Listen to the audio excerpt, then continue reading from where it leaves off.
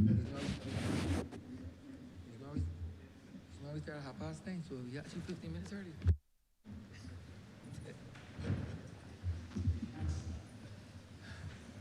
Ready? This House is in session. On yesterday's date, we were debating the Appropriation Bill 2026. We returned to the Appropriation Bill 2026. Honourable Member for St. Philip West. Mr. Speaker, I beg to move the suspension of Standing Order 67-3 to permit extended time for discussion on this head. The question is that 67-3 of the Standing Orders be suspended. All those honourable members in favour, please say aye. Those against, please say no. We think the ayes have it. Standing Order 67-3 is hereby suspended. The debate continues. You go move here.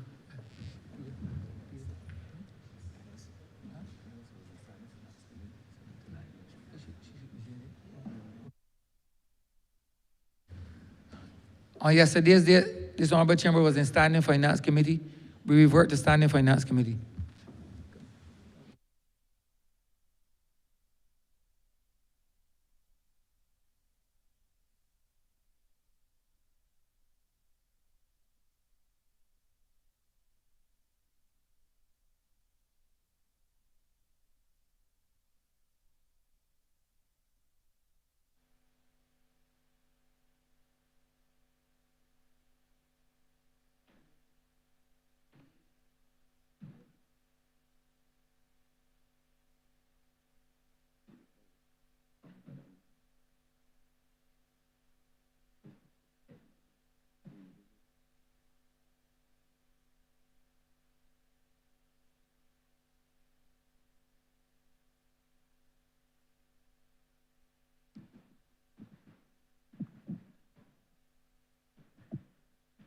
This Honourable House is now in Standing Finance Committee.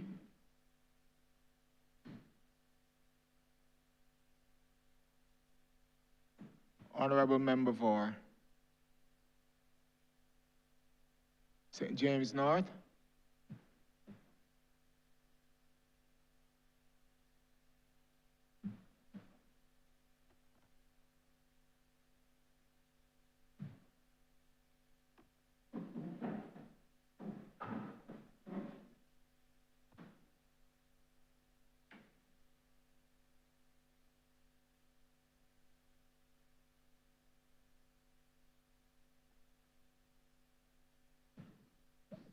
Honourable Member, you may proceed.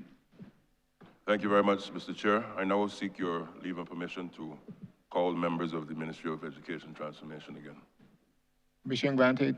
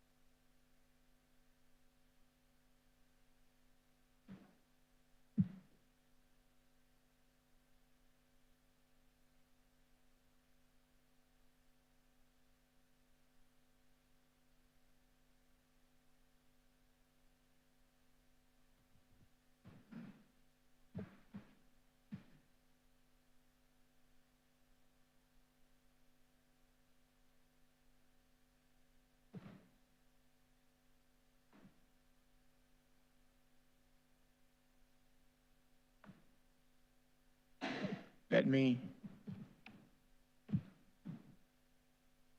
remind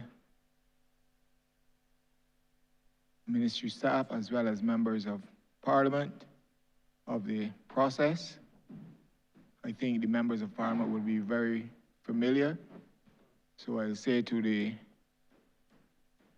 members of the staff of the ministry, just remember when you are, just before you speak, just give your name and your position within the ministry, and you are allowed 3 minutes in your response.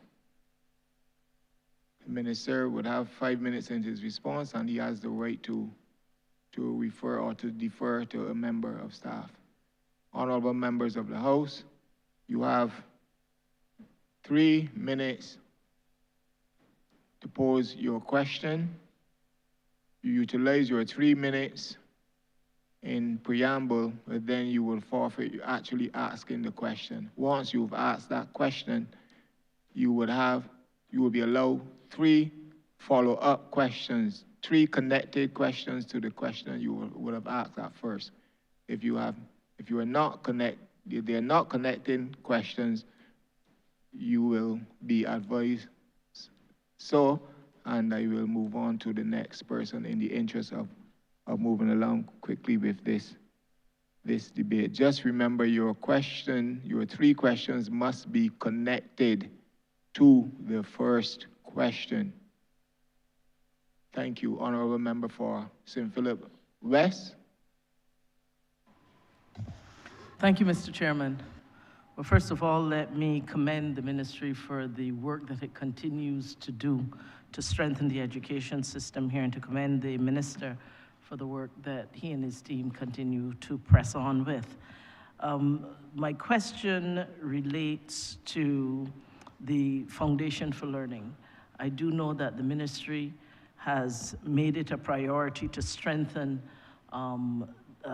foundational aspects of learning, and that early childhood education is one of the areas of focus, and that being able to ensure that basic education is an important part of how we prepare our students to be better learners and to be more successful in the system. My question is, there was discussion about universal pre-primary that would certainly ensure that the foundational aspects of learning are inculcated at a very early stage, and that access for more young people would in fact be available in the early childhood stages.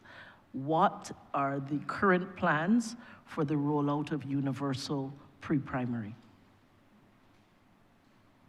Thank you, Honourable Member. You're right in the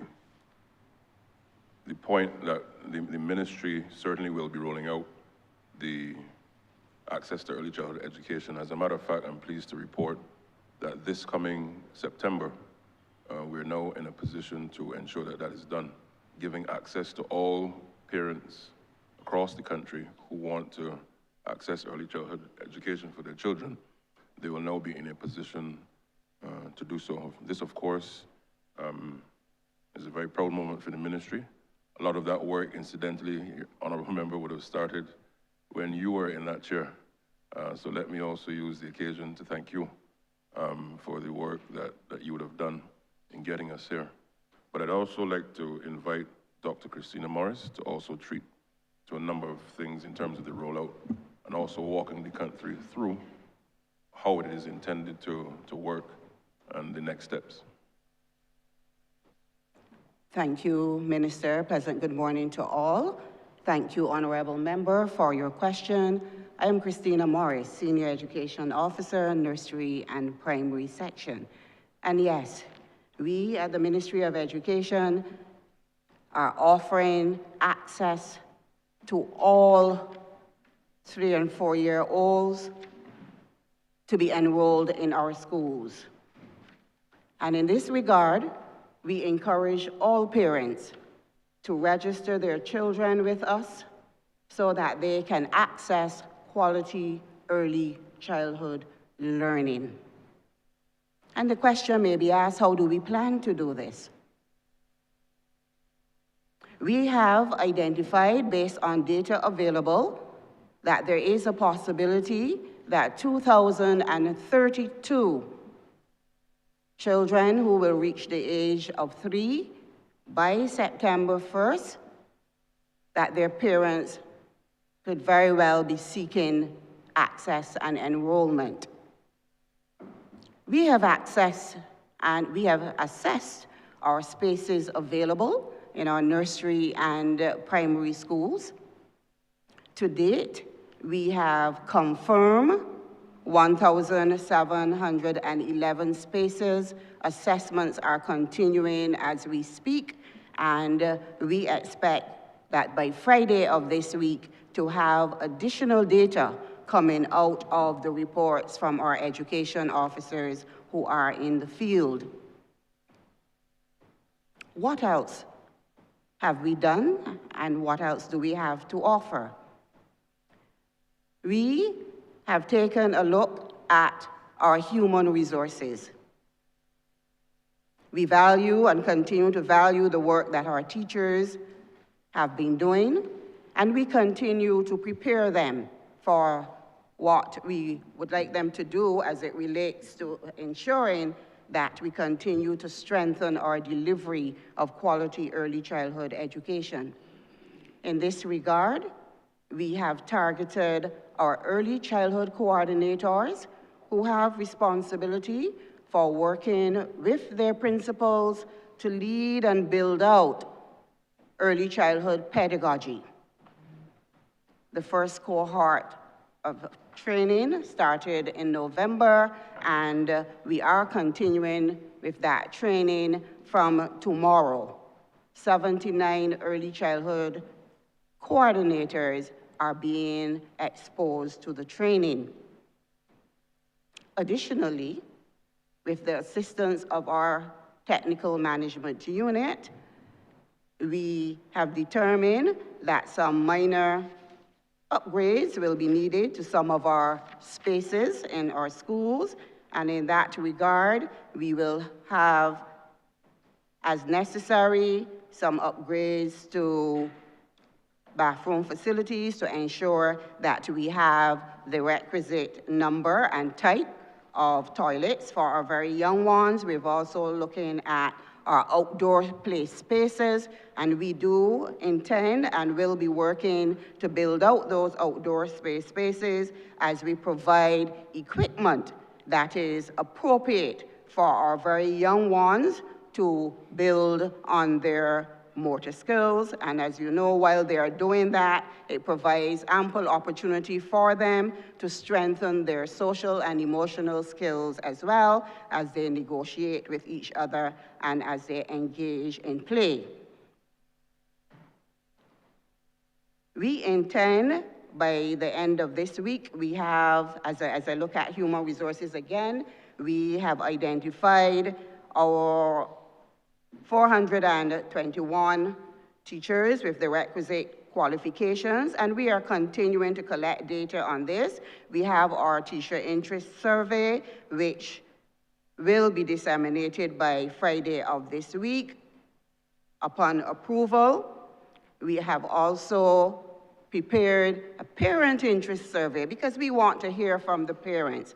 We want to know what they expect from us as educators, as we say to them, bring your children, enroll your children. That survey for parents has also been designed and will be disseminated by the end of this week upon approval.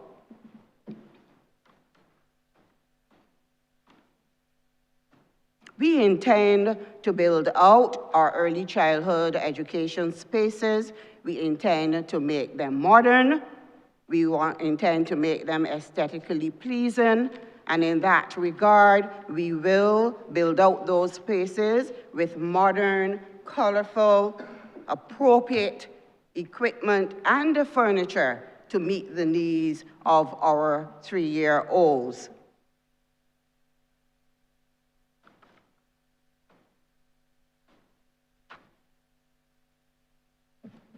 Additionally, We also seek to ensure that by doing these, we create environments which are welcoming, safe, developmentally appropriate, where all of our children can thrive and where they can be readied for formal education.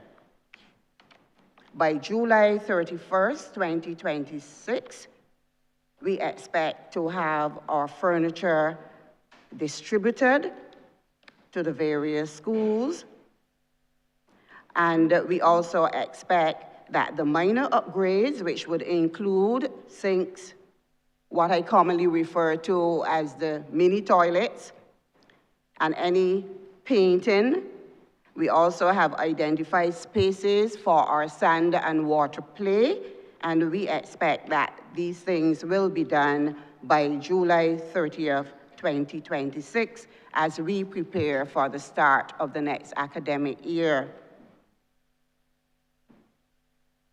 As we prepare to roll out this initiative, we intend to go to public.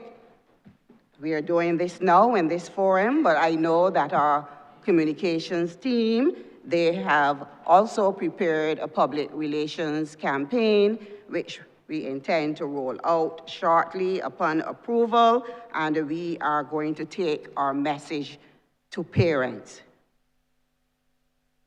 We are ready. We have the access. We have a cadre of trained, qualified teachers in early childhood education. We will make all of our spaces ready, modern, relevant, and we are ready to accept those children who will be 3 years of age by the 1st of September, 2026. Additionally, as part of our outreach and to let parents know. Officer, I know this is a very important subject that persons would like to hear and that you would like, I know, to expound on. However, your time has expired and you can come back later to share this important information with the public. Thank you very much, Chairman. Mr. Chairman, my follow-up question.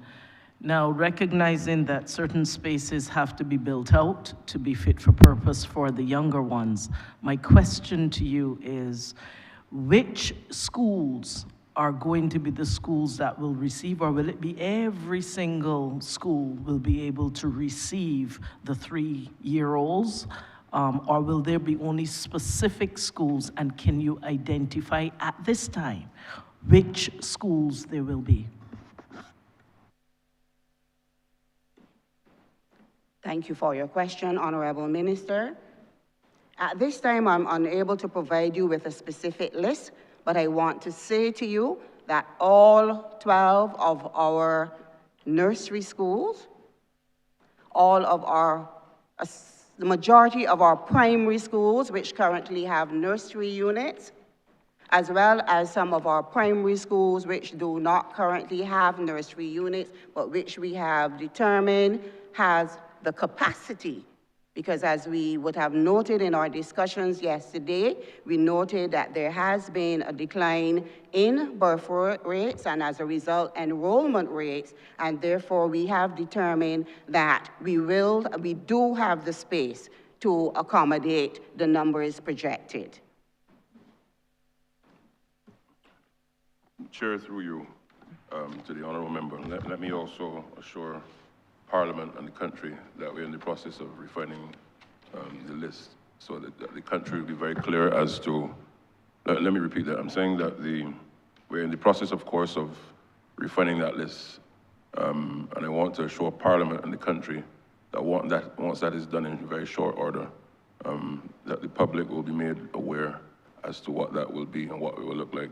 But permit me, through your indulgence, Chair, to ask Dr. Morris, in her previous response, just to very briefly walk the Parliament and the country through the why of early childhood education. And why is this? Why am I asking for that to be done? The science has shown that between the ages of 3 and 5, once you can get a child's mind into a mode of learning certain key skills and understanding, that will go on to benefit them for the rest of their life. And what they learn thereafter, as we would say in Barbados, of course, is gravy.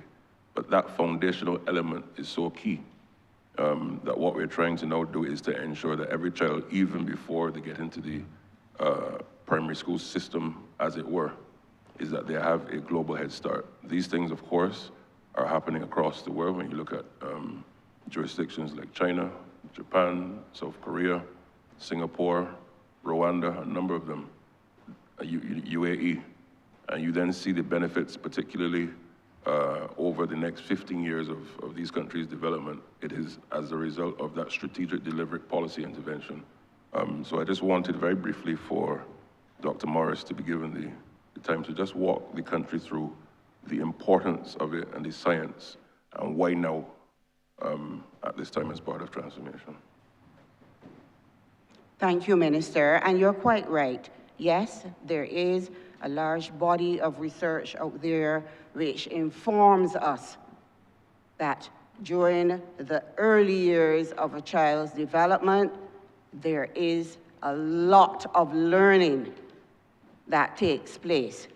And therefore, it is incumbent on us as educators to maximize on that period of the child's development, to create those learning spaces that will stimulate interest, that will stimulate inquiry, that will help them to strengthen their social and emotional skills.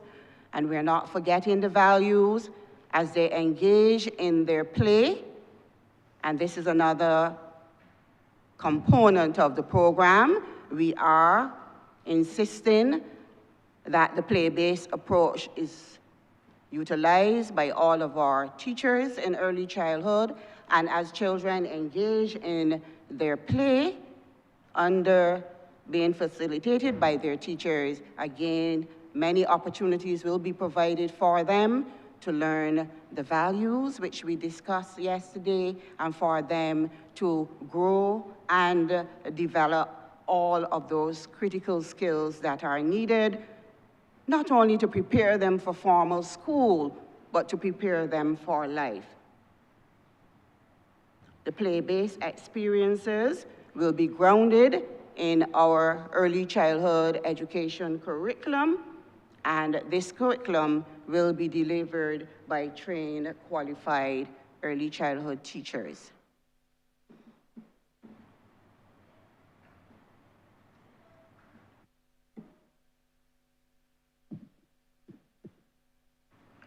Thank you, Chair.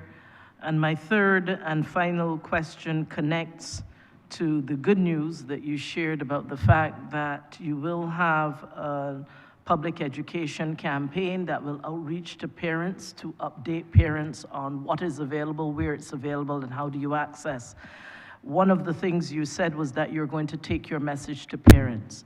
My question is, at the same time that you're taking your message to parents, I am assuming that is going to be at the community level, where in various communities, people can come to hear how do you register your child. My question is, will there also be a decentralization of the registration to make it easier for parents? Are we gonna ask all the parents to go to the ministry, or when we have those public education sessions, will you be able to show up and register on the spot? And I'm asking that on behalf of the parents and guardians of St. Philip West, and indeed the rest of the country.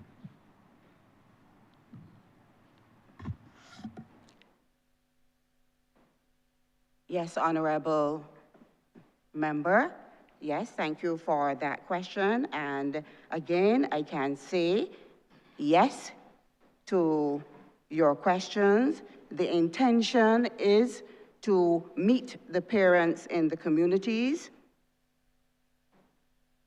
We will be setting up and organizing our town hall sessions across the country to let parents know which schools are available for them to register the children. We will have registration forms available, and we will be there to walk them through, to have discussions with them as we prepare for the registration for the start of the next academic year. So we will not have thousands of parents coming to the Ministry of Education. We will be going to them. We will also be enlisting the assistance of our school leaders in this regard, and they will also be facilitating the registration process.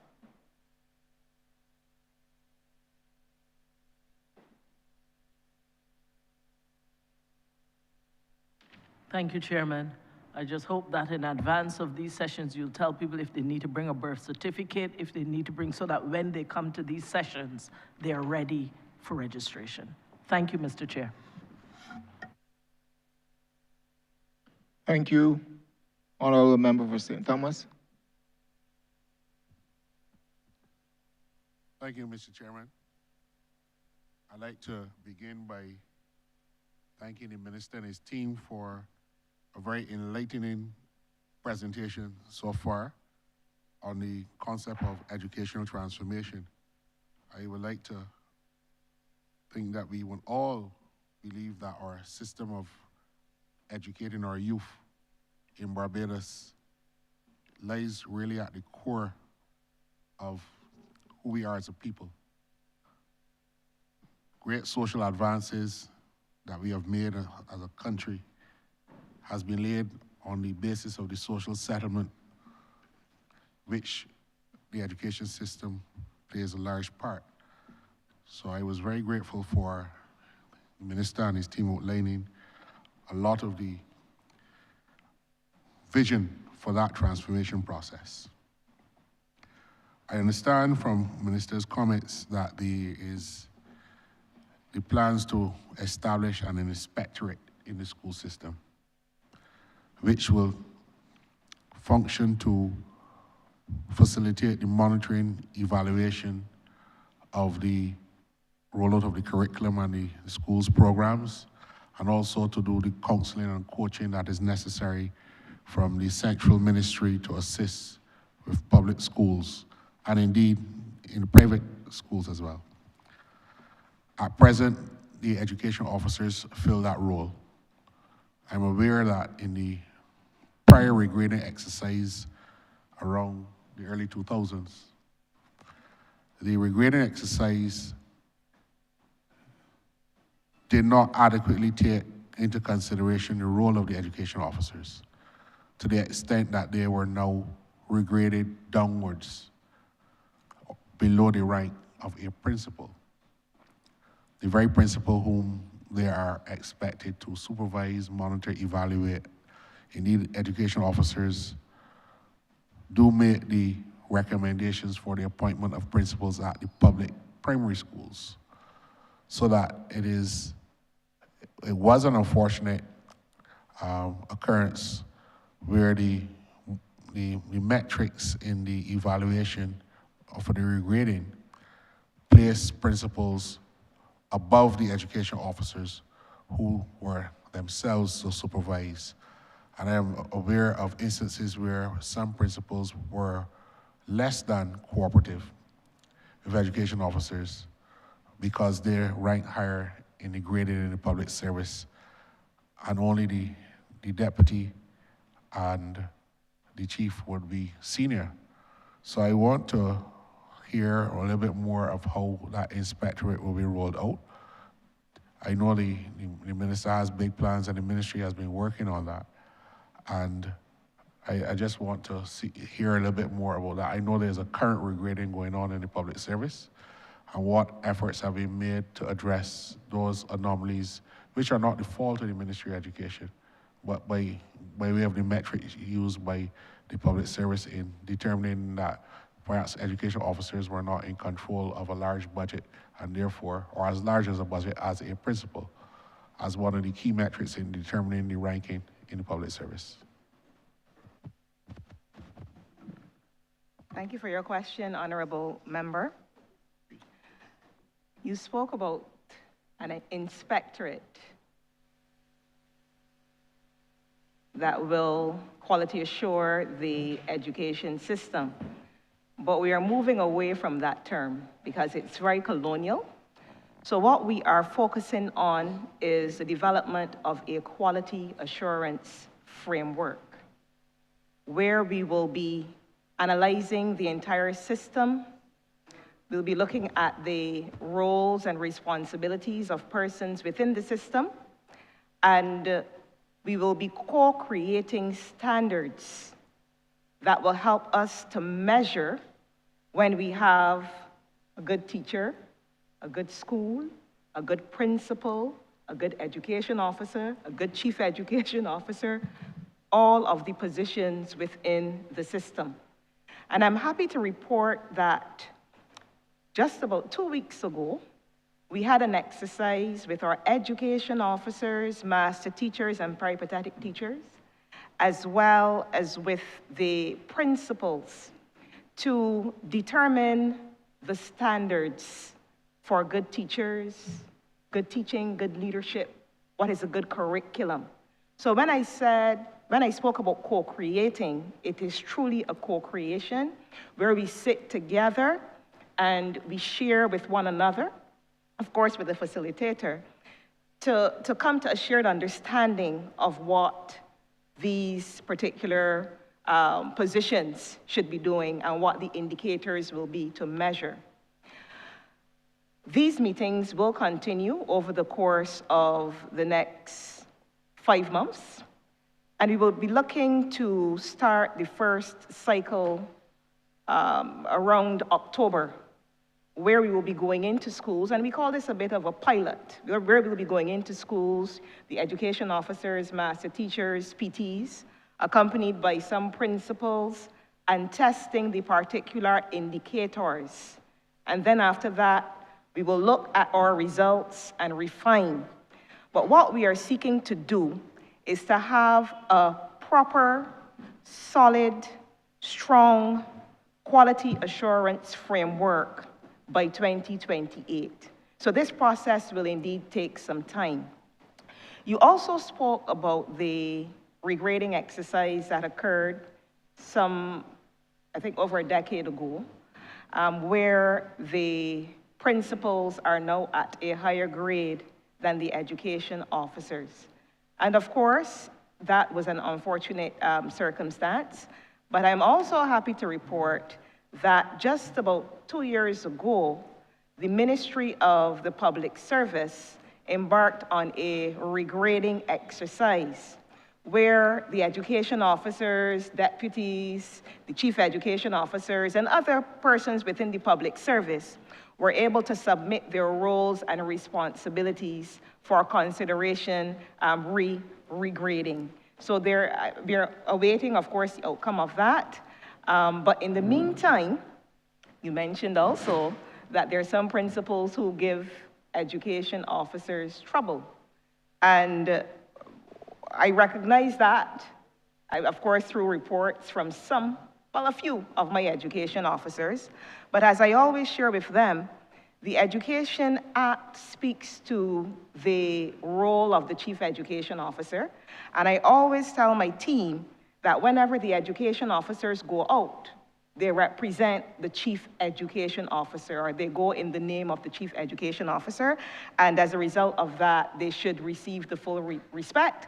And if they do not, of course, the Chief Education Officer herself or himself will step in. All right, so we are seeking to resolve that. But I will tell you that over the last 2 years, the issue with principals not complying has not really been an issue, because the principals understand as well the roles of the education officers and master teachers and PTs, and those roles are roles to come in and help them, to improve their school environment. Thank you, Chief Education Officer. I was very heartened to hear about the concept of the co-creation or co-creating those roles and responsibilities between the principals and your team.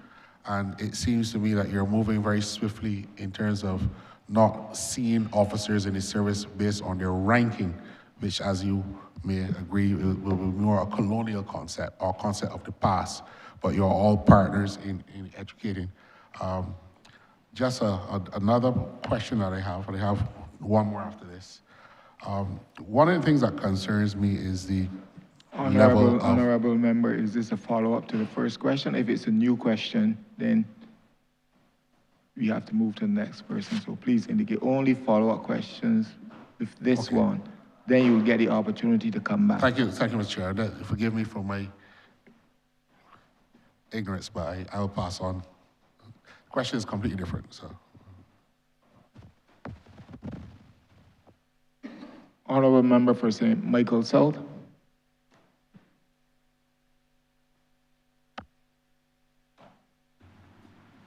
Thank you very much, Chair, and good morning to the Minister and the team. Minister, I was reviewing the estimates, and I noted a number of references to things related to digital technology. Under subprogram 302, the Education Sector Enhancement Program, I think it was supposed to be, but when I read the actual fine print, you might want to relook at that. But the bigger point is, when you look at your estimates, together with allocations for servers, network upgrades, software acquisition, digital learning infrastructure, all across the school system, it is clear to me that the ministry is banking a lot on the digital technology and digital revolution. I heard the chief say yesterday that we are not at the point yet where we are at capacity, or we're not at that point where it's too much. And I take that point. But I want to know, to what extent are we really measuring the returns of these digital interventions, and whether these investments are translating into improved teaching delivery, which I think perhaps is the point, the digital competency of the students, and how are we in real terms measuring the learning outcomes, which I believe ultimately is the point. So how are we equating and relating these digital interventions to real life progress? And I suspect, as I did yesterday, my question is also tied, this is in the school, but my question is also tied to the idea of real life. You know, to what extent are these interventions preparing Barbadian students for the real world? Now, I've seen, even in my own small little interventions where I ran some community-based programs, the provision of a device does not equate directly to one's learning in that space. Students play with them, students ignore them, and so on. So I'm just wondering, what are the tools that you use to measure, and what is that measurement telling you in relation to this digital intervention that, based on the estimates, because there's substantial money is being placed there, what are you seeing? Thank you, Honourable Member, Senior Minister. So the process of ensuring that, one, as you asked, that we can prepare our people for, I can't even call it just the future, the present and the future, with respect to being able to navigate technology and to give them the necessary tools to navigate development even beyond school.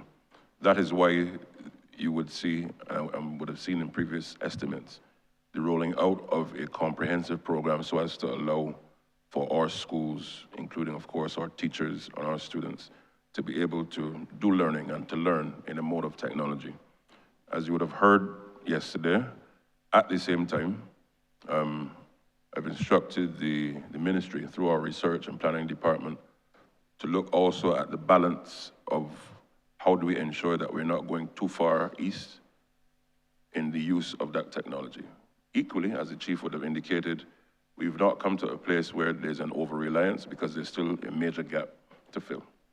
That notwithstanding, however, we've made it very clear that the learning outcomes must be matched with the investment we're making.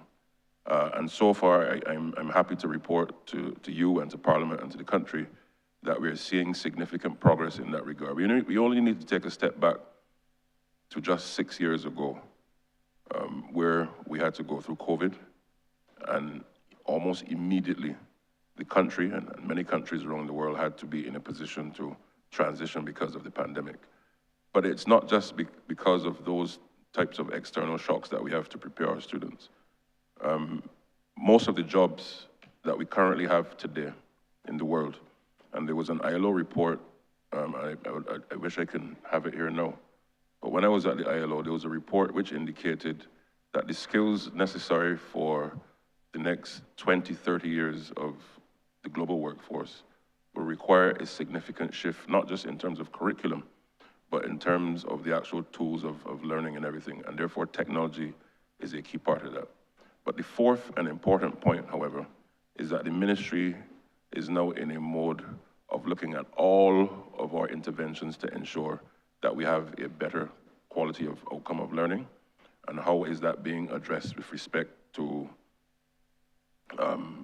the outcomes that we want in terms of grades, in terms of confidence, in terms of all the outcomes that we would outline yesterday, for example, that must be part and parcel of the transformation. Now, what I want to do is to invite the chief and her team to give you some specifics with respect to numbers and data, so as to walk you through why the intervention is necessary, and therefore to be able to support the resources that we're asking Parliament to approve under the estimates. Thank you, Minister. Yes, Senior Minister, I understand you're concerned with regard to the over-reliance, as you were speaking about yesterday, on the technology when, of course, teachers are engaging in instruction. But one of the things that we have focused on, especially over the past 2 to 3 years, is using data to drive our decision-making process. There are schools at present which use technology. They have classes where they use technology to aid instruction. We call it computer-aided instruction because the computers are supposed to assist and not take away from, or the tablets are supposed to assist or not take away from. I can give a specific example of Sela Primary, where they have classes that engage in the use of tablets. We call them Learn It tablets. And these children learn how to read using the tablets. They learn to do mathematics using the tablets as well, and some other things.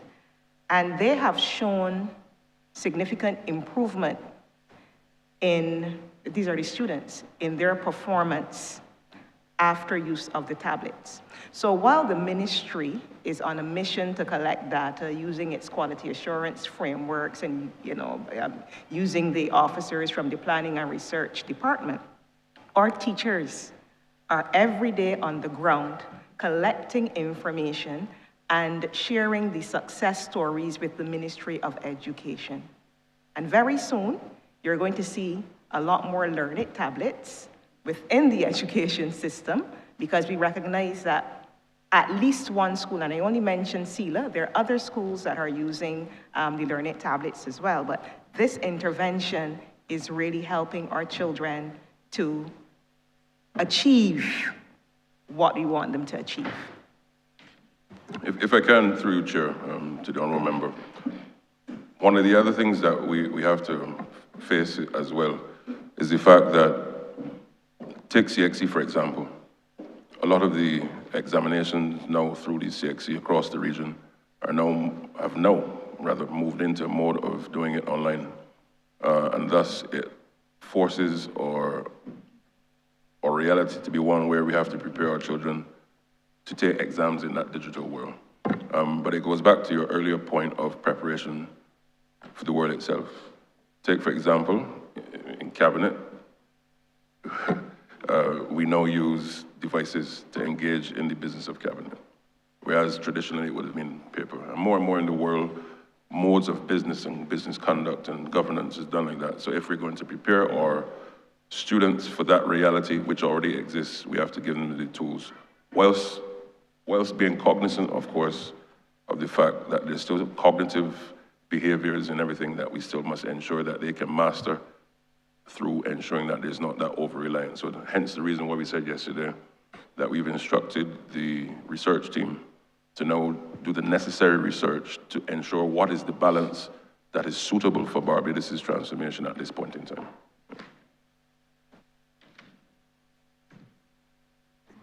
Chair, may I continue? So my follow-up question is this, more specifically then. During COVID, when we definitely had to rely on digital technologies for delivering education, there were many gaps that became apparent. Those gaps some were realized in terms of people's access to devices, people's access to internet. That's one of the things the government did, was to try to provide internet services to the vulnerable households so that they could continue schooling. Students' capacity even to engage with that information, our readiness to be able to be educated via those changing modalities. COVID brought the reality to bear on a number of things. I would want to know, to what extent are we able then to continue to be able to address and fill those gaps that COVID showed us? One, in terms of access and capacity to learn, but I think more importantly, if we realize that COVID became a point where the disparities perhaps had exponential negative impacts on students who did not have or could not learn, what have we put in place to be able to help those students catch up on the COVID years, in simple terms? And I think it's an important question because I don't know if the country has actually appreciated the impact on COVID on people, period. And so for children whose learning, whose mental well-being, whose everything really depended on us being able to help carry them through a very difficult period, have we gone on with business as usual? Or to what extent have we, recognizing those disparities, to what extent have we been able to intervene through education to console, comfort, but yet build back the capacity of the students, and then to teach in a way that recognizes those disparities are real?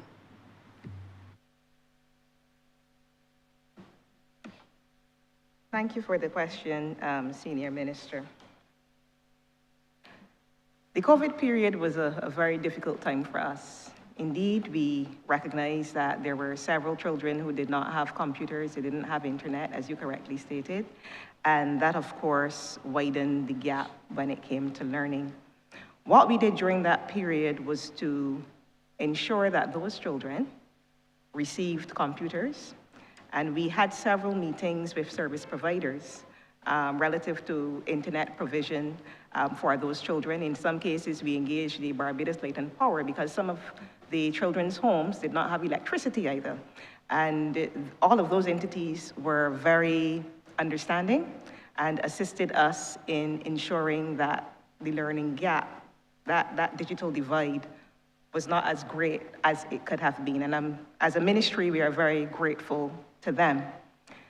Fast forwarding to 2025, 2026, what we are embarking on as a ministry is the provision of digital devices to every child in Barbados. But we are doing it using a phased approach. So as of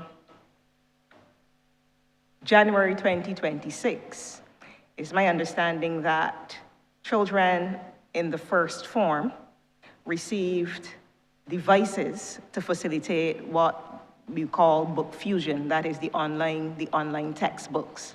And we want to expand this so that, we have children in 2nd, 3rd, 4th, 5th, and 6th also receiving those digital devices and then moving on at the primary level. So the ministry, in terms of hardware, is ensuring that our children have the hardware. Additionally, coming out of COVID, and I'm not sure if many persons know some of the measures that we took. We provided free lessons online for primary school children. Those who were about to write the examination, class 3 and class 4 children, teachers jumped on board and assisted with the provision of those free lessons, and it was a ministry effort.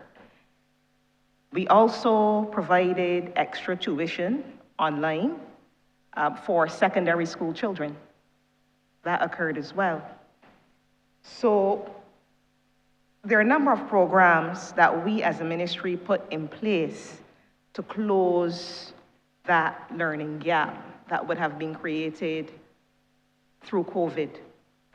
Additionally, every summer, we have a program to help those children who have deferred. And I'm just talking about ministry programs now, those children who have deferred.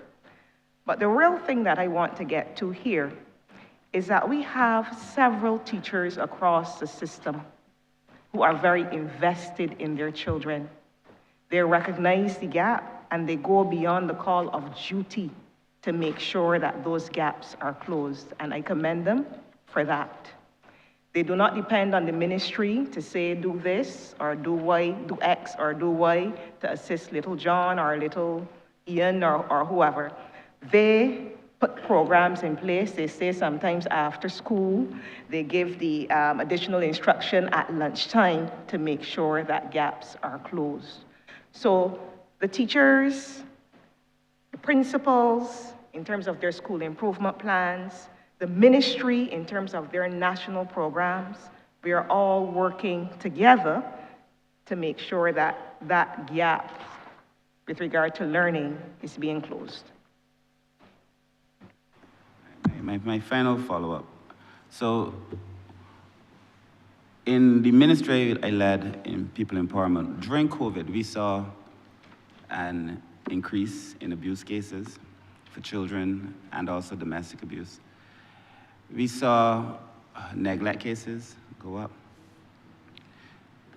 I know COVID is over in the minds of people. I do not think it is over in the experience of children. And I really don't think it's over in the experience of the population. And so my question is twofold. My follow-up question is really a twofold question, and it's still in the digital space.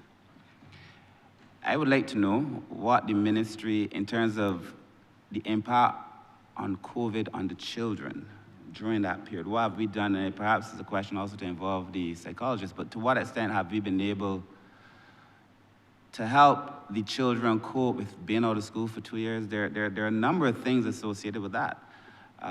If you live in an unstable household, or if you are a child who benefit from being in groups, I don't know that you can just go back to business as usual. So I just want to know, and that would be an impact on all the children in schools, but particularly at the primary schools, those who were 4 during COVID, 5 during COVID, 6, 7, 8 during COVID, and whose learning was significantly impacted, one. But then, considering that we could have another COVID or some other pandemic, how have we built the digital resilience of the Ministry of Education and the children? And I think I hear, because we've started doing more, to what extent have we been able to build that digital resilience to recognize that in the event that it happens again, we are better able to deal with it? And again, I really want to thank the Ministry of Education, because I know y'all did a lot of work with the children during COVID to make sure children had access to learning and so on and so forth. But we live in a world where the PM often says, you shouldn't find yourself reacting to an event that you should see coming. And we could bet our bottom dollar that there's going to be, at some point, another pandemic. So to what extent have we built the digital resilience to be able to cope with that? And again, how have we made sure that we have done as much as we could for those lost, not years necessarily of learning, but the additional things that come with being in a school to help those children who would have been in school during that period? Chair, that's my final follow-up. All right, thank you. Thank you for the question. With regard to the social aspect, I will ask the senior psychologist, Mrs. Juanita Brathwaite-Wharton, to speak to that. But in terms of the digital resilience, earlier I shared that we are disseminating devices to children, and that will be done using a phased approach. I will also share at this time that several of our schools are still using the Google platform. They're still using Google Classroom. They're posting homework on that platform. They're posting notes or what we call supplementary materials for our children so that they can do their studying. So in the event that we have another situation or another event like COVID, there is some resilience there. Is there room for improvement in terms of the use of the Google Classroom and so on? Yes, there is room for improvement, but the ministry will continue to work on that in terms of closing that particular gap. I will refer now to senior psychologist Juanita Brathwaite-Wharton. Thank you, Minister Humphrey, for that question. Juanita Brathwaite-Wharton, Senior Psychologist, Student Support Services. The Ministry of Education endeavored during the period of COVID to enhance the services that we offer to students who would have been having challenges during that period. From the initial onset of the COVID period when we were all in lockdown, our social workers were busy at work. They continued to do home visits of students whom were identified even before COVID, who we knew were vulnerable. We continued to provide social work services where we did the home visits. We assisted in terms of food security by providing hampers. We partnered with places like Living Waters Foundation, with St. Mary's Church, with Kingdom Life Ministries, Assemblies, and we identified those students who needed that assistance, and we gave. Additionally, the Sandy Lane counseling program, during the online period, we continued online counseling for children who we knew were having challenges before, but also those who were referred by various partners in education during the time. We worked closely with all of the agencies, the Juvenile Liaison Scheme, the Child Care Board, the Welfare Department, the One Family Program. Many of those entities would have made children aware to us who were having challenges, and we continued our services like normal. Coming out of COVID, well, before we talk about coming out of COVID, as we anticipated the return of children to school, we created a mental health and wellness policy so that we could move towards those children who were having challenges quickly once they came back into school. We knew that many of the children had negative experiences, as you indicated before, with abuse and the challenge that families felt economically inevitably trickled down into the children. And so we create a mental health and wellness policy that enable school practitioners to easily identify children who came back into the school setting who clearly needed an additional level of support. One of the things we also did through that policy is that we created the facility for self-referral of students. So in the past, our protocol was that teachers and principals identified children who they saw were in need, but we recognized that there were a lot of children who may have had needs that the school was not aware of. And so we instituted the self-referral process where children, both at primary and secondary, would engage with school counselors, with social workers, so that they could get the assistance that were needed. Because we were able to expand the number of social workers we had in that period, we moved from 2 to 9 in about 2021, and we also were able to expand the number of primary school counselors and secondary school counselors during that period. It meant that more children had access to individual counseling. I don't think people recognize we have guidance counselors in schools, but guidance counselors are on a teaching schedule. And so they teach health and family life education. They also manage the school meals program for children at secondary who have issues with having lunch. And so their time to do individual counseling is limited. So with the facility of the school counselors at secondary, we are able to provide that individual counseling to children because we recognize what we did in the past was refer them to other agencies wasn't working. We have them as a captive audience in the school setting, so it made sense to put counselors in schools who focus primarily on that individual counseling. We also do a lot of group counseling in areas where we see lots of children are having challenges: anger management, conflict resolution, bullying prevention, self-esteem training, and I could go on and on. But what I want to speak of specifically is the 2 flagship programs that we offer in schools: the STAR program, which is done for students identified at primary school who need an additional level of support. And that program, our primary school counselors and social workers come together, and we have created an indigenous social skills counseling program never before done in Barbados, where we looked at all of the areas that children need to improve their skills in order to help them manage better emotionally and behaviorally. And we created a workbook specifically done for Barbadian children with Barbadian sayings. We've utilized Barbadian songs. It takes a cognitive behavioral therapy kind of format. And having done some training with our Jamaican colleagues in cognitive behavioral therapy, we thought that we wanted to do something that was specifically Barbadian for our children. So that's the flagship program at primary. At secondary, there's a program called Project Reach, where we identify first formers who come into secondary and whom school personnel recognize are having a bit of challenges transitioning. And we work with those children. We look at resilience, we look at empathy, we look at ambition, we look at confidence, we look at hope. And last summer, we actually engaged one of our members of parliament here, Ms. Tyra Trotman, who also presented to that program. It was very well received, and based on the assessments that we've done, those children have gone into second form and have mostly been able to settle well. That's a snapshot. I know that time is limited of the kind of work that we do in student Not services limited. to support children. Go on. Chair. We can come back to you. Yes, Chair. Thank you. Chair, I seek your indulgence.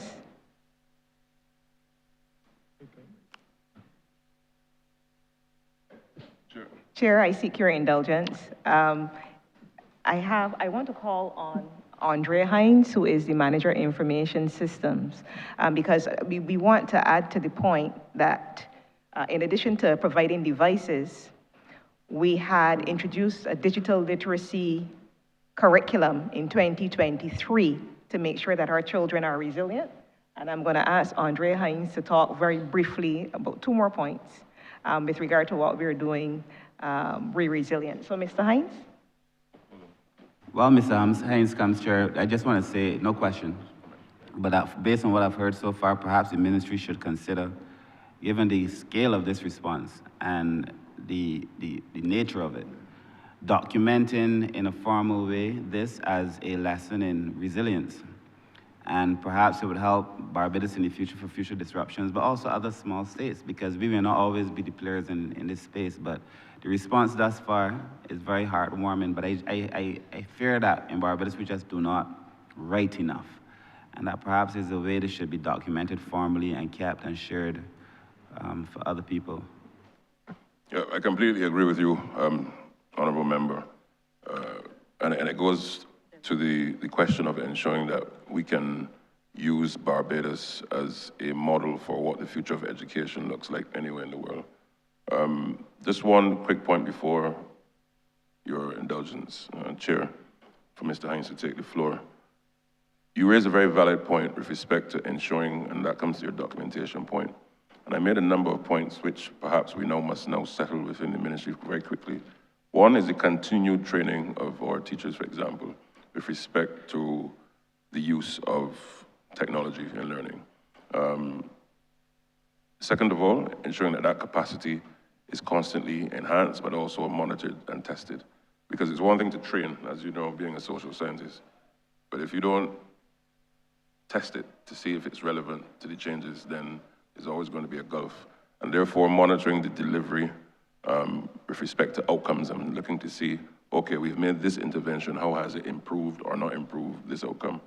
And thus, there's that accountability, which is point 6 we have raised yesterday, so as to ensure in the system that we're constantly in a mode of seeing the progress. So, Andre.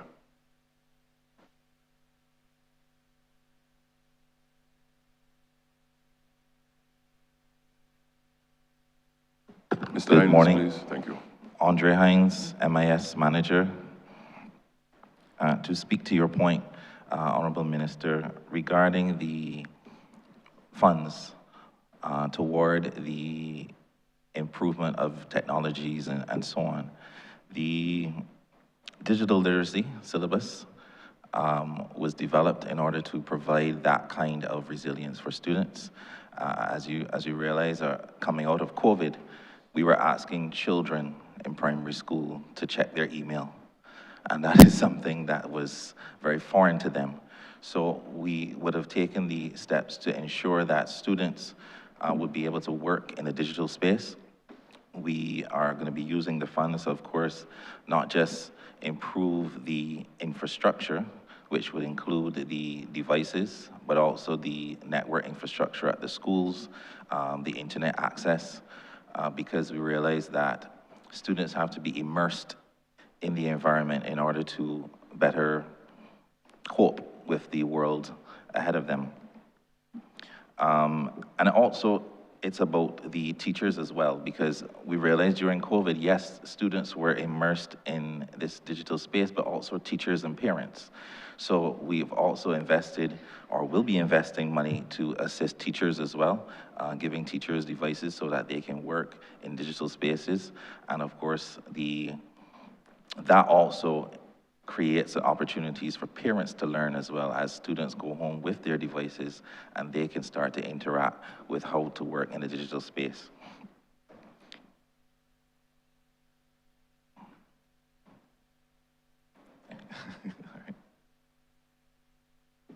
Thanks, Chair.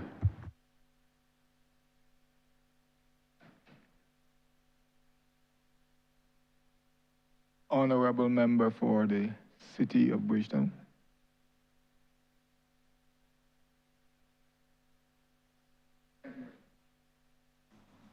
Thank you very much, sir. And thank you all, City Minister, for your indulgence. As a member for the city, just want to ask two simple questions. One, Wesley Hall Junior School, the state of affairs with respect to repairs thus far. And secondly, I sit on the committee that stakeholders, respectfully, teachers' unions, and other stakeholders, they're complaining of teachers' safety at the school plant. In fact, violence on teachers. Yesterday, you did mention about a total reform of the Education Act. And when you look at it, if a parent goes on to a school plant and assaults a teacher, the fine is only $500 and 6 months in prison. Huh? Or 6 months in prison. I'm wondering if, in your review of the Education Act, that we will look at this provision, which is a 1982 provision, in going forward, so we can strengthen that provision, really to make it, well, in terms of making a parent think second of going onto a school plant to interfere or assault a teacher. For example, making it having a deterrent effect. Those two questions I really want to ask, and of course to ask the ministry's position on it. And finally, in my other life, I recognize that a lot of 16-year-olds just out of school get charged for simple possession and even murder.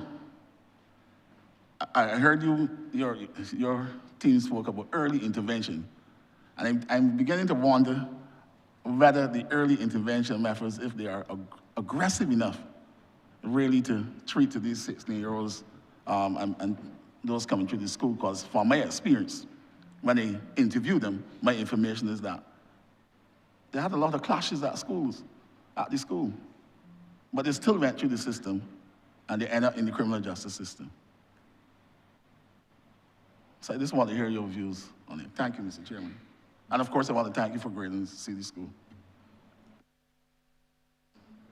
All right, thank you, Honourable Member. Let me first treat to the issue.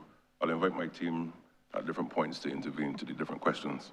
But firstly and frontally on the issue of the interventions in school, particularly with respect to deviance and deviant behavior and the manifestation of different things that we are seeing.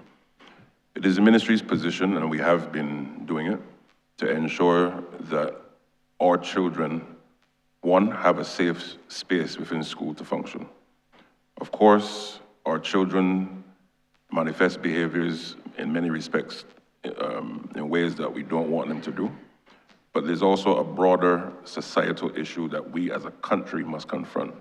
Yes, of course, the time spent in school is significant, but the ministry has been working with other agencies of state and also communities and non-governmental organizations so as to ensure that the behavior that is happening in our schools can improve.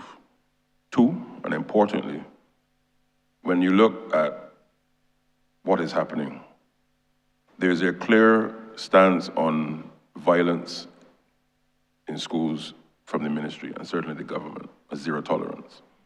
But what has to happen, or what has to continue to happen, is equally parents and families must also take a level of responsibility with respect to the behavior of their children or their ward.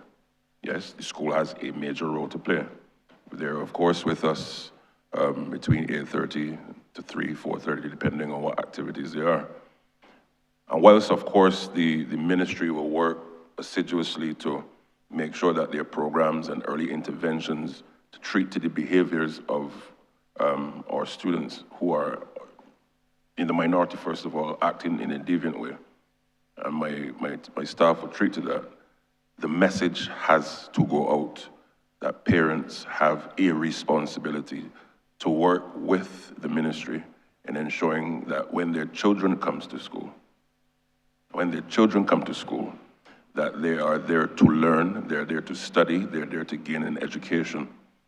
And the reason why I'm prefacing it this way in response to your question, a very relevant question, is that oftentimes there is a view that the government or the ministry can solve the problem of deviance in schools. And that cannot be the solution. And therefore, what is necessary, and I'm prepared as Minister with responsibility for education, to talk with the country and the parents in particular, and the students, to ensure that they understand how do we navigate this space. Yes, there are interventions which my team will speak to, but it mustn't be the belief, not suggesting that that's what you're saying, but there mustn't be the belief that the Ministry of Education and the schools must now cure a lot of the deviant behavior that we're now seeing in society. But equally, we have a role to play. And I want to briefly invite the team to treat to that. But two, I'll also invite them to speak to the issue of Wesley Hall and to give you an update. I know, of course, that's in your area. And to say to you that we are happy on the progress that has taken place so far, and we will continue to ensure that that school is not just fit for purpose for teachers and students, but to also be a beacon, as I said, similar to what's happening at Wilkie Cumberbatch in the DPM's constituency, the future of what education will look like through continued refurbishments. So I invite the PS, one, to treat to the issue of Wesley Hall, but two, to call on the chief and her team to speak to the broader issue of deviance in our schools, and what are the interventions that we've been making, but also what now needs to be done to close the gaps as well. Good morning, Minister. Thanks for the question. Wesley Hall, work is progressing, as the Minister said, quite nicely, because at the end of the day, we want to, as I said yesterday, we don't just want to be tinkering with schools. We want to make sure that when the school plant, and it's not just the building, but the entire school plant is ready and is handed back over, is finished and is handed back over to the students and the staff. Staff being teachers and support staff, that the school is a welcoming environment and is a place that they're proud to go to each and every day. Wesley Hall School is a very old school in terms of years, and it's a school that many persons would have attended, a very popular school in the city area. And as the chief would have said yesterday, we want to make sure all of our schools are good schools in every way, And we are working to ensure that when it is handed back over to the staff and the students, that is welcoming, it's inviting, it has those resilient qualities. And because one of the things that, because we talked about yesterday, the plans, the drawing plans that we've done for the concept schools. And when we hand back over Wesley Hall, we're going to make sure that it has those features as well.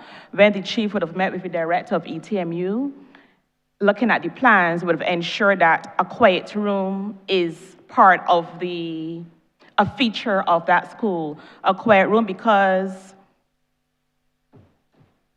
in our classrooms, we are being faced with children with different challenges, which means that we therefore need to make sure that our schools are well equipped to address the needs of children of all different types of needs. So within that school, there will now also be a quiet room so that teachers and the children will have that feature within the school.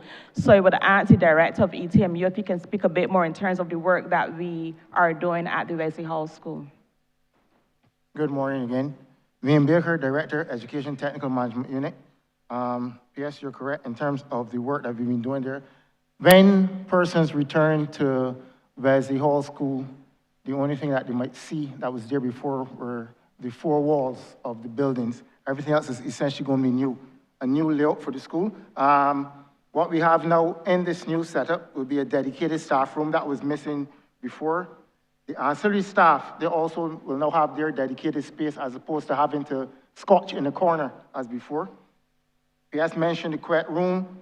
We have a dedicated reading room, music room, art room, dedicated IT-related space, and we're also looking to create a new library for them. And one of the other things that will be happening is a new office for the principal. What was there before, the principal did not have a private space if he had to conduct meetings with either parents or staff.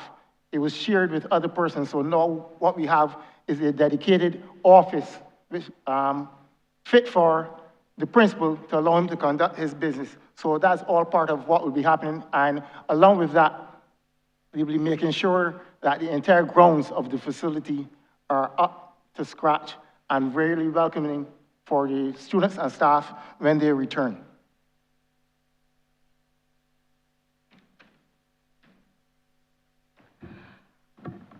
With regard to the question that dealt with the Education Act, I will share with you that the Education Act is currently under review, and we have paid particular attention to Cap 41, Section 64, that deals with a person being guilty of an offense if they cause a disturbance, if they assault a teacher, if they behave in certain ways on the school compound. And at present, the fine for that is $500, only $500, maximum, right? Or 6 months imprisonment. As a ministry, we have engaged the Commissioner of Police and the Barbados Police Service, and I'm very grateful to them because they have been cooperating with us. We recognize that there are some parents who feel that they can go on the compound and behave any way that they want. But the commissioner has shared with us, yes, that they will give us the assistance by enforcing that particular law. And the Ministry of Education Transformation has a zero tolerance policy when it comes to parents going on school compounds, or anybody for that matter, and behaving in that kind of disrespectful way. The schools are institutions of learning, and this is not only formal learning, but children watch the behaviors of teachers and parents and others, and we don't want that kind of behavior in our schools at all. As a result, within the Education Act, we have proposed that if a parent or anybody goes on the school compound and assaults a teacher or assaults a pupil or causes a disturbance, that instead of the $500, they will have to pay $5,000. That's the proposal. Of course, we have to meet with the unions and, the parents and other stakeholders. We have to engage in a lot of discussion before it's finalized. but we wanted to put a sum there, a sum of money that will scare people so that when the police service comes and the person is charged, they know they have to look for some large amount of money to fork out and not just $500. So that is a very serious thing for us. We've paid particular attention to that. Now, you mentioned the fact also, Minister, that at 16 years old, you're seeing children being charged for this or being charged for that. And yes, we have been seeing that. But I want to take you through this process. The child is 16 years old now. It means that the child started school probably around 2015, and if they did early childhood, around 2012. Between 3 to 5 years old, that is the formation of the child, and this is why we are pushing universal pre-primary education, because we want to make sure that our children have a firm foundation in terms of the knowledge, the attitudes, and the skills in order to be excellent.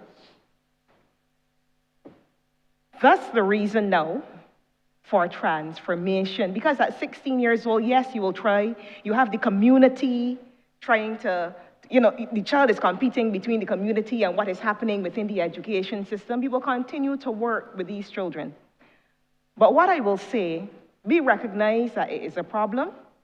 It could have been worse, though, if we did not have all of the interventions that we have had over the past 5 to 7 years. Because the number of interventions that we have had in terms of the psychosocial aspects, where the psychologists and the counselors and the social workers are trying to assist these children, that number has been very, very great. So we would have a lot more 16-year-olds committing these offenses had we not had these interventions. That is my take on it. But what I will say, as part of the education transformation agenda, we are trying to get to the root of the problem. And we have identified a 4-tiered system that can help us to do that. The Deputy Chief outlined yesterday the VIBE program, which is a school positive behavior management program, values-based, inclusive, behavioral excellence, and empowering learning environments, where the standards are made clear, the school itself helps the child to develop, and so on. So, setting the standards. We also have in draft the school code of conduct. There was a code of discipline before, but we're looking at a school code of conduct. So we're not only looking at discipline, but we're looking at rewards and recognition for our children and the roles and responsibilities of those who we entrust to take care of our children. So we are trying to be preventative first. Then, if that doesn't work, we'll have to look at in-school suspension. If somehow the in-school suspension isn't enough, we'll have to look at the out-of-school suspension. If that isn't enough, we'll have to then look at possibly a day school for the children, which we have in the form of the New Horizons Academy. And if that doesn't work, then we will have to look then at the next level, which is a residential. And you would have heard on the 12th of August, Minister Chad Blackman speak about the fact that the ministry is indeed looking at the building out of a residential facility. So there are a number of, we are using a strategic approach to deal with these matters. There are some people who are calling for the expansion of Edna Nichols and the expansion of New Horizons and the expansion. That is fixing, that is, to my mind, that is putting a plaster on what is not a sore. We have to get to the root of the problem. We have to try to prevent children from going to these institutions as opposed to just trying to expand these institutions at the end of the tier or at the top of the tier, right? So this is what this ministry has been working on for the past 3 to 5 years, and this is what we will continue to work on during the next financial year and moving into the next 5 years. Thank you. Let me also intervene here again, Chair. Part and parcel of what we're doing with respect to ensuring that our students see the bigger picture of not just behavior, but understanding opportunity in life, is that for the first time coming September, we're having a situation where our students in secondary school must be involved in either a uniform activity, so a club, a service club, or a sporting team. And once it takes shape, the idea therefore is that you influence their behavior because one, there's structure. Our young people, irrespective of their background, their family circumstance, and pressures that come to bear, all have talents that we must now unleash and to shape them and to give them the opportunity. And that is why that intervention is so key, and that is one of the things that we are rolling out once again for the benefit of the country. All students in secondary schools will now have to be involved in either a uniform activity in our schools, a sporting club, or a service club, so as to ensure that we build the character and build the resilience that we're talking about in a structured way. And more often than not, as you can see, through our history, young people who have been in schools involved in activities with respect to, let's say, the cadets or in the football team or cricket or Kiwanis or whatever, key club, more often than not, these are the students who go on to excel. And therefore, once we therefore make it part of the co-curricular framework of school, the intention is to ensure that we can now see a reduction in that type of behavior. But I also want to say, Honourable Member for the City of Bridgetown, you are certainly well placed to work with the ministry, given your capacity with responsibility for crime prevention. So I welcome the opportunity, continuing from the work that the Honourable Member for St. Michael's South would have started when he was in that chair.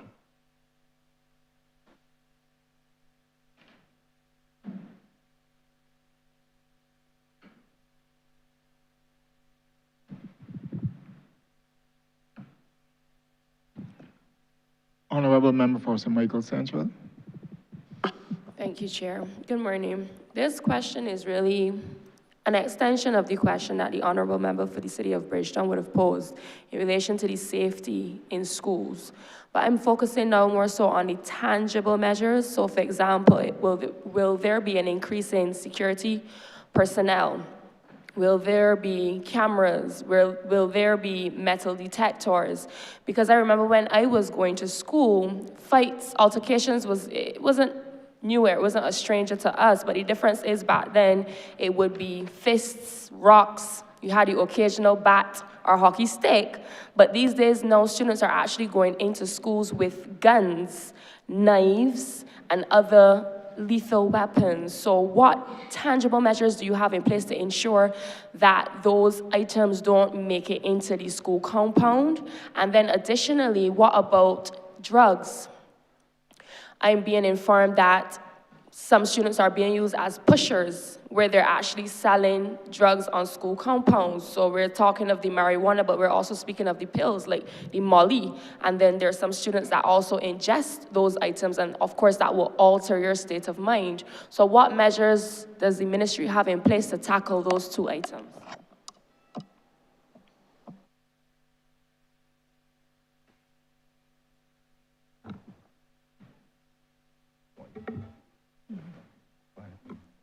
Julia Beckles, Deputy Chief Education Officer. Good morning. Thank you for the question, Honourable Member. As it relates to the strategies that we have been employing, I can say to you that principals and their teams have been doing much to keep our schools safe. Searches, the use of searches, for example, and while this could be a contentious issue, it is extremely important because the Education Act, the framers of that act, recognize that there would be a need from time to time to ensure that students are not bringing into the compound weapons that obviously would compromise the safety. So I can say to you that our principals have stepped up searches in our schools. And these searches have been done at different times during the day.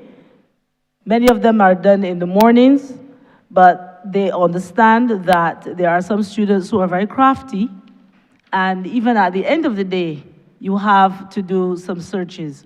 So we have searches, and I can say to you that that particular measure has been reaping great results.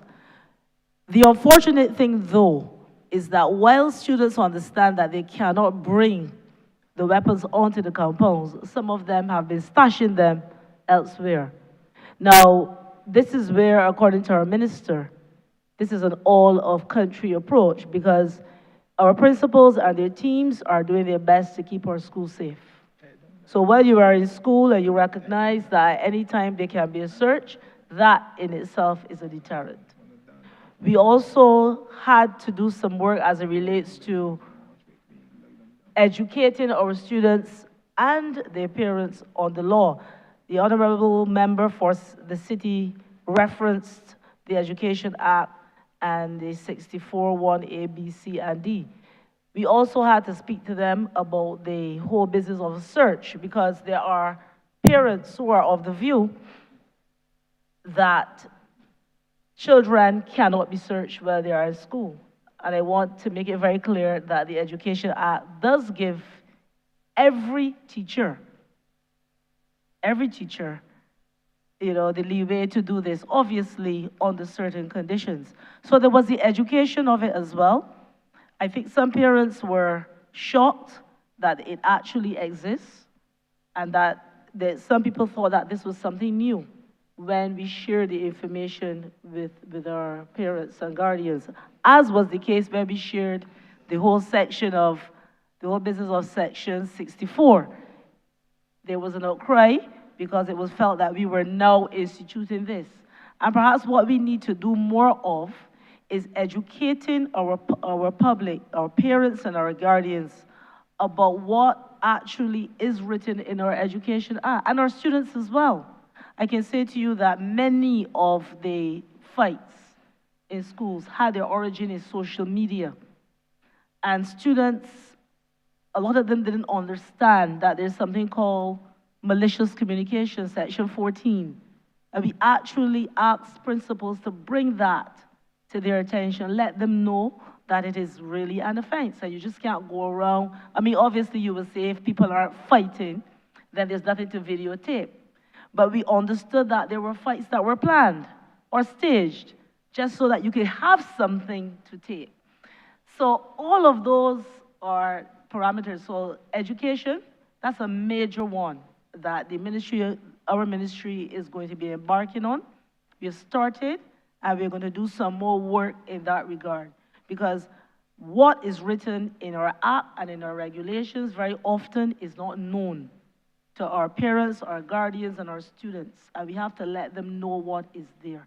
Of course, you asked about the metal detectors. We haven't gone there yet with the big walking detectors, but we do have ones, and bags can also be, you can also check bags to make sure that only books and things to do with education are actually coming through our gates. The other thing that we've done, we did have a session for our principals so that they could be upskilled in terms of seeing what is happening now with the packaging. You mentioned mollies and the other drugs, how they're being packaged now. They are very extremely creative. And we did have a mini, I would call it, a kind of a showcase so that principals could see what they look like. Of course, that is something that we have to do ever so often because once we are aware of the packaging will change. But that is also important for our principals because at least we have the leaders in the school having an idea as to what to look for, and they have also told the students to be on the lookout because sadly, there are adults who should know better, who are also around our school campuses trying their best to push these things at our children. So education all around, and I just want to again underscore the great work being done by our principals and their teams. I can tell you that as a result of their hard efforts, violence and violent acts in our schools with weapons, they're actually down. We want to get to the point where there are none. But I can report to the country that we've had reported last year, we had 12 12 such reports. At this point in time, we are at 2, and we are hoping that it will remain that way. The member for, the honorable member for the city spoke about violence on teachers. Today, we have 1 such case reported. Sadly, we don't want to hear of any at all because we don't expect that teachers or any member of staff will go to work and end up, having violence inflicted on them. But I can say to you that what we've seen in the past is that many of these things take place in term 1. And where we are right now, we are almost at the end of term 2, and we have seen a great reduction. Thank you. Thank you. I did not hear a response in relation to the cameras because oftentimes we can't be everywhere at once. So I think cameras will be an effective tool to fill in those blind spots. Yes, if I can come back to that one. Yes, we have had in schools some rolling out of the security cameras. Some schools which have had cameras before, they actually recognize that some of the cameras did not do exactly what they wanted to do, which would have been to take in those blind spots, and we've had a rollout of those. We also have in the newly installed, erected guard huts, we are also ensuring that there is the ability for the guards to be able to have the camera footage right there in the guard huts as well. So yes, that use of the technology is being rolled out as well. Thank you for that. Let me also just intervene here, Chair, to the honorable member. You would have heard yesterday, and that's being carried on the front page of one of our dailies, there is the school and safety policy, as it were, in which the ministry is ensuring that the framework with all the necessary stakeholders, police, parents, persons in technology, a wide array of stakeholders, because the issue of security and safety in schools is a very wide area. And there's no one entity, there's no one solution that can cure deficits that exist. And the ministry has recognized that that comprehensive approach is needed, hence why we've now embarked in that direction, so as to make sure that, first of all, there's safety at school for students and teachers. But to the broader question of ensuring, and I guess it's all linked to the issue of violence in schools, we have to continue with the zero tolerance, and the framework will go and take one part of it. But it is a broader issue of ensuring that we can treat to the issue of ensuring that deviance and deviant behavior is treated at source, whether it be at home, whether it be in the communities, whether it be in school. Because simply what pans out in our schools in many respects when it happens is as a result of things happening from outside of our institutions, but it plays out into our school. Yes, we have a duty to make sure that our schools are safe, but equally, I want the country to also understand that the Ministry of Education has to work with other stakeholders in curing these deficits where they exist. Thank you. I was just informed that there are actually pens now that are vapes. So you look at it and it looks like a pen, but it's a vape. And similarly, there are knives as well, that if you pull the cover, it's a knife, but it looks like a pen. So I just thought that it might be useful to share that information so we can get that out there as well. Thank you.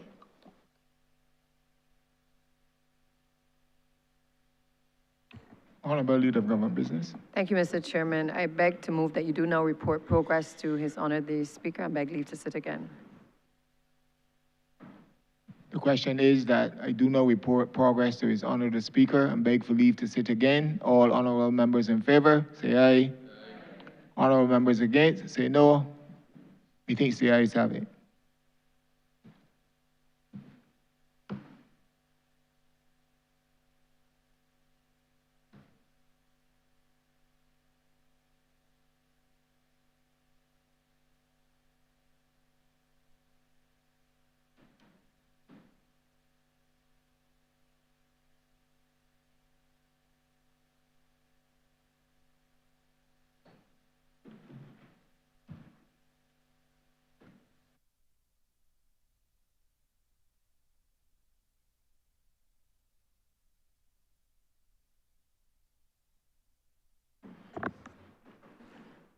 Honourable Leader, Government Business. Thank you, Mr. Speaker. I beg to move the suspension of the House until 5 minutes past 12. Question is that this honourable chairman will be suspended until 5 minutes after 12. All those honourable members in favor, please say aye. Those against, please say no. We think the ayes have it. This honourable chairman stands suspended until 5 minutes after 12.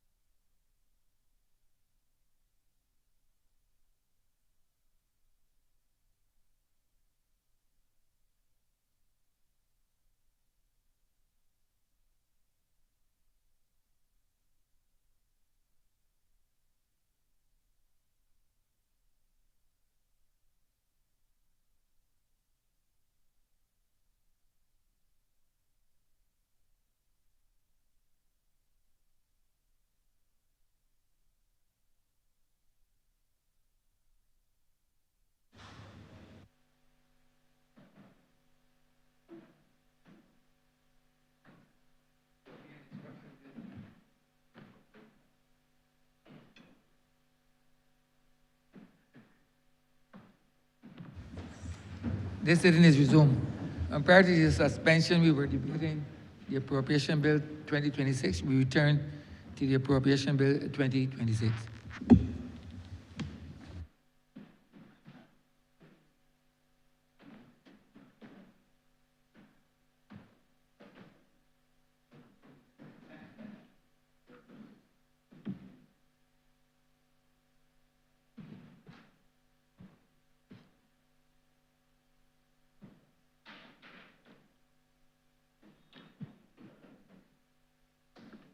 We resume our standing Finance Committee. Honorable Member for St. George South. Thank you, Mr. Chairman. First, let me congratulate the Ministry of Educational Transformation through my friend and Minister, Mr. Chad Blackman, for the work that you've done thus far in ensuring that our young people in this country receive what we think is the most valued and treasured aspect of their development, that's education. I specifically want to speak on schools, both plant and also I'll speak on, to the estimates, page 378, sub-program 283, children at risk. And I heard a member for the city, he asked a question and I heard a very good answer with respect to the fact that education and dealing with violence and children at risk is not only done within the schools. But I look at your sub-program and I see that last year your revised estimates were 1.173 million for that children at risk, and that relates to the Edna Nichols Center, that's what I think. And then I see this year your budgeted estimate of 1.081 million. But I want to get a little more in-depth information on statistics as it relates to students who've left secondary school without certification or equivalent qualifications within the past 2 to 3 years. Feel free to share with me and the public and for the public and also for the lower chamber here, those statistics, because they're very important as it relates to those questions that were posed with respect to deviance and how we treat with at-risk children. So I would like the statistics to support what you have articulated in a very meaningful way this morning. Thank you, Honourable Member. The situation where some of our students across the country leaving school without certification is one that certainly causes me and the ministry concern. Because of course the implication of that is wide. One, with respect to being able to navigate life thereafter in a world where certification is needed, whether it be for a job and to move on in life or to enter into a higher institution of learning. Two, being able to say that I have achieved X or Y.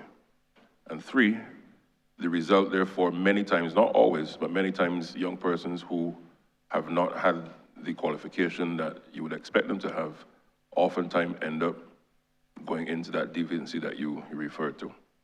And therefore, one of the things that the ministry has been doing and will continue to do is to ensure that we can tighten the systems to make sure that they are, in many respects, being able to get the qualification. But part and parcel of that problem, if I step back, goes back to what we spoke about yesterday at length, the issue of literacy. And therefore, hence what we're now looking to do to ensure both medium-term, short-term, medium-term, and long-term, is to give these students the opportunity to be able to read and to write and to enumerate and to navigate the education system even beyond school. But at the same time, we have a responsibility to make sure that not only that we close the gap, but that we can help those who have also gone outside of the system. And that is why also, with respect to our sister ministry, the training will be key for those who have not been able to receive certification. But in terms of the raw data, I want to invite our chief to speak to the specific aspect of that. Thank you, Minister. Honorable Member, post-COVID, we have seen a decrease in the number of students leaving without certification. That number, or that percentage, went from 16% to 10%. I must say that the decrease that we are seeing, we believe, is linked to the interventions that we have been making with regard to ensuring that our students are exposed to technical and vocational subjects more and more. We have introduced also over the years more TVET areas for children to do, an alternative qualification or certification, the CVQs, City and Guilds. So we want to make sure that at the end of the basic education system, our children leave qualified. You heard over the past 2 days of us speak about the literacy program as well. We recognize that there are children at our secondary schools who can't read. And if they can't read, it means that they will not be able to pass the CXCs. So we're tackling that as well. So as Minister Chad Blackman said earlier, it is very multifaceted. We are trying to intervene at every level where we see a problem so that we can give our children the best opportunities when it comes to being successful after they have left school. If I can also add to that, it is also one of the reasons why there's the revised curriculum, the transformation of the curriculum itself. Because as you go around to our schools, and even before I came into the ministry, a number of students have said, Honourable Member, that they always felt trapped in a curriculum or a system that doesn't cater necessarily to their skill sets and their interests. Yes, of course, there are foundational elements that every student must be able to navigate. Of course, English and mathematics, at least its basic core. But there are a lot of our young people who are incredibly creative. They're good at designs, they're good at fashion, they're good at music. And therefore, what you're now going to see in that rollout of the modernization of the curriculum, yes, in many respects, is still the traditional core areas that we've been accustomed to, but now placing even greater emphasis on the new areas of study so as to tap into that potential that these young people have. Because learning is not only, as you heard yesterday in my introduction, and my team reiterated it, it is not just only to focus on the traditional forms of academics. It is about helping them to navigate life, but giving them the skills to do so. So in fashion, in music, in the arts. You have, for example, the expansion now of the woodwork programs and the metalwork programs, so as to now capture the skill set that they are interested in, but towards ensuring that they can do so in an industrialized way, giving them the best tools and everything. So that is the approach that we've been taking. And when you look, therefore, for example, at the Barbados National Secondary Diploma, it will also focus on issues of numeracy, literacy, community service, of course, and a foreign language, so that our children are now then able to leave school with a certification that will allow for them to move beyond school. And therefore, that premise of what we teach and how we teach it is so critical to your question in helping to close that gap and to give every child the best possible chance of success during school and thereafter. Thank you, Minister and team. Just as a comment to what was said, we saw the numbers move from 16% to 10%. And I heard the member for the city mention not seeking to diminish or disagree with anything that was said this morning, because I think the chief articulated the reasons for not having many more Edna Nichols centers and everything, what you're doing. But there's some out there who would argue, while those numbers are dropping from 16 to 10%, we're still seeing more on the 16 being held with guns and being charged in this country. I once held that portfolio that the member for St. John, well, no, I think it has gone to the Prime Minister's office now with youth, where we looked at recidivism and the enrollment, the incarcerated, those who are incarcerated, and the under 35s and the under 25s, those numbers were very high. So while it's not only your responsibility, it's a holistic approach to solving these problems. Some will look to judge and say, hey, listen, look, those numbers have dropped from 16 to 10% of persons who are leaving school, secondary school without certification. But look at the numbers that are increasing with those who are leaving school and or those who are at school that are being charged, the age 15s, age 16s. All right? I just wanted to make that known so that when you are articulating to the public that, as the member for St. Michael South said, we need to let the country know more what we are doing as a Ministry of Education and Transformation, and indeed it is wonderful work. But I move on, Mr. Chair, if you give me the little latitude, because this is my first time in the program. I moved to another school, and I want to ask a parochial question to the member, the project manager, St. Luke's Brighton School. Honourable member, you have to pose the question to the minister. Yes, Minister, sorry. Probably because I know him so well, I was being too informal. Thank you, Mr. Chair. Mr. Minister, question relates to the St. Luke's Brighton plant. Over the years, we've seen, over the past 3 to 4 years, if I stand corrected by the member, the Chief Education Officer for that area. But we've seen students, teachers leave the plant at St. Luke's Brighton on, I think, 3 occasions over the past 4 years or 2 occasions over the past 3 years. Leave the plant, they go to the Draxar Resource Center, the Allerton Community Center, spend 6 months or 3 months, then they're back in the plant. And as recent as last year, they were out of the plant again and back to the Draxar Resource Center and the Allerton Community Center.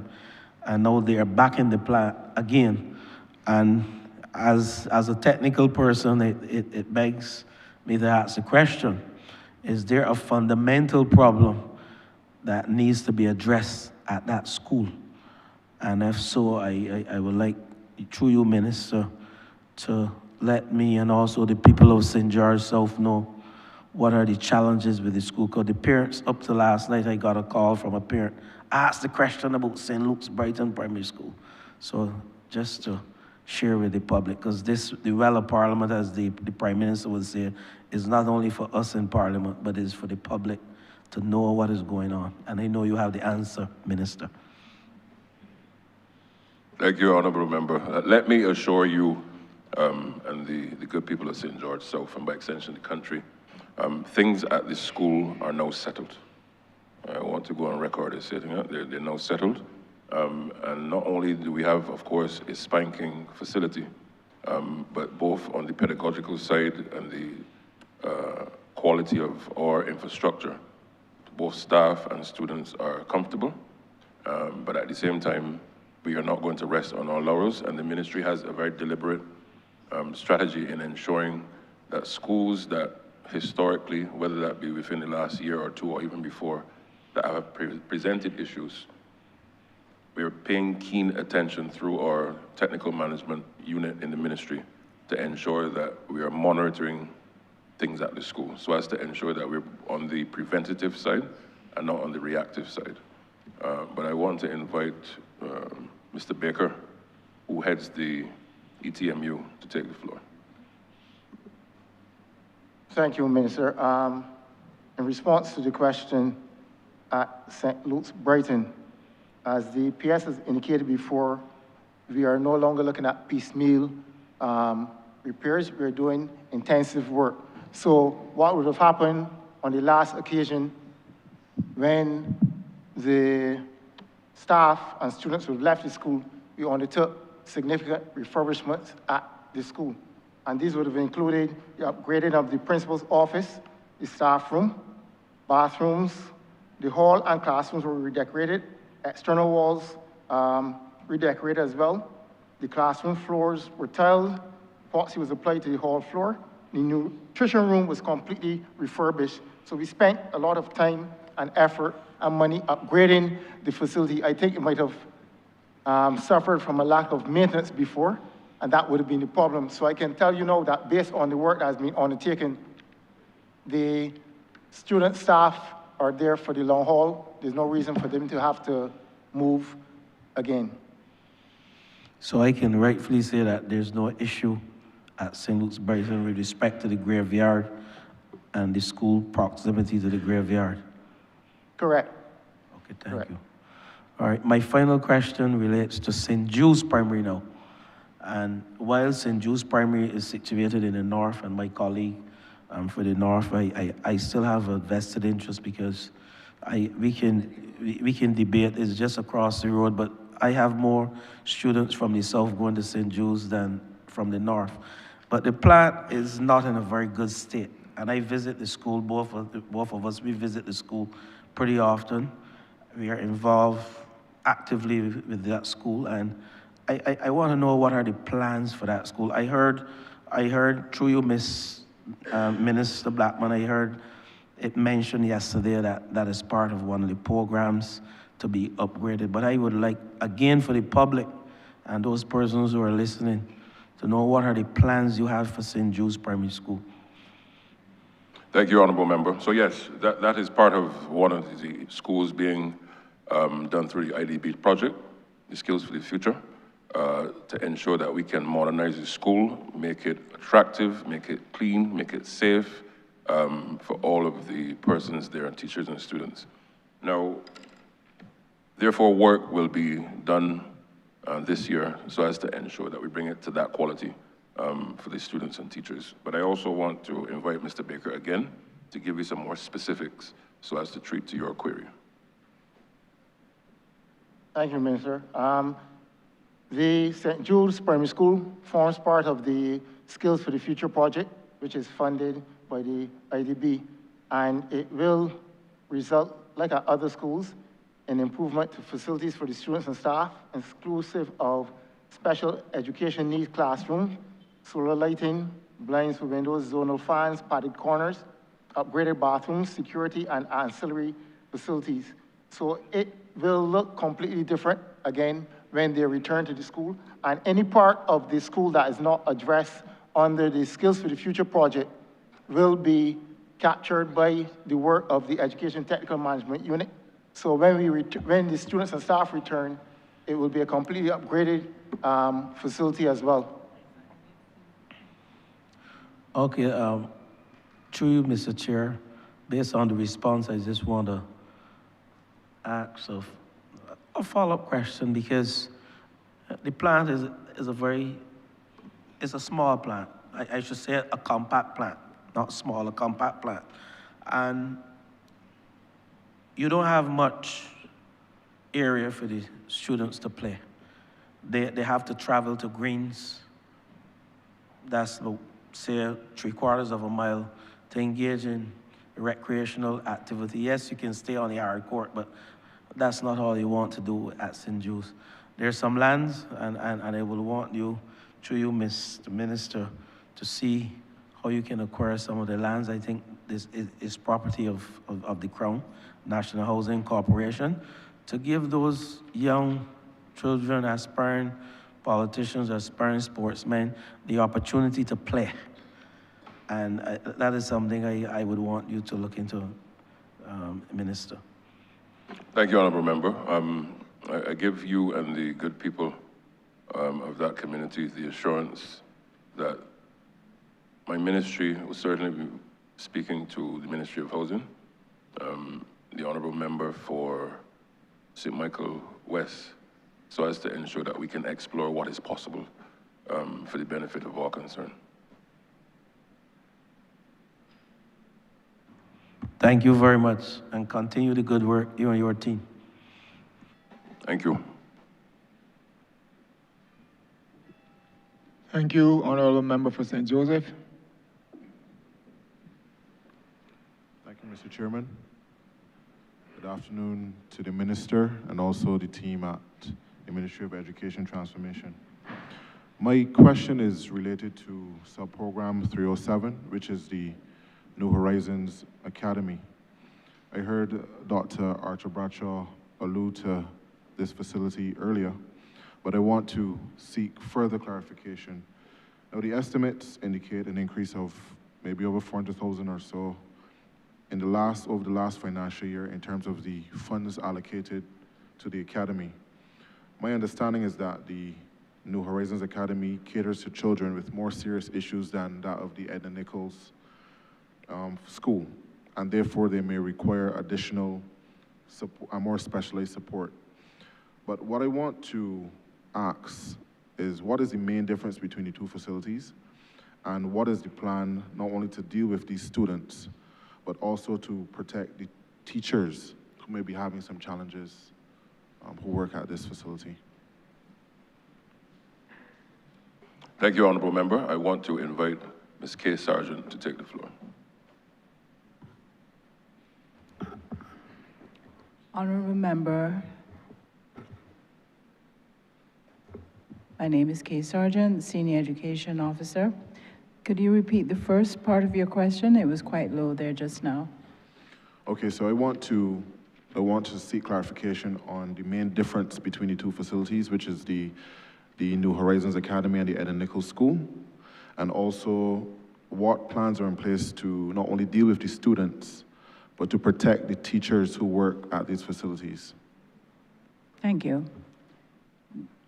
The Edna Nichols Center is what we call or refer to as an out-of-school suspension program. It is not a day school. Students who are suspended from secondary schools are referred there. The objective of that school really is to ensure that students who are out of school during their suspension have a place to go to keep them off the streets. There at that program, we address areas on which are dealt with in order to modify their behavior. For example, at the Edna Nichols Center, you would have counselors engaging in areas of conflict resolution, self-esteem, peer pressure, family planning, drug education programs, relationships and feelings.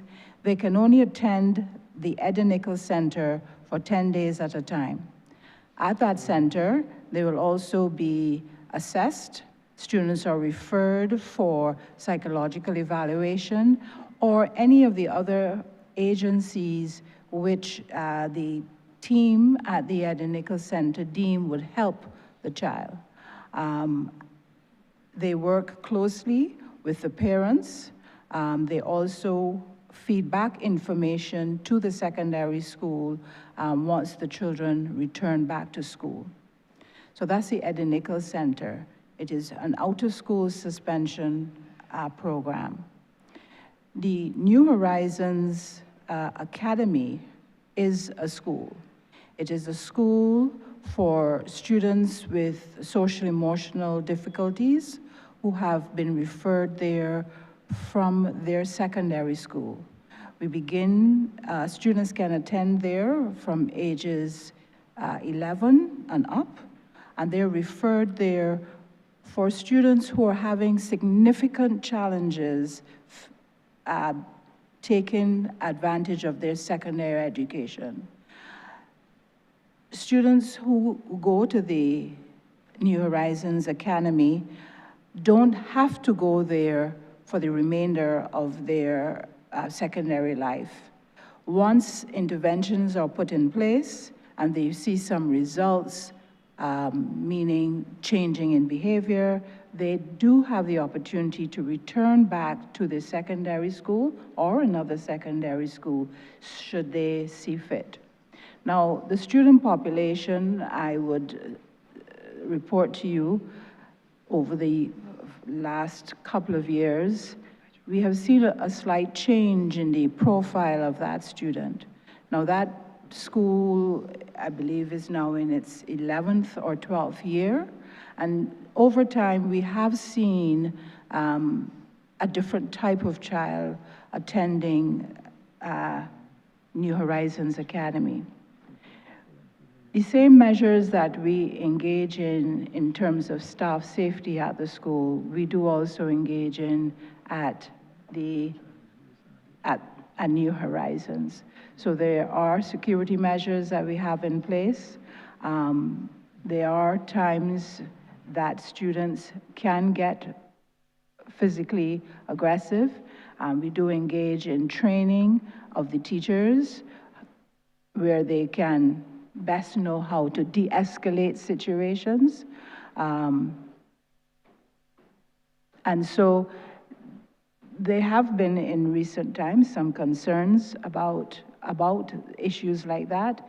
And through training, through protocols at the school, we are working to minimize the risk to members of staff. Through you, Mr. Chair, I asked the question because I have been getting some feedback from my constituents about the need for additional reinforcement at the school. So my question, in light of the increase in the estimates, was specifically to ask if there would be a plan for additional reinforcements to protect teachers at the school. So perhaps you can shed some light on that, teachers and staff at the school.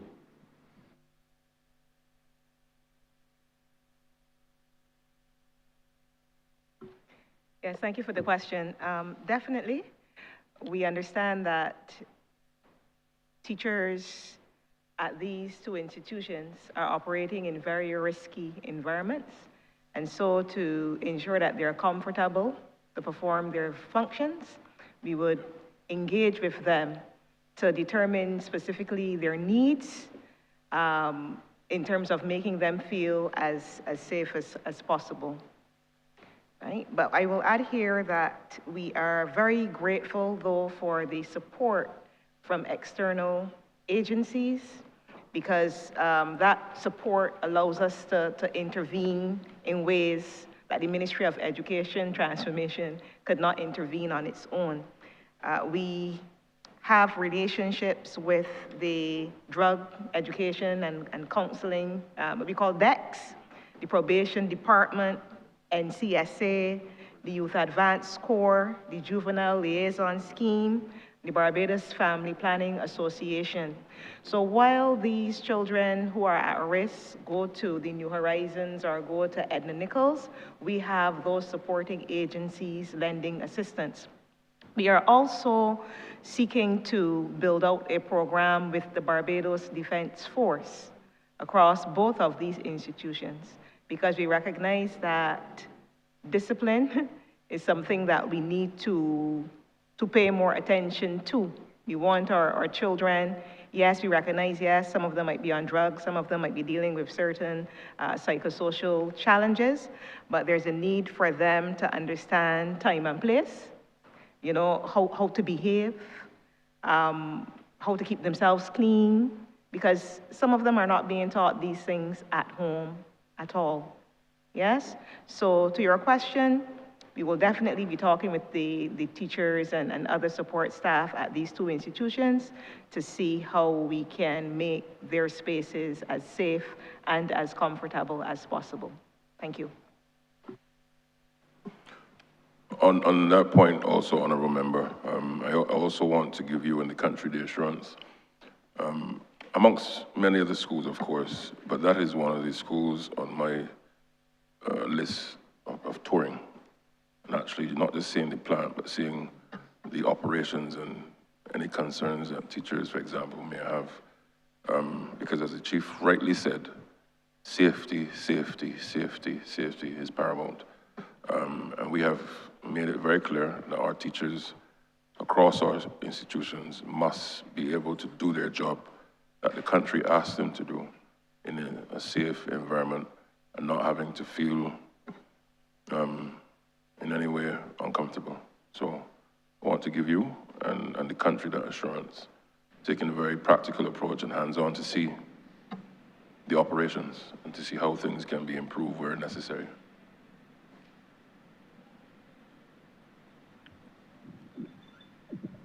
So thank you, Minister and Dr. Bradshaw as well, for your response. And my only admonition would be to hasten because it's an urgent situation, we want to continue to ensure the safety of our teachers and support staff at these various institutions. Thank you.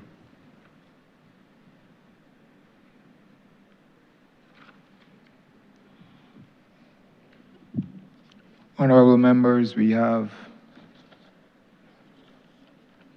want to wrap up this head. However, we have some honorable members that would have some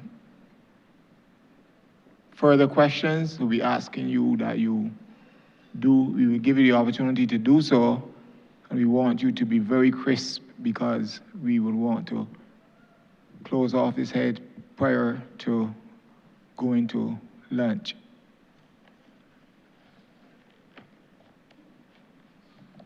I will give you that opportunity in this order. Honorable Member for St. Peter.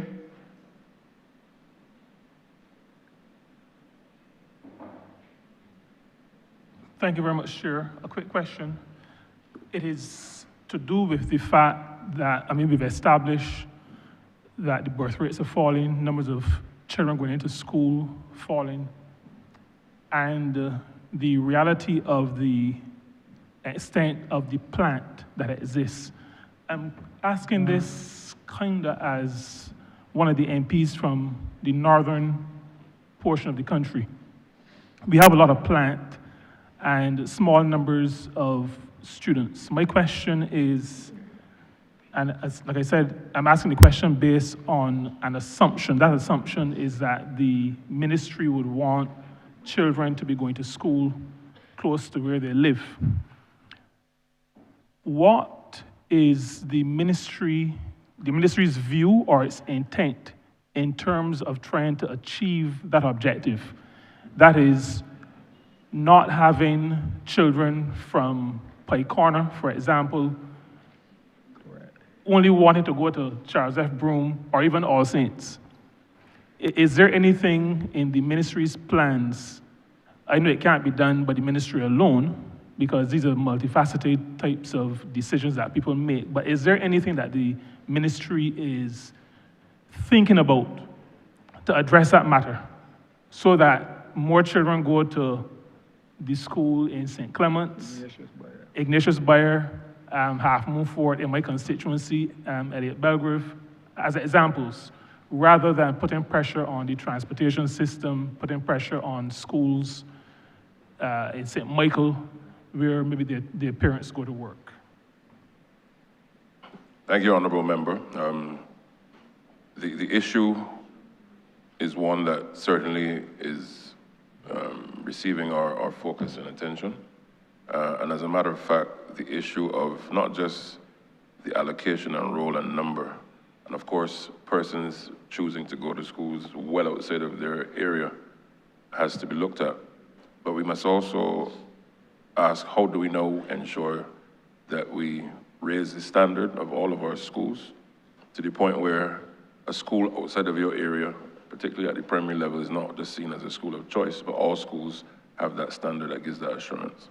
But I want to invite Deputy Education Officer Scott to walk you through what are the considerations before the ministry at this point in time to treat to the issue that you've raised. Thank you, Minister. Stephen Scott, Deputy Chief Education Officer acting for Planning and Development. In terms of encouraging the students to be at those schools in those areas, one, as we proceed to the continuous assessment process, we do have the plan in place that we are going to encourage students and parents who would prefer to be within their particular area to make choices of those schools so that those students can be close to the area where they live. I do know that there are the secondary schools within those areas as well, who also look to have such students from those areas visiting the primary schools to encourage the choice of the secondary school in the area, and it makes better, as you said, for the transportation, so that we do not have the bottleneck in terms of coming to town or other areas, so that we have those children in that area. We are reviewing, looking at how we can upgrade those schools to ensure that what is offered there would be attractive to those students and the parents within that area. And we're also looking at the care, offering that care for students before school and after school, so that parents who may work in another area, they can be confident that the students would be safe and secure in terms of being at the schools, should they go off to work, and then they can return to collect them safely. So we are reviewing all of the schools and looking to put those programs in place to ensure that that occurs. Thank you very much. Thank you, Chair.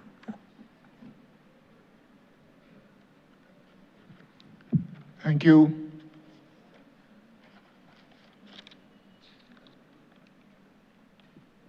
Honourable member for Christchurch South. Thank you, Mr. Chair, and I'll ask one question, and if the response is fulsome, I would not need any follow-up. Minister, I came across an interview that was done by the CEO of a 600 billion AI company. It was an interview with the CEO, and one of the things that they noted about this particular CEO, that she didn't study engineering, she didn't study sciences, she studied humanities, of all things. And what the article was looking at was the fact that as we move to this notion of AI, digital technology, etc., that the workplace is actually looking for skills that keep us more human. Even as AI replaces, all of those other technical skills, the article was suggesting, again, that there is a trend at that level, at the level of CEO and those that are leading, not to necessarily reflect the skills that we would assume that they need in order to progress. And it was a cause for reflection. And I want to ask this question: how many students do we have that are still taking CXCs in the areas of humanities, which would cover history, geography, English literature, the arts, those subjects that for many of us now, and I heard it certainly when I was going to school, they don't lead anywhere apparently at that particular time. Humanities and, English literature, what we need English literature for? There's no jobs in English literature. How many students do we actually have still taking those, for me, what are the core subjects that teach us about human nuances, etc.? Thank you, Honourable Member. I'd invite the team to treat to the issue of the numbers, but I want to preface their response with the fact, and you are right, the world now requires, particularly in the context of jobs and business, persons who are also minded to solve human problems, creating solutions for human problems. And whether you have a business or you're part of a team, it is really about ensuring how do you create systems, how do you create solutions that will help humanity to advance and to have a better quality of life. And therefore, what you're also our fellow man through development, looking at it through a level of empathy, in areas of accessibility, inclusion, those key things that will help the country to move forward, particularly on the social development side, and not just on the productive sector side. Thank you, Minister. Minister, in terms of the entries in the humanities subjects 2025 for CSEC, in Caribbean history, we had 433 students completing that subject.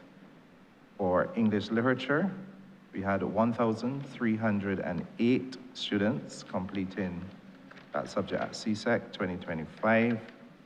For French, we had 362 students entered for that subject.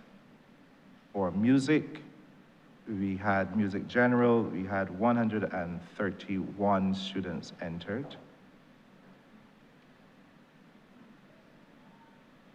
Geography,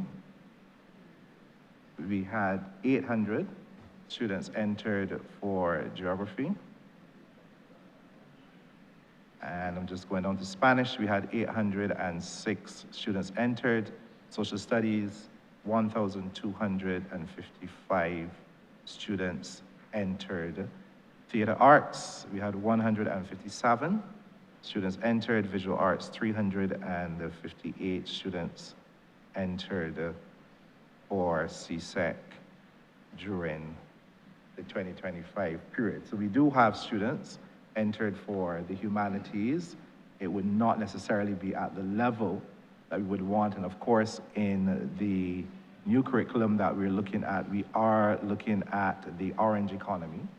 And therefore, that is going to be added to the new subjects in the curriculum as we roll that out in September 2026.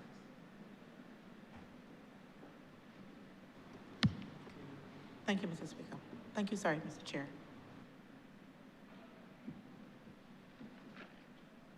Thank you. Honourable Member for Christchurch East. We'll be brief.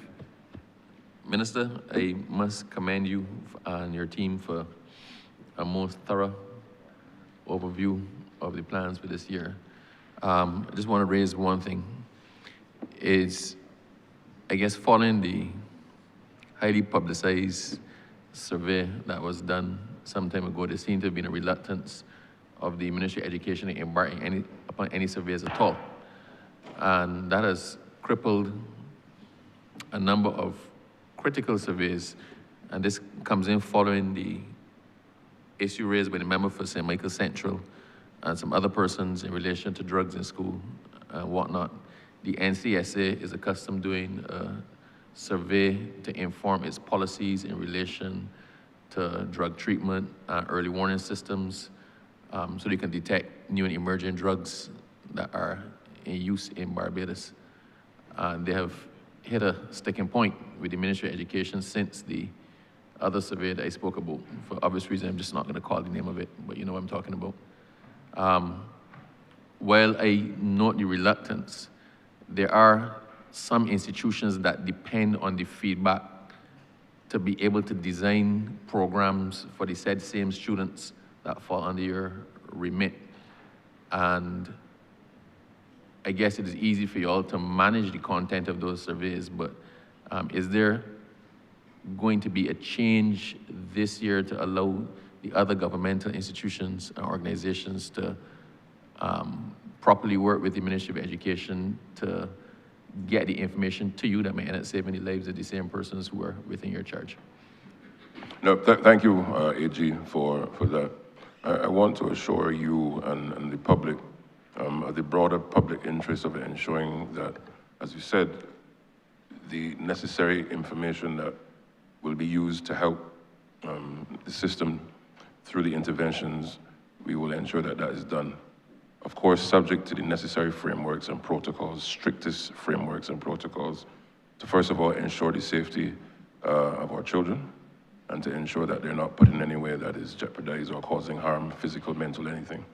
But two, at the same time, balancing that with getting the content that is necessary to create and craft the necessary interventions. Because as you would appreciate, without the relevant data, without the relevant information, we can't make well-informed interventions and strategies. So therefore, striking that balance whilst adhering to the strictest framework, which the chief, of course, has assured me, is also not just implemented, but being continued to be monitored so that we can have that buffer going forward is key. But I just want to invite the chief just to very briefly speak to where we're at with that regard. Thank you, Minister. With regard to research, the ministry has established very clear protocols. We have created an education research committee comprising experts in research from within the Ministry of Education. If a person wants to conduct research using a survey instrument, that survey instrument is screened by the experts within the Ministry of Education through that Education Research Committee. Permission is then granted, and then the person therefore has to go to the principal and receive permission also. So the principal, there are several levels. The principal will also screen, or the principal and his or her team will screen. These protocols were not in place before because we took it for granted that persons will be ethical and that the instruments that were approved by the ministry or that are approved by the ministry will be used within the school. We can no longer take that for granted. So this is the reason we have this tiered approach. We recognize that there are some persons conducting research who may want to go directly to the school to conduct research. That will no longer be allowed. All research, all intention of doing research must come through the Ministry of Education transformation in order for it to be screened to ensure that the instruments that are being used, those surveys or observation schedules, whatever it is, those instruments that are being used will not cause any harm to our children.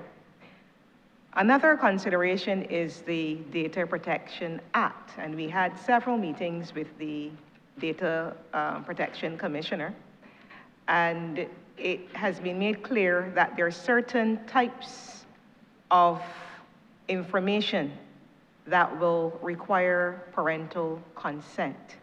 And we are able to screen those instruments to determine which ones will require parental consent. And we will give a letter to the person conducting the research to say that parental consent here is required before you can collect any data. And that letter, of course, has to be shown to the principal. So there are a number of protocols that we have put in place to ensure that we don't have a repeat of what occurred in 2022. So I understand you entirely, and that's the theory of it. But the practical thing is that since then up to now, the National Council on Substance Abuse has been unable to get into the schools at any level or any school in order to conduct its research. And quite frankly, they need to know from the children, are you using drugs? What drugs are you using? This is not to call out a child, but this is so we know what is there and what programs can be specifically designed to address persons of the school age. Mm-hmm. So I hear you with the protocols, and I understand you have to put your protocols in place, but it must not be protocols that end up with a net result of 0 surveys, right? So I just want you to bear that in mind, that some are critical of immediate attention and swift action.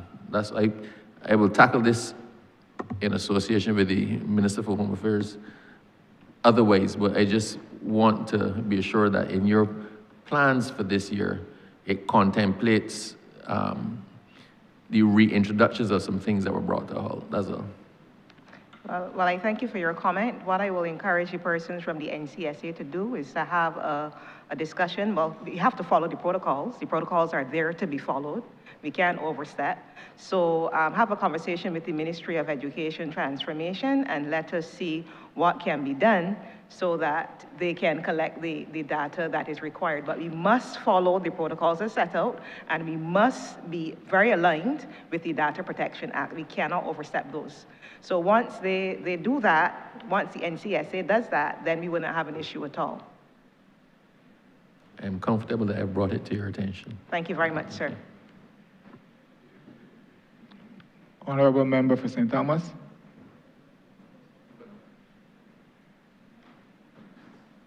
Thank you, Mr. Chairman. Just a quick one before we go to the break.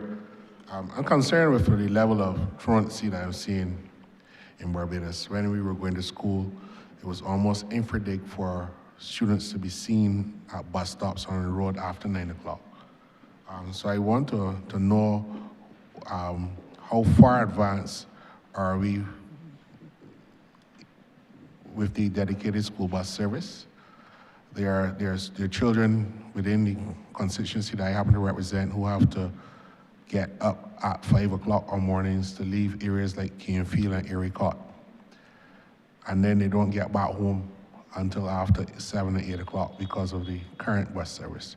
And I know that the plans from the ministry that have been announced before were designed to alleviate those problems.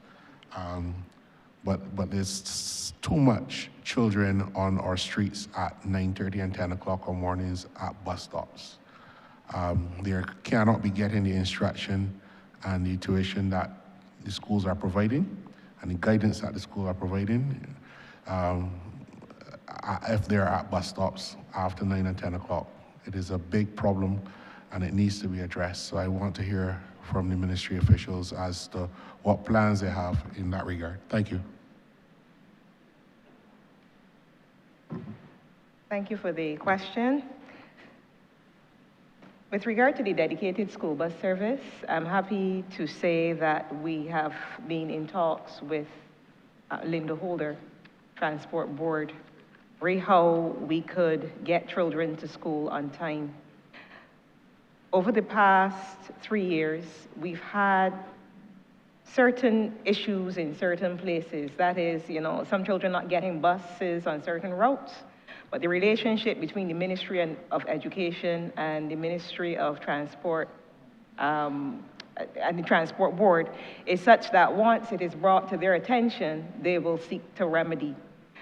So we are at an advanced stage when it comes to the creation of a dedicated school bus service. We conducted a survey quite recently to determine those routes where children have issues. And we have shared those with Linda Holder from the Transport Board. So you'll be seeing that pretty soon in terms of the dedicated school bus service. I will now invite Sharon Weeks-Cumberbatch, who is the Senior School Attendance Officer, to speak about the truancy rates.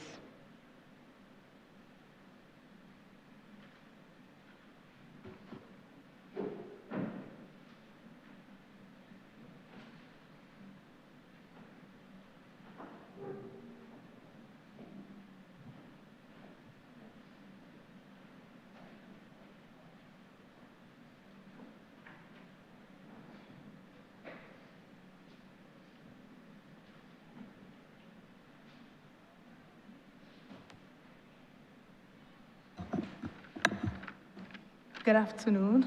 Sharon Weeks-Cumberbatch, Senior School Attendance Officer. Can you repeat the question for me, Honourable Minister? Just concerned about the high level of truancy that we're seeing in Barbados, especially the children at bus stops waiting long after 9 and 10 o'clock at morning, still on the way to school. Well, within the School Attendance Department, we currently have an arrangement with the Within the School Attendance Department, we currently have an arrangement with the Barbados Police Service with the intervention of a joint venture patrol, where every morning we are seen on the roads to assist in terms of those children who are seen loitering or truancy. We seek to ensure that those children are moved from on the road. Once we get the calls, and we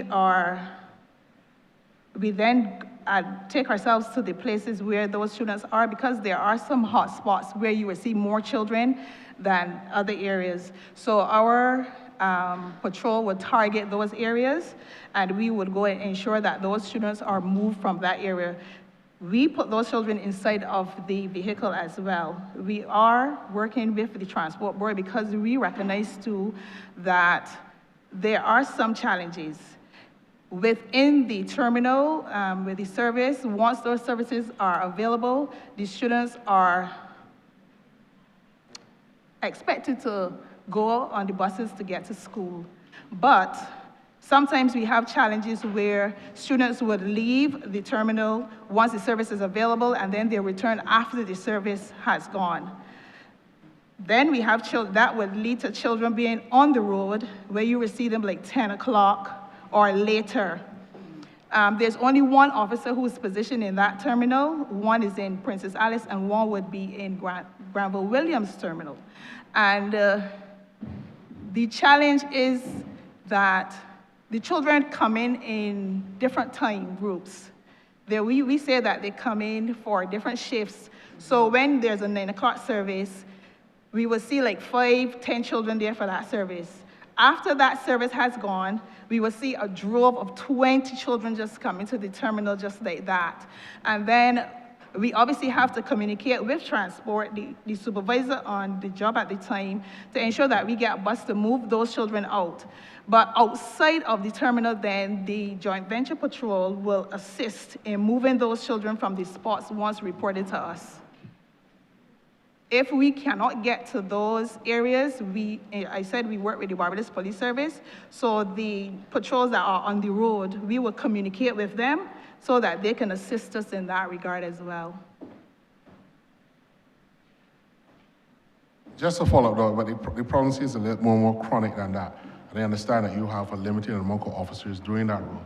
But I mean, you can pass, say for example, Leicester, one secondary school, and see the teacher or the security guard with the late book, and 50 people in a line at 9:45 or 10 o'clock. They're no getting to school at 10 o'clock. The factors are a lot. Students first have to get from where they live to the terminal or which other point so that they can get transport. And then from there, they have to get to school. And going into school now, there are some instances where students stop to get breakfast. So obviously, if they are taking breakfast, which is close to the school, then we have conversations, we try to have conversations with those proprietors in terms of the children coming at the time and telling them, well, it is time for the students to be at school. You have to help us to get these children into school. And then when they come to the school now, they have to get in a line, and then obviously there's a search going on, which obviously adds to the time, the lateness and everything in terms of the children getting into school. So it is not just one factor, it's a ripple effect happening with these students. The challenge might be more cultural because, as I said, we never got to school late, or it wasn't at the level that is. So we have either become more lax or it's more tolerable now. I know there's a transportation system, but back in the days, you went to school where you were allocated on the marks you went. So my brother, we left St. Thomas and he went to Corjan Park. People got to school early back then. So it is a bigger challenge now, and I think that you have to address your minds to it in a much different way. It is cultural because some of the trends that we see every morning, it is a lot to deal with. Our children are engaging in practices that are not healthy on mornings, like with the drugs and all the different things in places. And again, we are working towards getting additional resources relative to officers because it would just be one officer in that particular spot. And we have to work then with the other officers from maybe Transport Board to assist us in helping to move those children. Even the citizens themselves would assist us in helping to move those children. But yes, the culture is very endemic, and that is a problem that we get every single morning. All right, Chair, through you, in here as well, if you don't mind. Right, so we also have to think about accountability. Sometimes when you see children getting to school late, it has nothing to do with the school bus. It has to do sometimes with the fact that some children just feel that they can do whatever they want to. So we have to be able to hold parents accountable and children accountable as well. You spoke about when you were going to school, you used to get to school early, but I'm sure you had a parent that you know that if you got to school late, it's problems. You will be in trouble. You see? So what I'm saying here is I'm just reinforcing the 6th point that Minister made yesterday. He spoke about accountability, and we need to hold our parents accountable and the students themselves accountable. As part of the education transformation agenda, we spoke about making changes to the curriculum as well, to make learning more enjoyable, more relevant. Children can see the connections and so on. And we believe that once we're able to do that, children will be more interested in getting to school on time. We also spoke about social and emotional learning, and that being a thread that we are weaving through our curriculum. We want our children to be able to self-regulate, right? They have to know about, look, I want to get to school for 8:15, so it means that I cannot get up at 8:15, or I can't get up at 8 o'clock. I have to get up at 6 or 5:30 and start to prepare. These are the kinds of values, the kinds of attitudes that we want our students to have. But accountability is a very big part of it, and while we are responsible for the education system, we are very aware that children form part of a community, form part of a society. It just so happens that between 5 and 16, they're in school. And I also want to reiterate the fact that school is indeed a microcosm of society. It is a microcosm of society. So some of the ills that we see in society, we see playing out in schools. And while we will attempt to remedy the problems that we are seeing within the schools, we still have to hold everybody else accountable. It takes a village to raise a child. Thank you. Honourable member for St. Michael South, we will have, this is the last member before I raise my question. Then, Minister, we will come back to you to wrap up before we take a break. All right. Thanks, Chair. This will be very quick. I noticed in the estimates, there's, as I spoke yesterday, a lot of money is allocated to restructuring and fixing schools for infrastructure.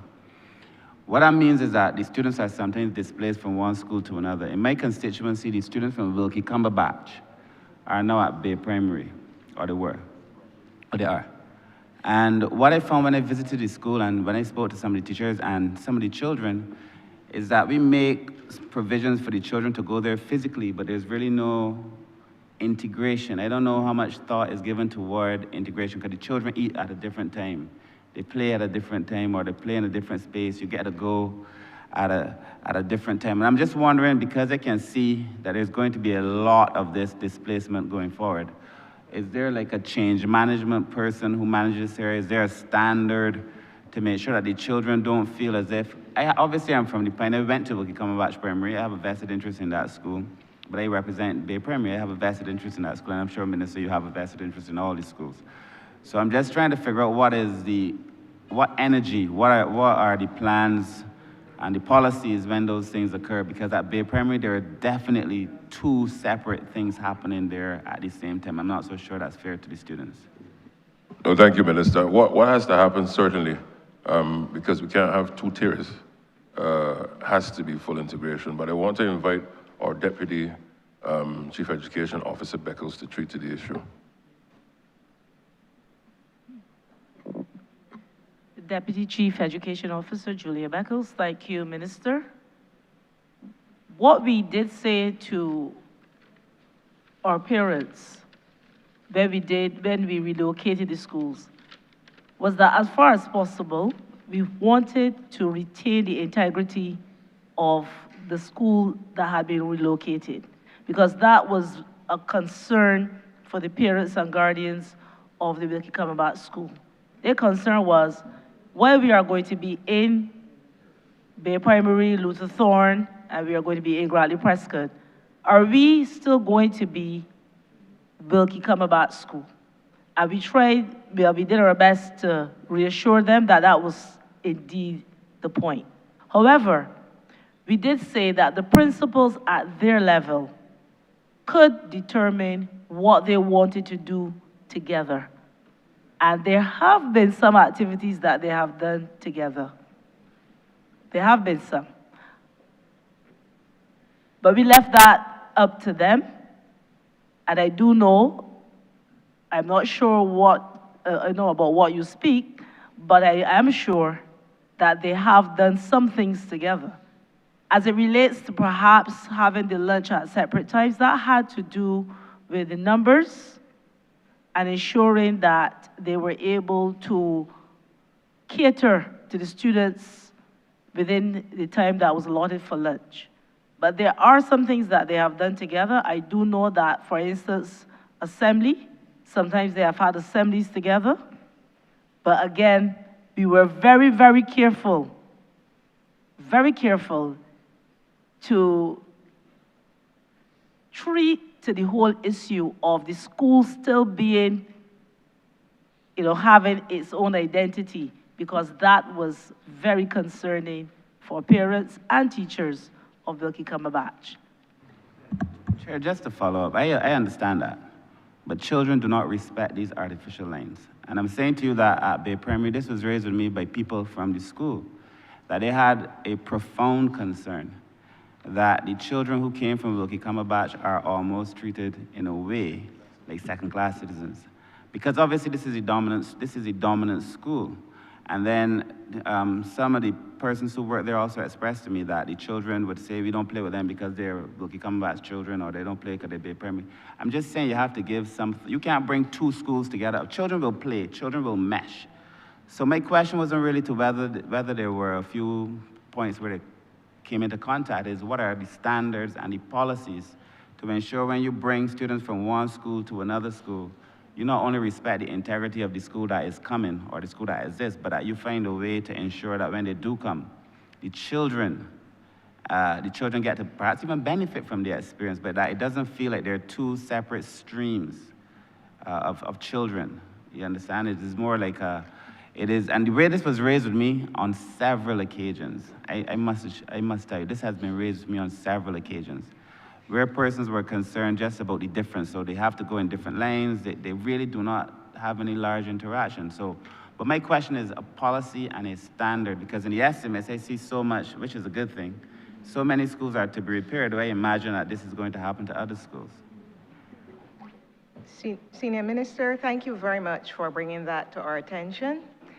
We will look to see how we can smooth this out, because we don't want any of our children or teachers to feel like second-class citizens. So I thank you very much for bringing that to our attention, and we will address it. Honourable Member for St. James North, Minister, you can wrap up. Thank you very much, Mr. Chair. Let me start by, first of all, thanking all honourable members of this chamber who over the course of the last day and a half have not just, of course, listened to my team and I present on our program for estimates in the year coming, but have asked the necessary questions that have allowed for us to share the vision for this year. And I want to reiterate the fact that those 6 priorities that I would have mentioned to the country yesterday, that we are committed to work in earnest so as to deliver on transformation of education in Barbados. As I've said before, yes, of course, this is the estimates exercise, but this is also about ensuring that we can deliver world-class education for every Barbadian household, every mother, every father, every child, every grandmother, every godparent, so as to ensure that they can, 1, have the skills necessary to be able to maximize their education, 2, to be able to read, write, compute, but 3 and 4thly, to be able to go anywhere in the world and to command the respect through that Barbadian values. And then lastly, to be able to do so with pride, bringing Barbados to the level that we can be proud of, helping us to develop and meet our targets of national development. And I want to give this Parliament, first of all, the commitment that our team and I will leave no stone unturned in the pursuit of delivering this mandate of the transformation of education. And I want to thank you, Mr. Chair, thank all honourable members for your time, your questions, and the rich engagement that has been estimates with respect to education transformation over yesterday and today. Thank you very much. And I beg to move that the head now stand par. The question is that this head now stand par. All honourable members in favour, say aye. Aye. Honourable members against, say no. Methinks the ayes have it. Honourable Leader of Government Business. Thank you, Mr. Chairman. I beg to move that you do not report progress to His Honor the Speaker and beg leave to sit again. The question is that I do not report progress to His Honour the Speaker and beg for leave to sit again. All honourable members in favour, say aye. Honourable members against, say no. Methinks the ayes have it.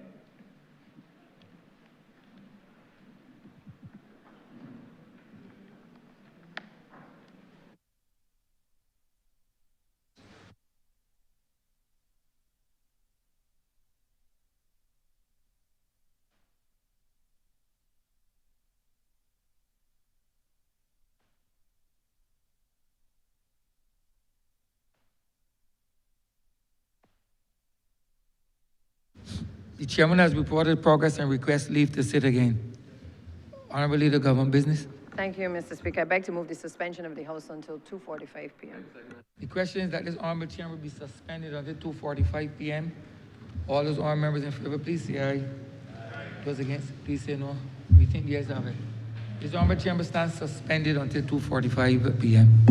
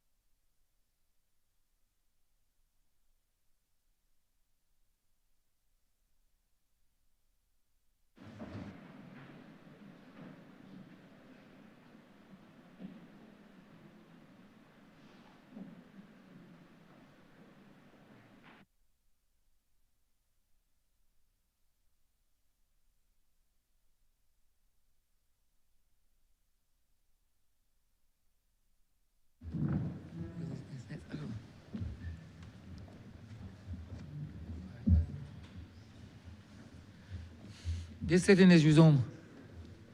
Prior to the suspension for lunch, we were debating the Appropriation Bill 2026. We returned to the Appropriation Bill 2026. Before we commence, I just want to, for public edification and clarification, you might be saying, Minister, the Honourable, the Minister for Foreign Affairs is inside this hallowed chambers. Just for public notice that there was a constitutional amendment bill that became law on the 18th of December 2025, which gives the right of a minister to speak in any place, so that he's authorized, therefore, to speak in this chamber.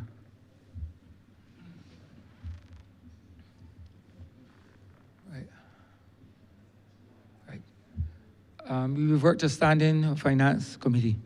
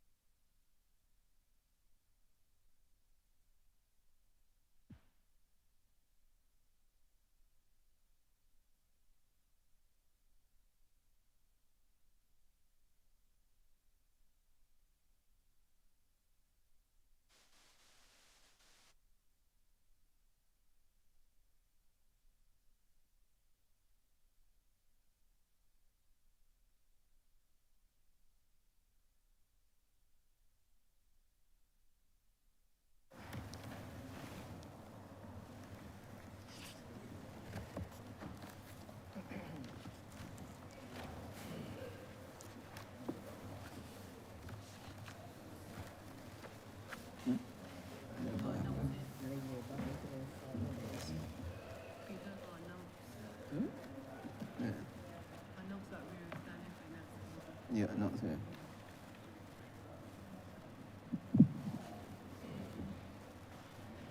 This Honourable House is now in standing Finance Committee. Head 32, Ministry of Foreign Affairs and Foreign Trade, in the amount of $80,691,724. Honourable Minister. Mr. Chairman, I beg to move permission for myself and my staff to join the estimates in the well of the House. Permission so granted, Minister.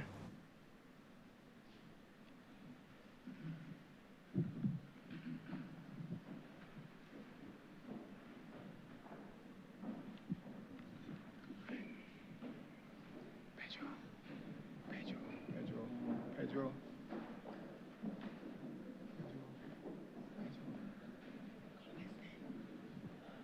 Listing.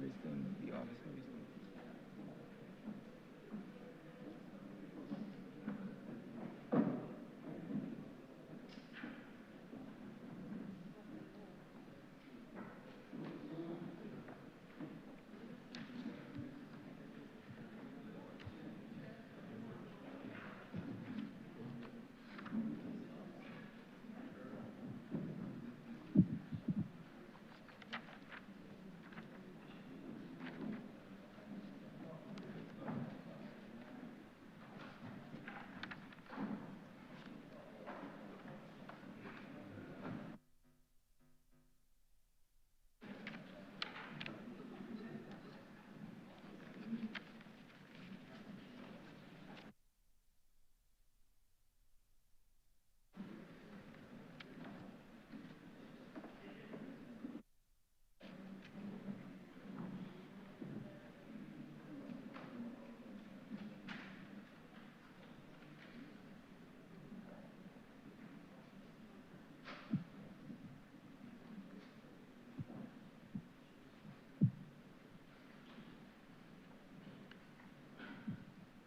Good afternoon, honorable members of the House. Good afternoon to our esteemed guests or public servants.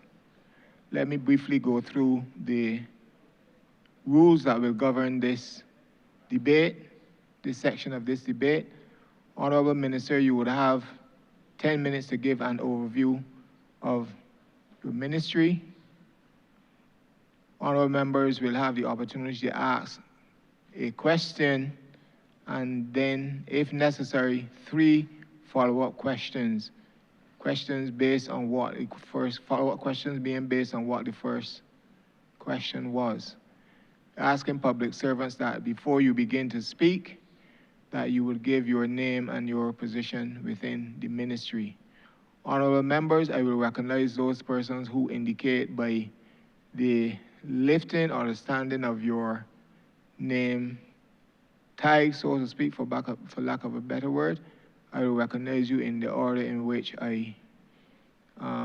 you catch the eye according to the terms of this honorable house. Honorable Minister, you may proceed. Thank you very much. Thank you very much, Mr. Chairman, and let me say it is an honor to be here to engage this House on the contribution of the Ministry of Foreign Affairs and Foreign Trade to the government's estimates for 2026-2027 financial year. We are experiencing a structural transition in global affairs. The international order is evolving, and I say that with some caution. It may even be descending into a place that we may not even recognize. But at least we know it is marked by geopolitical fragmentation, supply chain realignment, technological disruption, security-driven trade policy, and the tightening of immigration and migration regimes. These are shifts that are not transient. They define the operating environment in which Barbados must secure its future. The question to be answered is, how does Barbados convert diplomatic capital into measurable economic and developmental returns in an era of geopolitical volatility and fiscal constraint? Our response must neither be reactive nor ideological. It must be strategic. Historians, philosophers, and political scientists alike go to great lengths to determine the zeitgeist.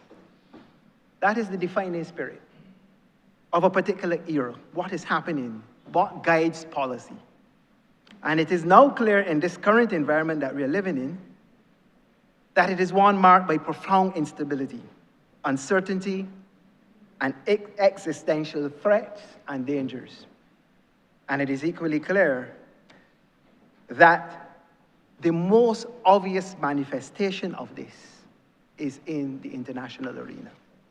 Hence, Barbados' foreign policy and its operations of this ministry, the Ministry of Foreign Affairs and Foreign Trade, must assume a place of centrality and priority in all the governance arrangements of this country. Furthermore, it is in troubling times like these that it behoves us to go back, we believe, to our basic principles, our basic foundational principles of our foreign policy, and indeed also our domestic policy, to root and orient ourselves.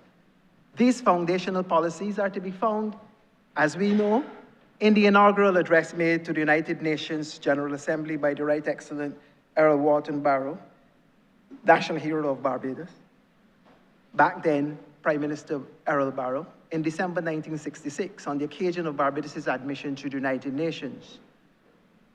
And in that seminal address, Prime Minister Barrow enunciated as follows, and I quote, "In thus charting our domestic course, we can have no interest in a foreign policy which contradicts national goals.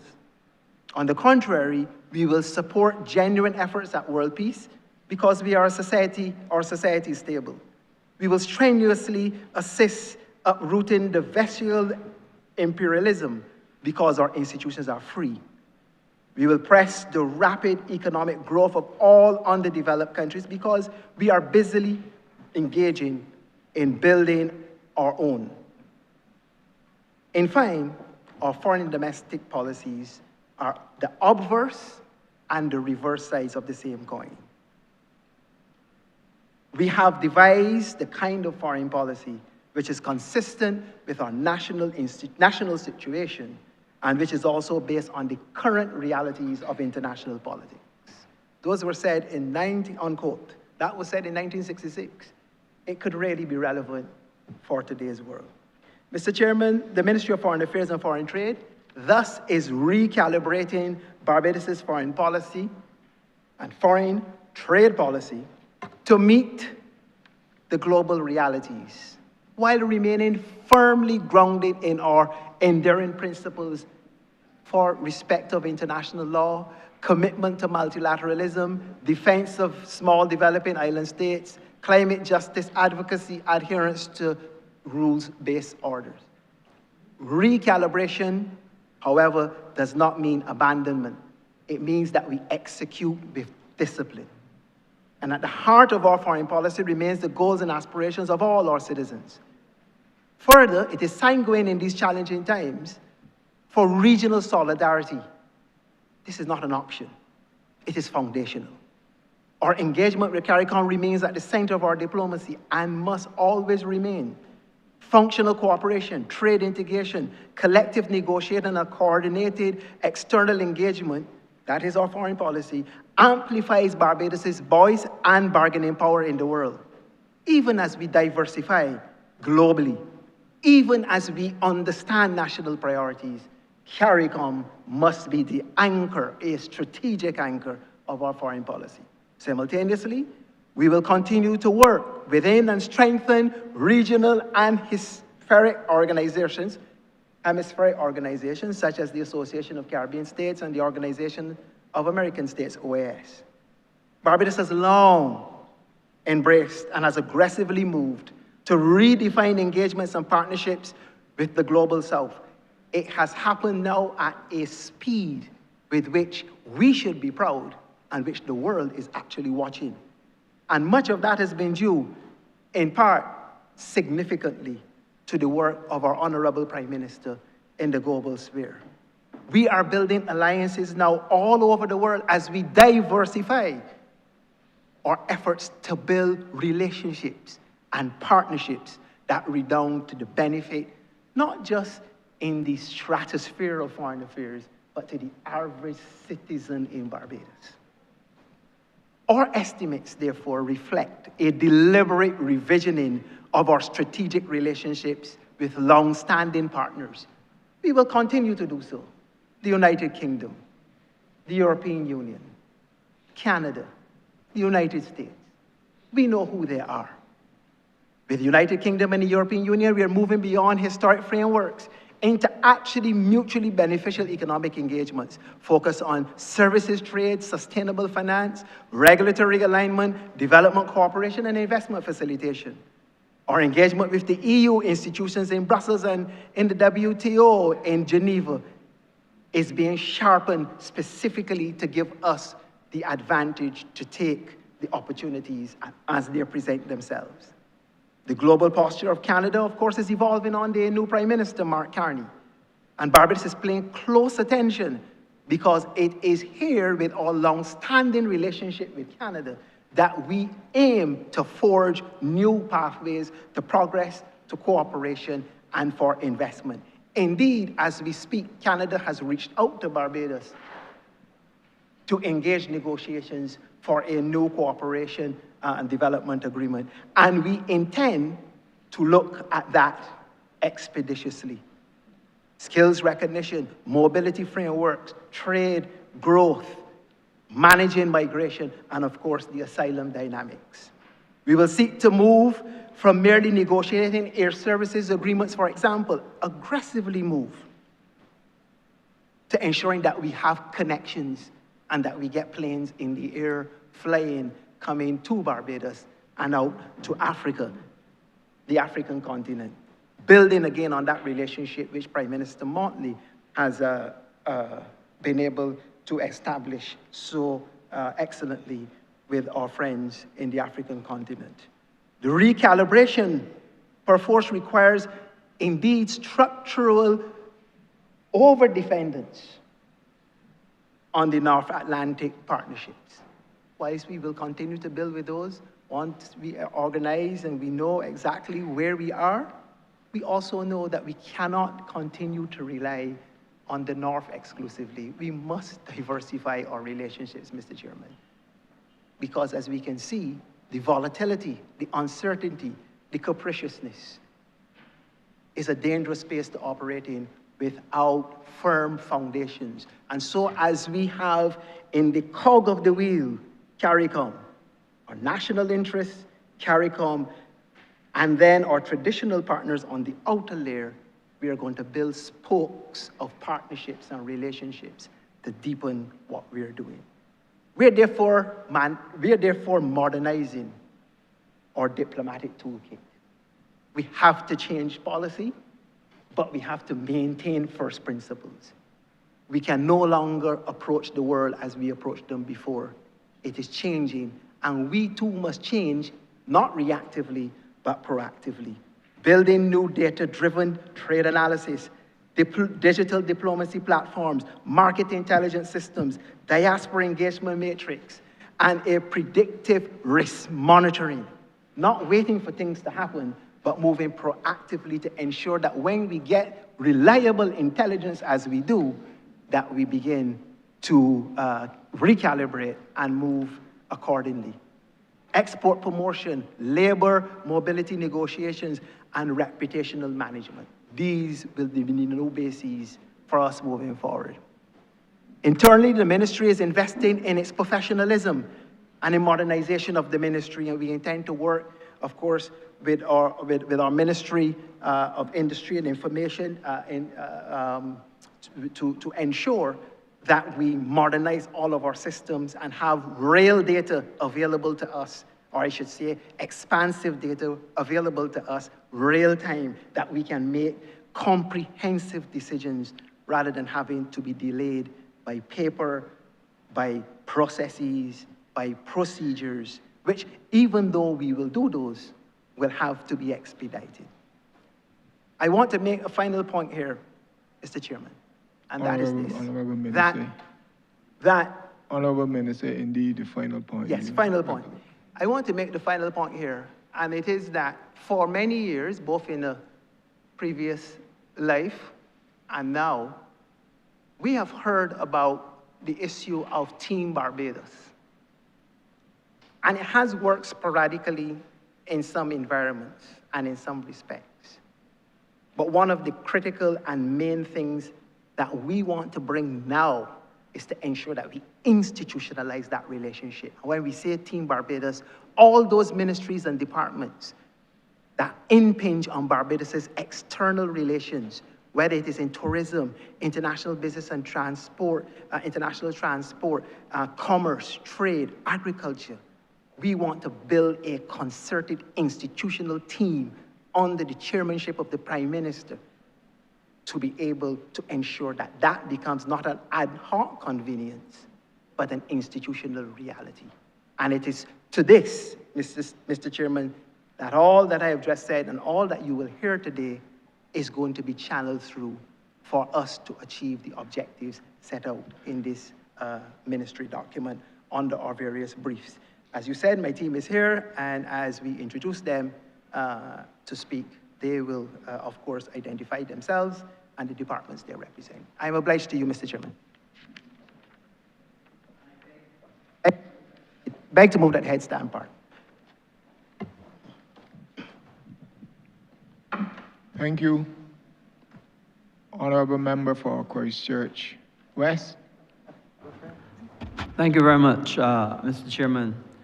And this question, first question, I have three questions for Senior Minister. The first question, of course, I heard you say the world is watching. The world is watching the hostilities in the Middle East more than anything else right now. And of course, I would imagine that your team would have put together or have a working group to be able to mitigate any expected negatives or unforeseen negatives that would happen because of those hostilities. Now, I wouldn't imagine that you would have that in your estimates, because these estimates have been prepared before. But having said that, what strategy do you have that you may want to share with the people of Barbados?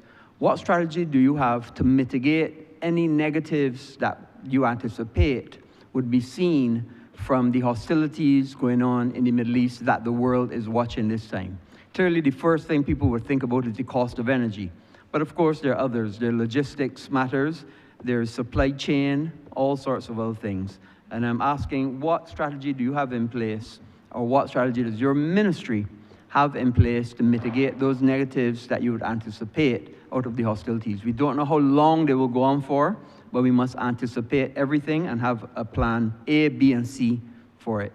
So that's the first question. Thank you very much, Honourable Member. You are absolutely correct. Truth is, our very first stop at the station, our very first priority in this entire exercise, as it unfolds, with the high degree of uncertainty that abounds to it, is to ensure that our staff at the mission in the United Arab Emirates, headed by our Ambassador, Her Excellency Anna Libab, and also members of the staff, but equally as well, the wider Barbadian population who are either visiting or resident across the Middle East, are actually safe, are sheltering in place, and are in connection with us. If you would note, the GIS has put out a notice from the ministry, a statement both on the conflict, but also in a consular way to those individuals, and that is our first priority, to ensure the safety of personnel, Barbadians over there, and of course, assets. Now, as this unfolds, we have to see how things go, how long this goes will determine on whether we enter into negotiations once the airspace is open for those who want to be repatriated back to Barbados. My understanding is that there's some movement there. We cannot speak to it now because it's still in its very embryonic stages, but we are working on that specifically. To the broader issue of the impacts now of it, of course, as you said, there are some potentially significant impacts. Our remit really is to gather the necessary intelligence as to what is happening, how it is happening, and when it is likely to begin to seep through to Barbados and, of course, the rest of the Caribbean. In doing so, then, we will build strategic relationships, as I said, on the Team Barbados with the specific ministries here at home domestically to begin to analyze how we respond, how we advise the cabinet and the government to respond to those issues. The early issues are, of course, in energy. We can see that there's movement in the price of oil. I believe the Honourable Senior Minister responsible for energy did speak to this publicly. We know that there are supply chain issues because a significant part of the cargo on commodities and other supplies comes through the Strait of Hormuz. So we know that there will be effects of that coming down. We do not know how significant those will be, but we are beginning to have those conversations. Both papers and other instruments are being prepared to be shared once approved by Cabinet, of course, with the wider government, and then, of course, for those parts which can be notified to the public. We will also be engaging through, again, the Team Barbados and under the chairmanship of the Senior Minister to engage the private sector and other trade unions and others in the society, the wider society, to alert them as to the challenges which may occur and how we can mitigate those. Of course, central to a lot of that, if it becomes as difficult as we could anticipate it would be with a prolongation of the conflict, is of course the Ministry of Finance and how the government then, the administration then responds to assisting Barbadians. But for the moment, monitoring, intelligence gathering, consultation, and of course, a drafting of a first, medium, and a longer-term reaction, depending on how the conflict unfolds. Thank you, Senior Minister. My second question has to again go with the point that you talked about, diversify relationships, that you mentioned in your preamble. And I'm well aware that Honourable member, before we proceed, is this a follow-up question? Is one question and then a follow-up question, not a second question? Okay. You do the follow-up question, diversify and then you can relationships come back later and ask the your other second question. Okay. So diversify relationships, you mentioned. and you spoke about your embassy in Dubai and on Her Excellency Anli Bab, and I'm happy to hear that she's safe.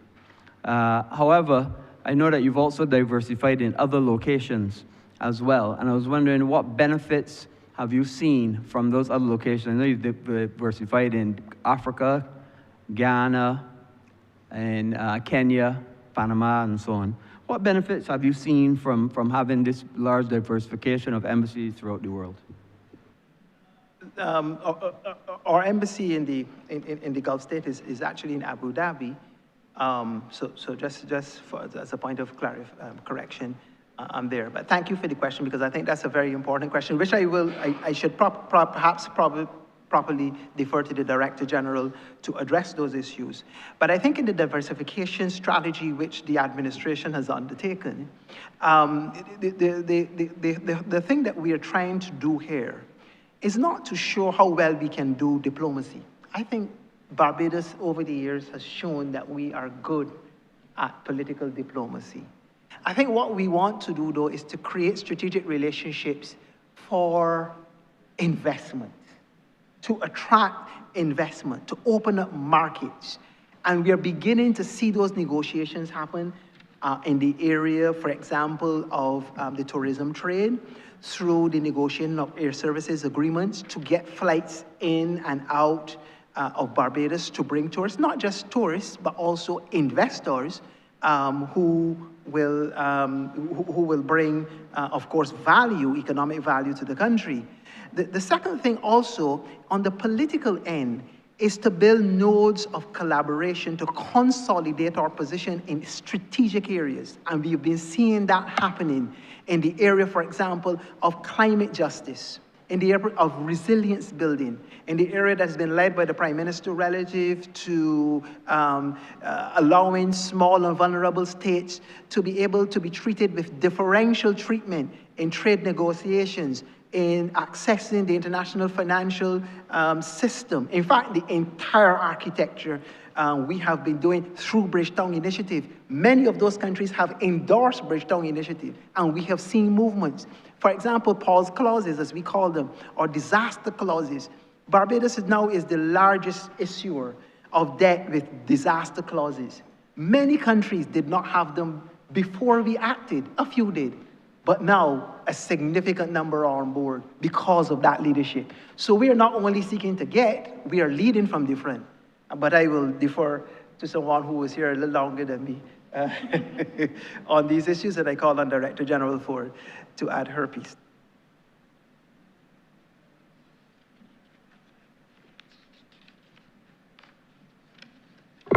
Thank you, Minister. Mr. Chairman, I am Donna Ford, and I am the Director General of the Ministry of Foreign Affairs and Foreign Trade.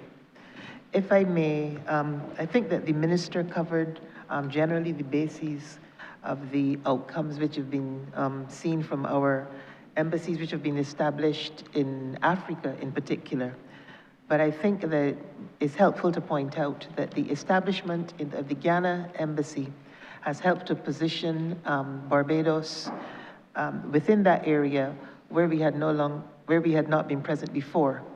Traditionally, Barbados's engagements with Africa tended to take place at the United Nations or through our mission in Havana, where most of the countries of the South tend to have embassies.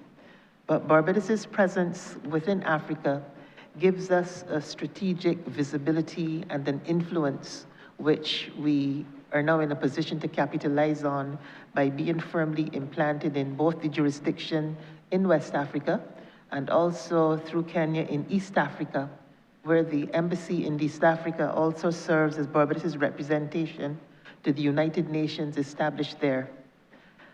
Currently, we would also have seen from the news recently the number of cultural activities which have actually taken place in Barbados, which have resulted from the type of collaborations which have taken place through our embassies and the type of engagements that we have been having there. Recently, Barbados hosted a major activity in partnership with the Ministry of Tourism, and which saw several African dignitaries come to Barbados. And we have also seen one of the direct results of that type of collaboration is the Afro-Exim Bank, through which Barbados has also been able to negotiate a number of economic agreements. So certainly the strategic visibility and the strengthening of Barbados' leadership among small island developing states with a presence in Ghana has been a tangible benefit. Thank you. Yes, and I might also add, Honourable Member, the issue of skills. As you know, Barbados does have a shortage of some particular strategic skills in nursing and so forth. And we have been able to tap into those relationships to ensure that we can, have access to those skills. Many of them, particularly in nursing, have been already in Barbados, and we continue to do so as well. And my follow-up question, and actually will be my final one as well. And I did clearly hear you say that one of the remits of your embassies is to look for trade and to develop, apart from skills, trade relationships, and so on. But I looked through your estimates, and I have not seen any suggestion that you would have an embassy in one of the most highly populated areas of our region, Dominican Republic. And I often ask why. Why have we had in Panama? Why have we had in Guyana? Why have we got in Kenya? Why have we got in Cuba? And yet still one of the most highly populated countries in very close proximity to us with opportunities for trade and investment, and we do not have an embassy in the Dominican Republic. So do you have plans to have an embassy in the Dominican Republic? And if not, why not? Director of Foreign Trade answered that one, and particularly also on the trade side. The Director for Foreign Trade, because I know from my own experience elsewhere that Barbados has been in negotiations for a partial scope agreement with Dominican Republic on the trade side, but I will let them address that particular issue.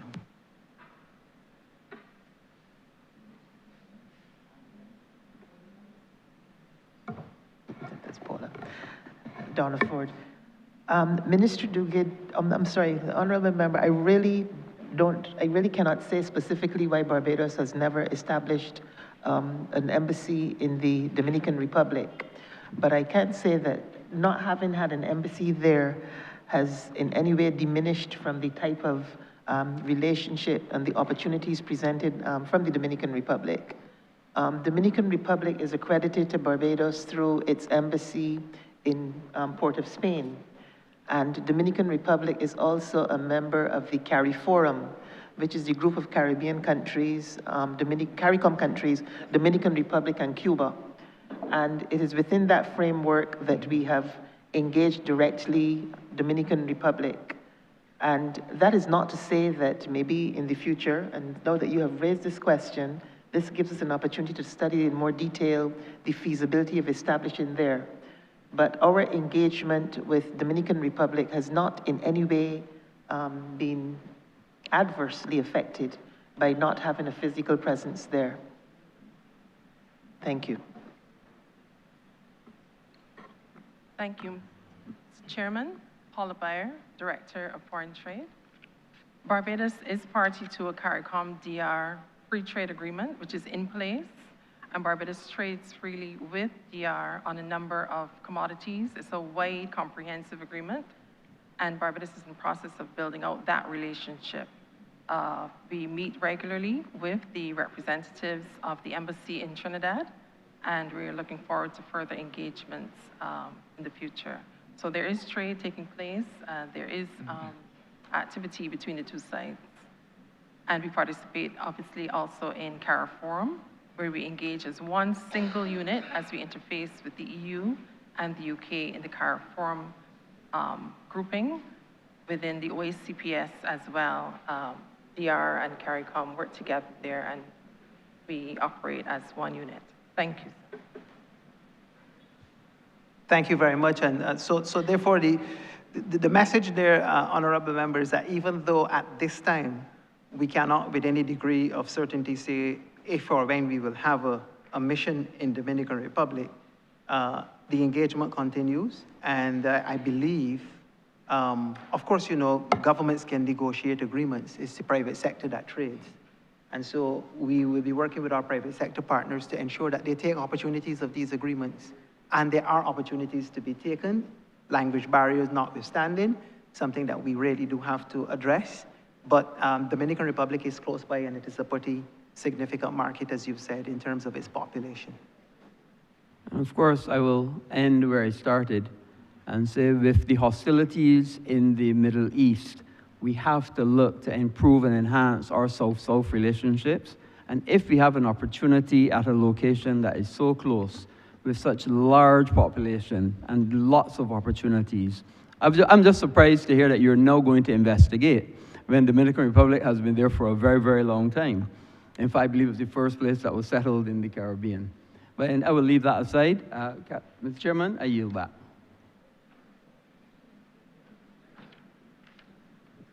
Thank you. Honourable Member for Christchurch West Central. Thank you, Chair. Let me first welcome Minister and his team to the well. I have 3 questions, and I know that, Minister, you like to use cricket analogies, and the first question could be a full toss for you, and you can hit it sweetly, truly covers. Minister, the Foreign Ministry, or the ministry that you lead, Foreign Affairs and Foreign Trade, may be foreign to a lot of Barbadians. A lot of persons really don't understand what your ministry does, the importance of having it, the importance of the ministry to the benefits in their what you call it, social spaces. They don't understand why is it that your ministry could be seen as one of the most important ministries for this country. I want you to extrapolate, if you may, elucidate, expose the importance of having a Ministry of Foreign Affairs, and to let this country know exactly what you do so that persons in their native spaces could have an appreciation for the Ministry of Foreign Affairs. Because I know that unless there's an equal gamut of what you do, and in terms of what we do domestically, that we cannot be talking about the sustainable development of livelihoods. And so this question comes from the young entrepreneur in Civil Hill, the car washer in God Hill, the businessman in Warner Stairs, Vauxhall Gardens. This question is a question that could be exposed by every single man in Barbados. So I give you the opportunity to let us know what our ministry does and the importance of having it as part of our governance framework. Thank you. Thank you very much, Honourable Member. That may seem like a simple, but it's a very loaded question, request. Let me put it this way. When I was a young student of politics with the Honourable Member for St. James Central, we were often taught that there were certain characteristics that define a sovereign country. In addition to being able to select your own administration through whatever means, ours is liberal democratic, we have elections. It's the capacity to determine your tax policy. If you surrender your capacity to determine your tax policy, then you cannot be considered to be sovereign. But latterly, not least, but latterly, is your capacity to determine your foreign policy. That is what gives you the right to stand up in the world and say that you are sovereign. And in that foreign policy, even though that particular department is not located in the Ministry of Foreign Affairs, is the capacity to defend your borders. It's to defend your borders. That is what gives you the foundational right to declare to the world that you are, in fact, sovereign. And so even though there is a degree of esotericness about foreign policy, and people see it as somewhere where people go travel and do things that they don't understand, and there's cocktails and wine and that kind of thing. And that's part of it. I will not essay to say that that doesn't happen. The reality is that foreign policy allows you to build relationships and partnerships that then translate into domestic support throughout your economy. So, for example, on the issue, take for example, we know the issue of climate change, and even that itself sometimes is esoteric for people.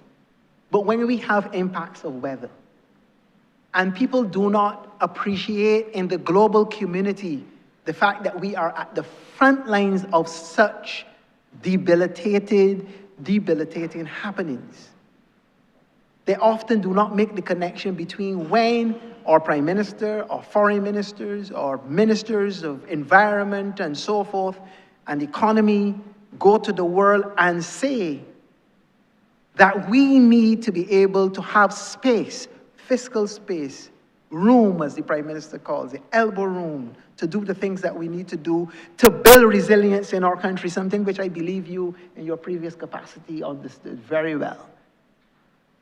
And when we do this, and we build those partnerships, and we fight those battles, and we get those gains, we are able then to translate that domestically to help the average person, the fisherman, the farmer, the unemployed youth, the business people, the entrepreneurs. Those are the things that happen. I'll give you a classic example. One of the fights in my previous dispensation that I was able to join the Honourable Prime Minister in fighting for is for Barbados to be ungraduated from the World Bank when I was at the World Bank board. That is a fight that we've been fighting for 35 years, I think, almost 30 years at least. And it happened because of a concerted, consistent effort through our foreign policy. And let me state very clearly here that the first diplomat of the country is the Honourable Prime Minister. We, me, Senior Minister of Foreign Affairs, these folks here, we are just envoys. But the first diplomat of the country is the Prime Minister. And she gives a charge. And we were able to work to that. Now, it was done, I believe, in April. I was still at the World Bank board. Would you believe that Beryl happened in May? And because we were ungraduated and put back into the regular borrowing of the IBRD, the World Bank as we call it, Barbados was able to access almost immediately a loan, low-cost concessional loan, to help our fishermen rebuild, to help our business people rebuild, to help rebuild our coast. That is a real and practical example of what foreign policy means to Barbados and to Barbadians. There are many more examples of this. So when we compose our foreign policy, when we speak to Africa, when we speak to Asia, when we do forays, for example, futuristically into India and other parts of Southeast Asia, when we do those things, we are doing them on a daily basis to ensure that we protect the national interests of Barbados. All that you honourable ministers and members of parliament do in your own right, in your ministries, in your departments, on your boards, and so forth and so on, the defense, the opportunity, the advantage that we're trying to gain is entirely to lay a groundwork so that your work can have the greatest level of impact. I can think of no better way to put it than to say, as our right excellent national hero El Barra said it in his address, it is the obverse and reverse of the same coin. What you do reinforces what we do. And therefore, the two should never be separated. People say foreign policy, esoteric, out there, big words, all of that. But it has a grounding. For us, it has a grounding. There's no separation between the two. And that is why we have worked so hard to be able to do so. And I give, of course, great credence to all the previous foreign ministers, and in particular, the Honourable Member of St. James Central, Senior Minister, then of Foreign Affairs, and of course, Senior Minister Walker previously in their capacities to push this forward along, of course, with the Honourable Prime Minister. Thank you. And later that response, I want to ask another question. How, therefore, do we shape our foreign policy, whether it's refashion it or however, so that we can have trade and economic prosperity in light of all the things you just spoke about? The geopolitics, the climate change, the pandemics, the disasters that we are having, the threats of war, the reality of war, to ensure Barbados' survival? That's the question. How? I said, how we are going to shape now, in light of all these things, our foreign policy, so that we can be able to buffer the effects of these things. Thank you very much, Minister. And I'll deflect to the director and let her wax eloquent on that. But let me make the point, and I think it was carried in the presentation which I made. We have to be very strategic in what we do. Look, we're now living in a world where we're hearing about the return of the Monroe Doctrine. For those of us who have had the opportunity to study these things and to come into contact with them, even if casually, we can understand the frightening consequences of what we would term power politics, where might is juxtaposed to be right, and where people are saying to you, not just small countries, big ones like Canada and stuff, you do what I say, or I will smack you with a tariff, or I will do this, or I will cut you off, or I will end your visas. And when we look at these things, we have to really seriously, we use the big word recalibrate. We got to go back to the drawing board and make sure that we not only continue to engage and negotiate and fight for the rights of our citizens in the global space, but we also have to seriously diversify who we deal with. We cannot, as Barbadians, we say, put all our eggs in one basket, because if that basket drops, they will all break.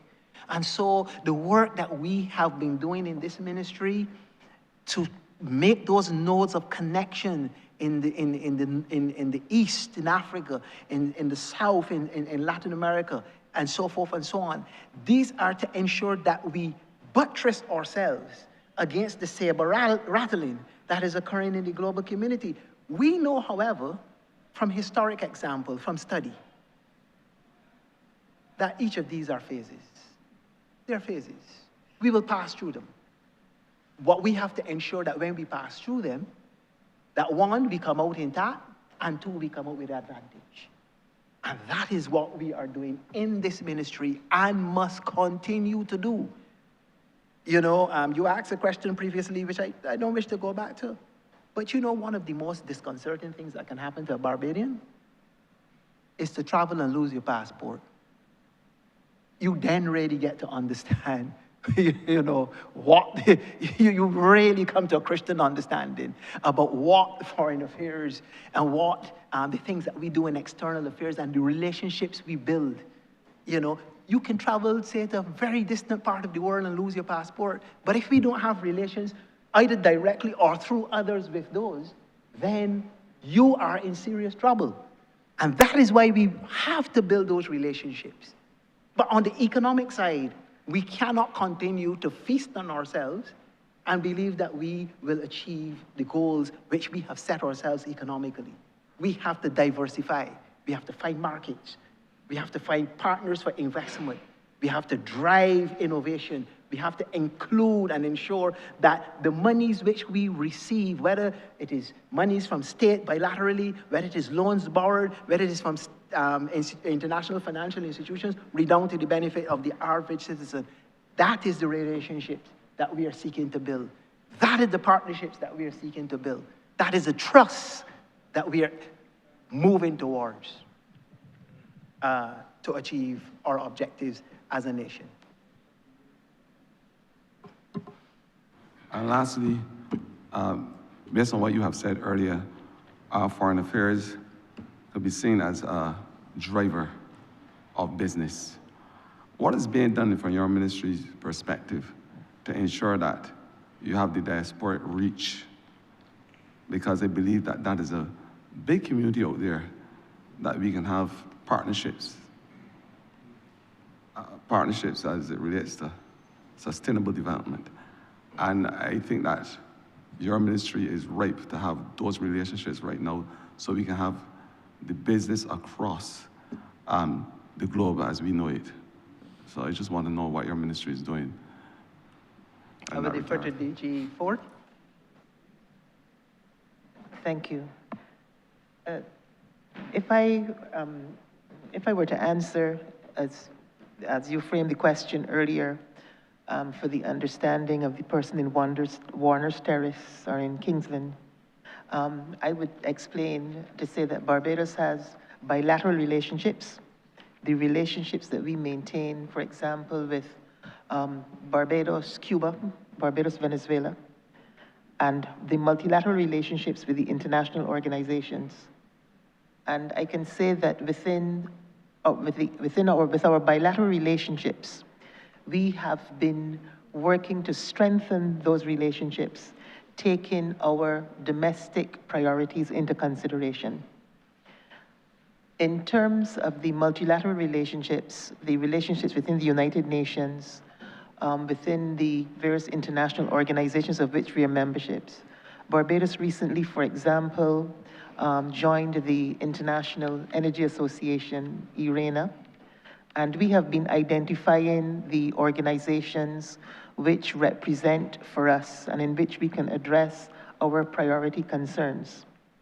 And we are hoping that with more direct and strengthened engagement in the organizations, including through membership on committees, committees which have influence, and by assuming leadership roles in these organizations, that we can work to try to secure Barbados's direct interests in a way that they can impact the persons in Warner's Terrace and in Kingsland, Christchurch.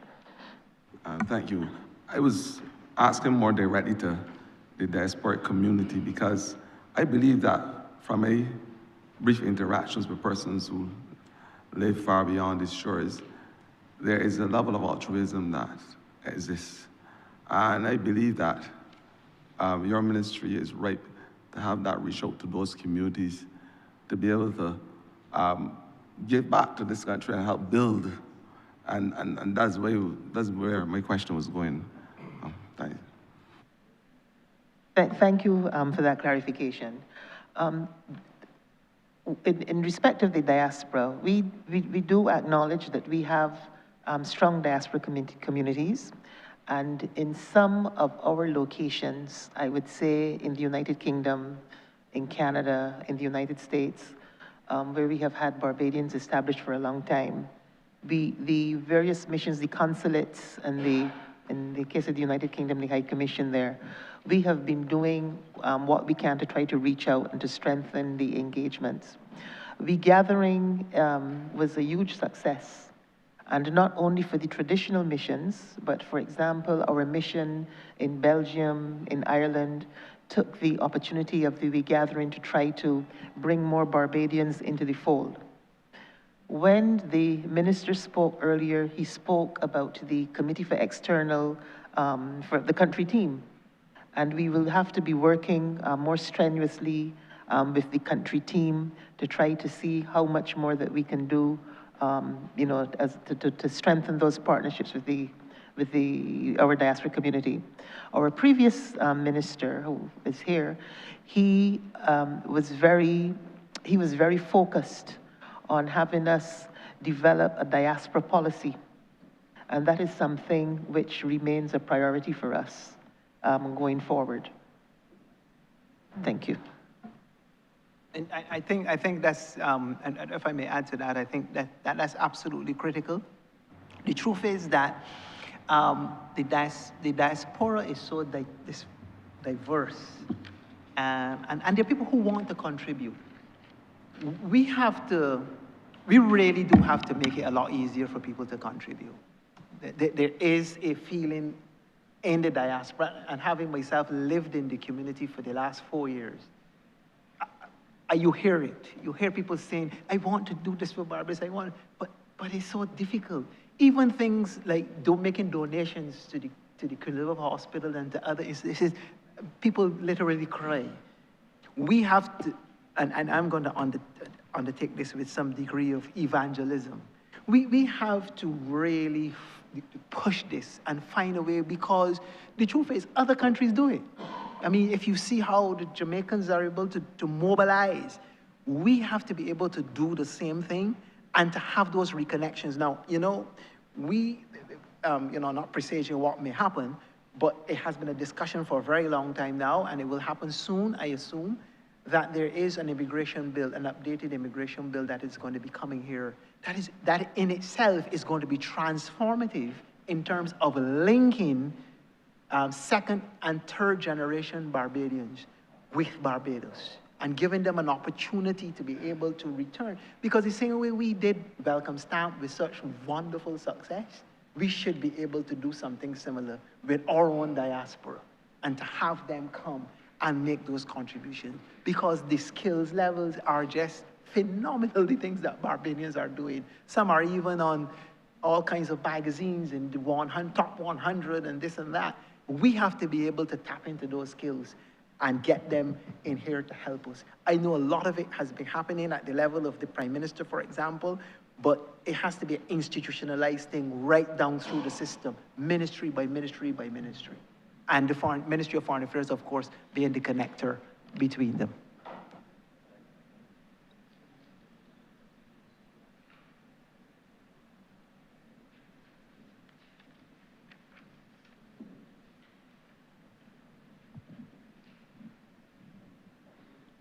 Honourable Member for St. Joseph.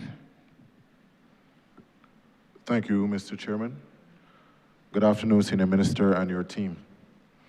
You mentioned in your preamble how Barbados has distinguished itself globally in the area of climate diplomacy. Now, through our Prime Minister, our voice has been at the forefront of discussions on loss and damage, debt reform, climate justice, and the protection of small and developing states under international law. In these estimates, however, I want to examine not only the leadership, but measurable outcomes. So under Sub-Program 97, Climate Change, Small and Developing States and Law of the Sea, the budget estimates for 2026 to 2027 have increased by some $1 million. Can the Minister explain or state what specific measurable outcomes or targets will justify this increase? I'm acutely aware that in this sphere, coordination must exist with the Ministry of Finance, and that the gains may not necessarily be diplomatic. Well, they can be diplomatic and strategic rather than financial. But I'm interested to see how these diplomatic engagements can be translated into quantifiable results, whether in the form of climate finance access, debt for climate arrangements, legal protections under the law of the sea. I want to hear some clearly defined milestones that are to be achieved in this fiscal year. That's it. Thank you very much, Honourable Member. As you may be aware, yes, Barbados has, in fact, and you've indicated that, has been leading on this issue of climate and, of course, on the attendant issues of resilience, climate finance, and those things. There is a cross-sectional, a crossing of interests in relation to that, because it's not only in the Ministry of Foreign Affairs, it comes in other areas as well, through the Ministry of Finance, through the Ministry of Economic Affairs, of course, the Ministry of Environment, where we have been leading on those issues. Our goals, and latterly, you may also know that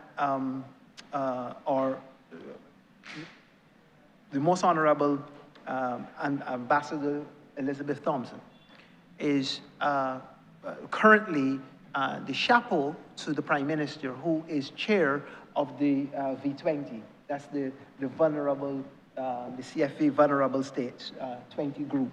And in that we have been making significant strides to bring these issues to the fore, not only globally, but also organizing among small, vulnerable states to ensure that we have a place at the table to engage with the international financial institutions first, that is in the financial architecture, but also to engage through the United Nations processes to ensure that we are at the table when these issues are being discussed. One of the challenges is that if you are not at the table, very often the food is shared and eaten when before you get there. One of our goals specifically is to ensure that we provide that leadership so that we get at the table to have this discourse with these institutions, with this architecture, to force change. Why do we need change? Because, for example, on the issue of the loss and damage fund, which Ambassador Thompson, quite incidentally, represented Barbados on up until very recently when leadership changed. In fact, Barbados is one of the founding members of the loss and damage thing. When we were there, we have fought for not only the issue of disaster clauses, which we were able to get through in the end, in many different gradations, but we were able to ensure that at least at a minimum level, not satisfactory, I grant you that one, we got recognition for it, two, we got it institutionalized, and three, we got it funded to some extent. Now, that funding did not reach to the level that we want yet, but it is now in the system. That is a real practical benefit of what we wanted to do. The other thing has been to ensure that fiscal space be given to countries when, for example, disasters strike. You know, one of the things that we were often pushed to do is to have what we call catastrophe bonds. And some Caribbean territories, I know at least one, that did a catastrophe bond. And one of the things that we were able to do through our advocacy, and that we are going to continue to do, is to say that even though that is a relatively good instrument, it was not satisfactory for if a disaster struck. Because the payout, which would have come with a catastrophe bond in its traditional sense, was much lower than if you had done what Barbados was pushing for, which is a disaster clause in your thing to ensure that both principal and interest on a far more significant amount of your national debt was paused so that you can have a thing to stabilize first and then to recover. We now have that. We are now the largest dispersants of debt with debt clauses, with pause clauses in them. That is a practical example of what we also have been able to benefit for. Why? This creates the fiscal space. We've been pushing for longer-term concessional financing, not just in terms of interest rates, because most people look at the interest rate. Yes, the yield curve and all that, those technical terms are important. And we all want to know that we can get a concessional finance of zero interest if we can. That's a grant. But we also know that the tenor is important. And we have been pushing in these institutions under this particular subhead program, as you see here, to ensure that we are able to manifestly get longer tenures. When I say tenures, what we mean, that when you go for a loan, and you say, I get it at 5%, but it's only 10 years, with a moratorium of 2 years to repay, that's nice and cute. But if you're doing major installations like infrastructure, like airports, like highways, big infrastructure projects, you want 20-year money.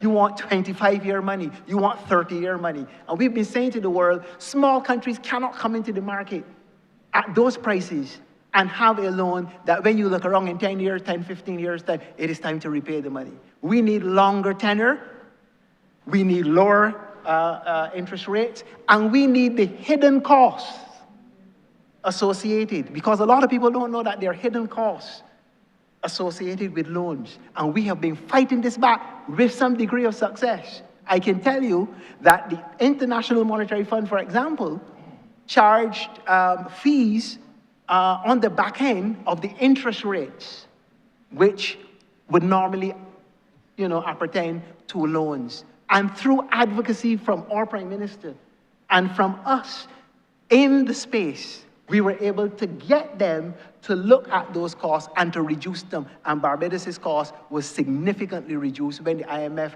took a decision after many years of fighting, and in particular, in the last 2-3 years, through the US Congress Committee on Commerce, through the World Bank Board, through the IMF Board, through the connections that we've made, we were able to get some of those hidden costs reduced for countries in the space. We were also able to get the IMF to agree to a sustainability fund, of which Barbados was one of the first countries to draw down on that fund. Now, that fund has now been dissipated, but at the time when it was done, it was seen as the right thing to do. We fought for it, it was passed, and Barbados was one of the first countries to access very concessional financing, a groundbreaking thing for the IMF, because the IMF really never used to operate in that kind of climate space. And so you can see the tangible benefits. So we want to continue this. This is just a start. We have our objectives to be able to push for additional benefits, as I said, on the longer term financing. We want to do on the fiscal space to create, but we also want to ensure that we have those institutions understand that their debt sustainability analysis, those things that they determine when they will say whether you are a sound economy or not, we want them to understand that things that they need to include or rather exclude from those things are taken on. For example, when we make debt investments in education, in health, in physical infrastructure, that you just can't take that and say, oh, the country has a big debt, and this debt is all that. Look at the benefits 10, 15 years down the road and factor those into your debt sustainability analysis so that the country comes out with a net positive rather than the traditional macroeconomic tools which give you a net negative. So those are the things which we are looking to do.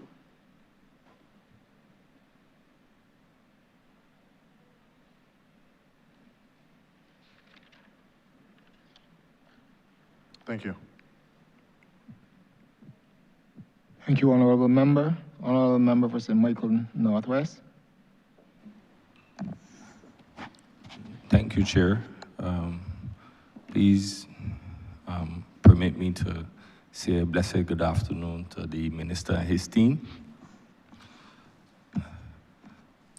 Given the growing instability across the globe, including the war between Russia and Ukraine, and rising tensions in the Middle East, does the ministry which you presently lead believe that the Caribbean community, known as CARICOM, must now be strengthened in a manner similar to the North Atlantic Treaty Organization, particularly in the areas of regional security coordination, economic resilience, food security, and energy independence? That's my first question.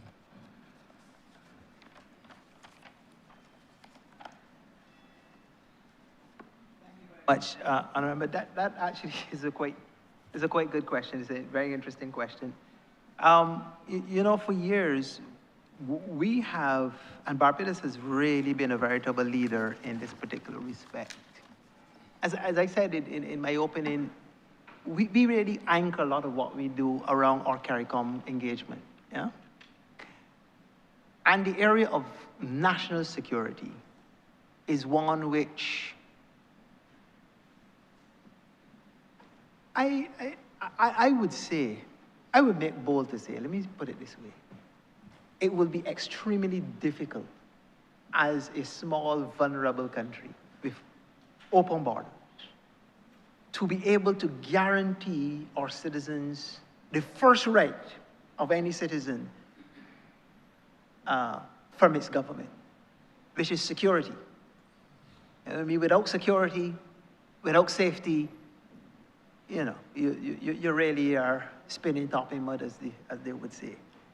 We would be unable to do so if we did not pursue collaborations for our security interests as small countries in this region to be able to combat the dangers which we see coalescing in the levels of transnational crime and criminality, the narco trafficking that we are seeing happening in the region. We know that the Caribbean sits as a veritable entry-exit point for a lot of that activity. We know the impact domestically it can have when it spills over, of course. And therefore, we have been in the forefront of ensuring that we have a regional security system, the RSS, to be able to share information, to share technology, to share intelligence, to be able to allow us to create a consolidated footprint among us. Now, we don't call it a NATO in that sense of the term, but we have our own little NATO here in the Eastern Caribbean. In fact, we have been trying to expand that so that we want other countries to come in for an extended RSS to ensure that we can work together. But even when that does not happen, to have strategic relationships with countries across the Caribbean to ensure that we can protect our borders, we can protect our waters, and we ultimately can protect our people. And that is what we have been doing, and Barbados is going to continue to lead that. We, of course, are the base for the RSS, but it goes beyond that. We then also seek beyond this as a region to build, and you know that some years ago, if my memory serves me correctly, security was added as one of the planks in the pseudo cabinet of CARICOM. So that is how serious we are taking this. We have been fighting as a region and as a country on small arms proliferation. We know what is happening here in Barbados, and it's much worse in other countries as well. We've been doing that. We've been trying to create linkages where we can exchange intelligence on what is happening with groups or gangs, as you want to call them, some of which are cross-border.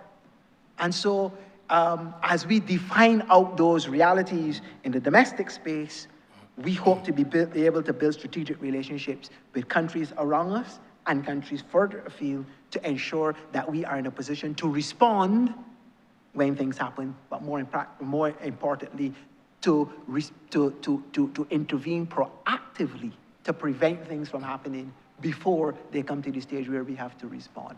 And that intelligence has been working. You know, I think the height of that example was in the previous World Cup, where we had all of those pieces of legislation and instruments. I believe Impacts is a legacy organization from that intervention, led again by Barbados.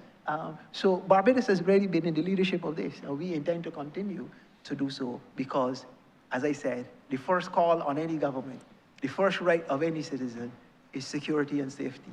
And without that, we are really not doing very much else. Okay, sir. And secondly, in an era of global instability, supply chain disruption, and raising... Honourable member, is this a follow-up question or is this a second question? It sounds that way to me. One question, 3 follow-up, and then we move on to the next person. That is the process, sir. Okay, sir, we'll come back. If it's a follow-up question, you can go ahead. If it's a new question, then we move on to the next person and you get a second bite at the cherry. It's a follow-up question in relation to the first one. So in an era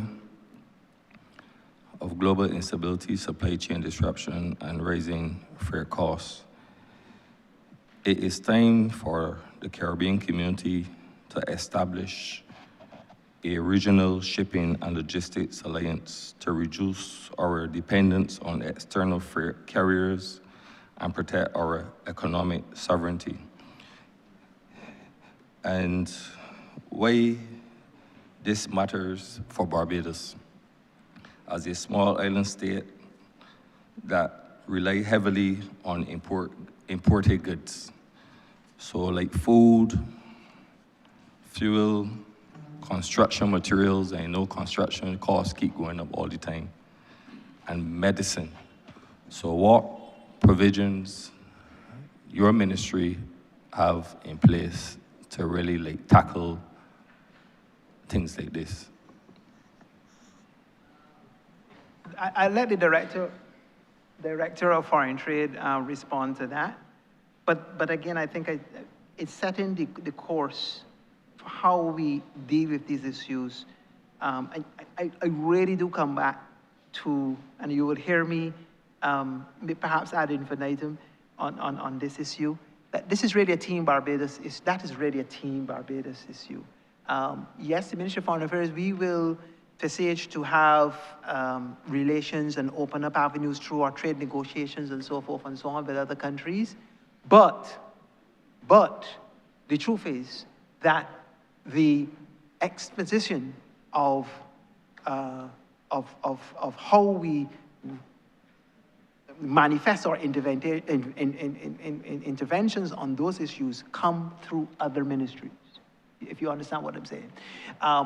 The Ministry of Commerce, the Ministry of Industry, the Ministry of Agriculture, the Ministry of Tourism. These are the ministries that really take lead.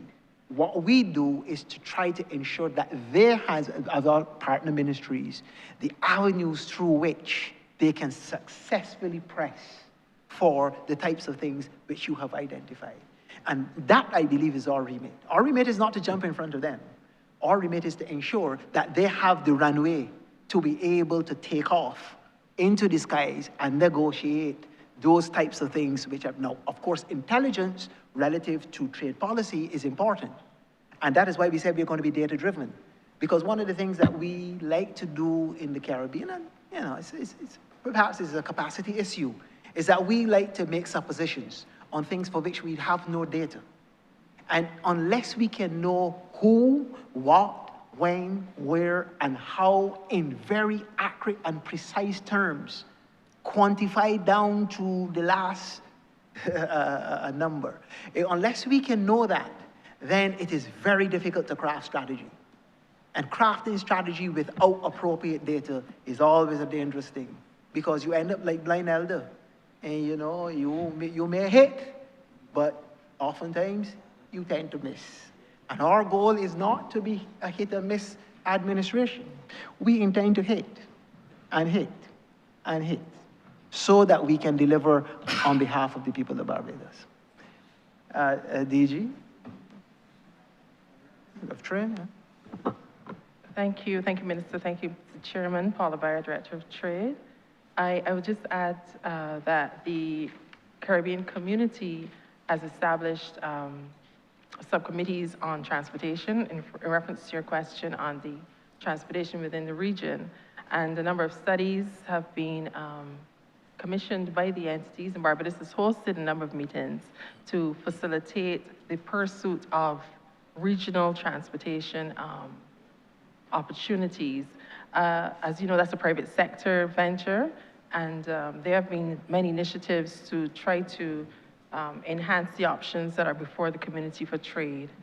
The community, under CSME, we trade with each other free of duty. So the question really is, how can we get more of each other's goods? And at the moment, using air cargo, the existing sea trade, and we're encouraging private sector participation through shipping. So that is actively under consideration. Thank you. And I think I can add to what Ms. Bayer has just said. I mean, she was very, you know, she did not perhaps want to say, but leading on from the work which Senior Minister for St. James Central would have done when he was occupying this post, is that Barbados is currently undergoing a complete trade policy review. Yes, and we are going to be addressing precisely the issues which you have raised in that trade policy review. And I say that because I want to encourage every ministry to participate fulsomely in that trade policy review. And we want the private sector, I know they have been given, some of them have begun to receive their invitations to participate in the consultations. And we are going to be bringing those consultations to the average citizens. You know, we have the Paris Speaks and those types of things, but we are going to find ways in order to connect with ordinary citizens so that they can input into that new trade policy for Barbados, because we can negotiate as governments agreements, but it is businesses and people who really trade and do business.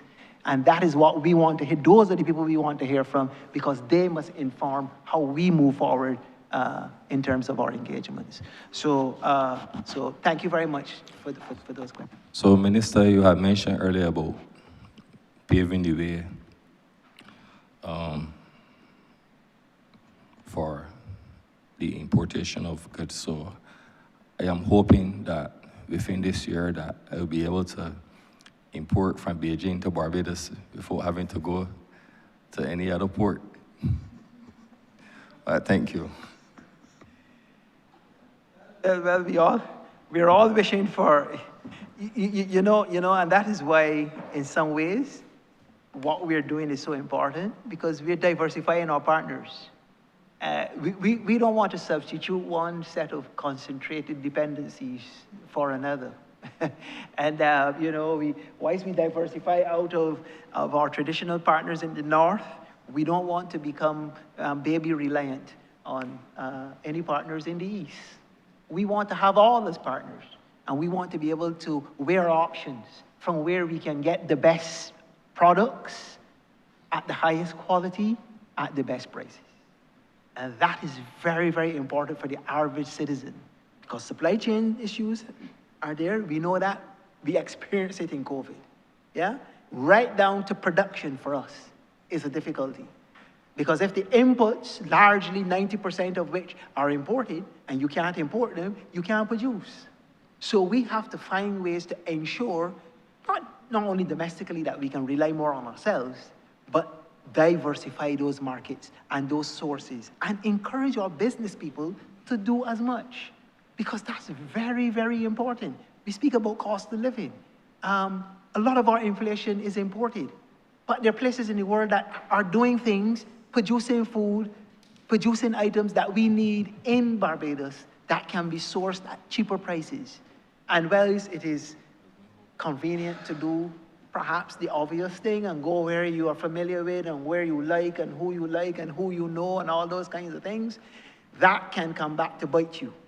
And so we don't want to find ourselves in that position. And that's why we're opening up negotiations with different countries, creating pathways, new trade lines, new air services agreements, trying to get airlift, that is why we're diversifying all of that. Because if you manage the risk through diversifying it, at least you're able to make it through when difficulties occur, but more proactively, you can take advantage of the opportunities that exist. And that is where we are at right now. Okay, sir, thank you.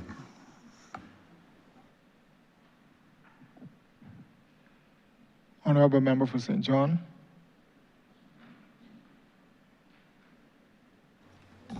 Thank you, Chair. I have one question for the Minister and his team. Some time ago, I had asked a previous PS to send some correspondence to ministries in relation to what was happening in sports. My question is, I have young athletes, teams, clubs, national teams that are traveling.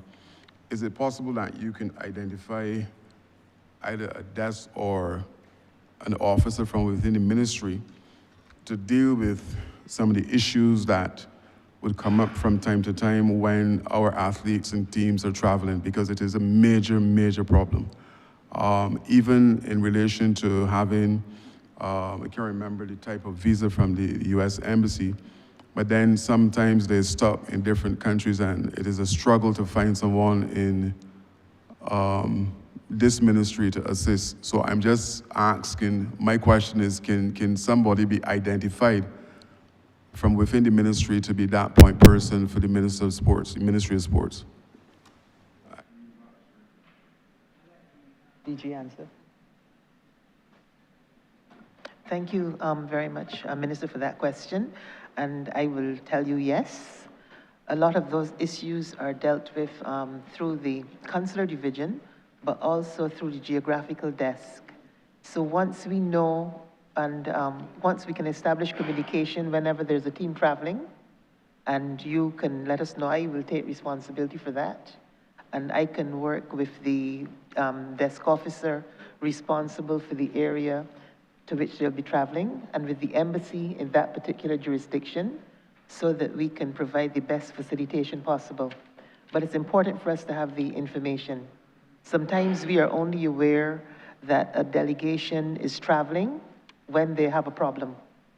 So once we know beforehand, we will do the best that we can to smooth things and to ensure that things can go as smoothly as possible. Normally, whether it's the Commonwealth Games, the Carifta Games, whatever sports event you're going to, normally they have liaison teams in place. So once you let us know, we will definitely do the best that we can, once we have the information beforehand. All right, thank you. I will have my PS send you some correspondence, but it is absolutely critical. I mean, we have indicated to all of the national federations to do exactly what you're saying, to allow foreign affairs to know when they're traveling. But, you know, for some reason or the other, they either don't do it or they forget to do it. But I will have my PS send you some information so that we can forge that tie. Thank you. Thank you. Minister, I agree with you, and I think it is a concept, but I believe given how really volatile things are right now, perhaps we shouldn't leave it to happenstance. A lot of these groups, in order to travel, receive grants from the Ministry of Sports, as they do from the Arts and Sports Fund and elsewhere.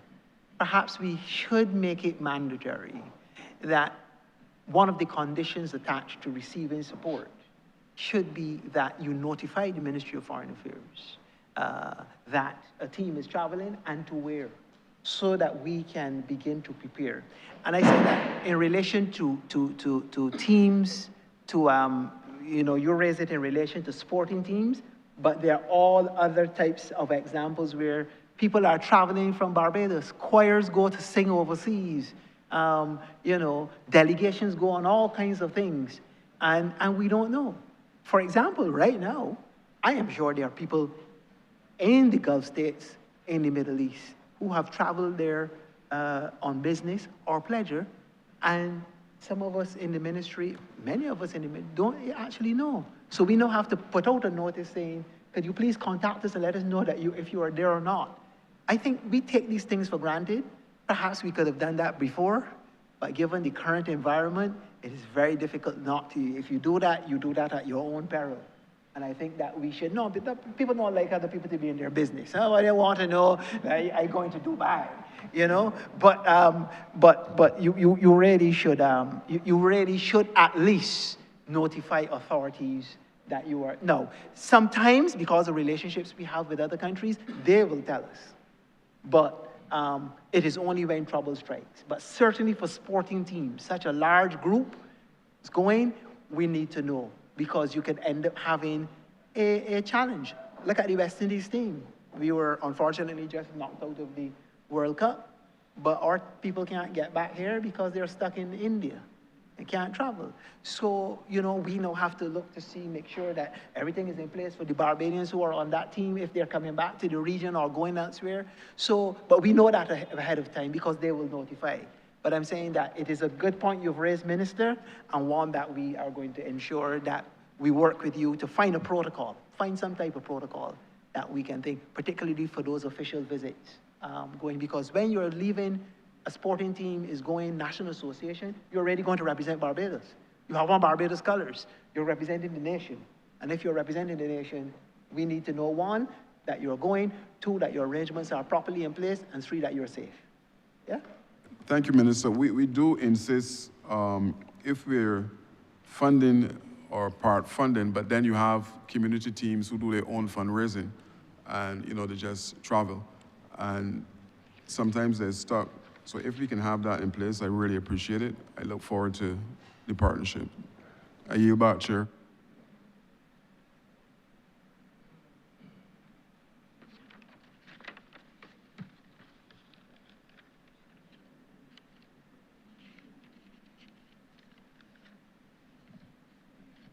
Honourable Member for St. Michael South.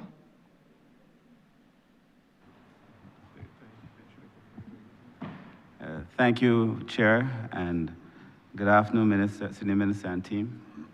and thanks for the conversation so far. I believe this is one of the most important conversations we can have, really, during the course of these estimates because of how the world is now positioned.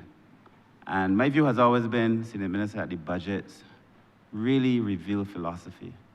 When you look at where, especially now in diplomacy, where you choose to spend more, then it tells me that the country is making a choice. And so I was reviewing these estimates and I was asking myself, what is the choice that is being made here? And I saw the two greater increases were in the diaspora unit and in climate. And so for me, what is the question that has been asked and answered in these estimates? Are we suggesting that perhaps Barbados wants to expand its influence, or Barbados is seeking to protect itself as a vulnerable state? Are we seeing ourselves as persons within a geographic space, or are we identifying as a larger global community? There are many questions that came to my mind, but I looked at the estimates and I saw these increases, and I believe that if we turn, PS or Minister, if we turn to the estimates and we look at sub-program 0095, the diaspora unit, this reflects a substantial increase in expenditure. In fact, you've gone from $121,000 or thereabout in your revised estimates 2025 to 2026 to 1.8 million in these estimates. That's an increase of $1.7 million. That is for the diaspora unit. In terms of the climate change, Citizen and Law of the Sea section, the sub-program 0097, there has been an increase of about 2-point-something million alone in the operating expenses. And so my question is, what are the specifics really that lead to these increases in both of these areas? Because one would imagine if you're spending more, particularly in diplomacy, that one expects a return on these investments. Are we suggesting a greater, deeper relationship with the diaspora? Are we expecting in our increased expenditure on climate change to find greater grants? How will these things be reported? How will these things be measured? And to what extent, considering that is so important for the ministry, as reflected in the increase in expenditure, to what extent can the country expect returns from these specific expenditures? I'll let DG Ford answer that, and then I'll come back in at the end. Yeah, thank you very much, Minister. Well, Minister, in our exchange earlier, we highlighted the importance of the diaspora and the increasing role that they will have to play to strengthen that true partnership between the diaspora as an extended part of our governance and of our foreign policy, the practice of our foreign policy.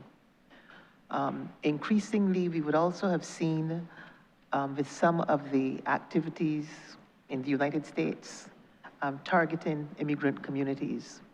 There's the anticipation that the diaspora will need increased support from the embassies and from Barbados. And we have prepared to anticipate some of that support as well.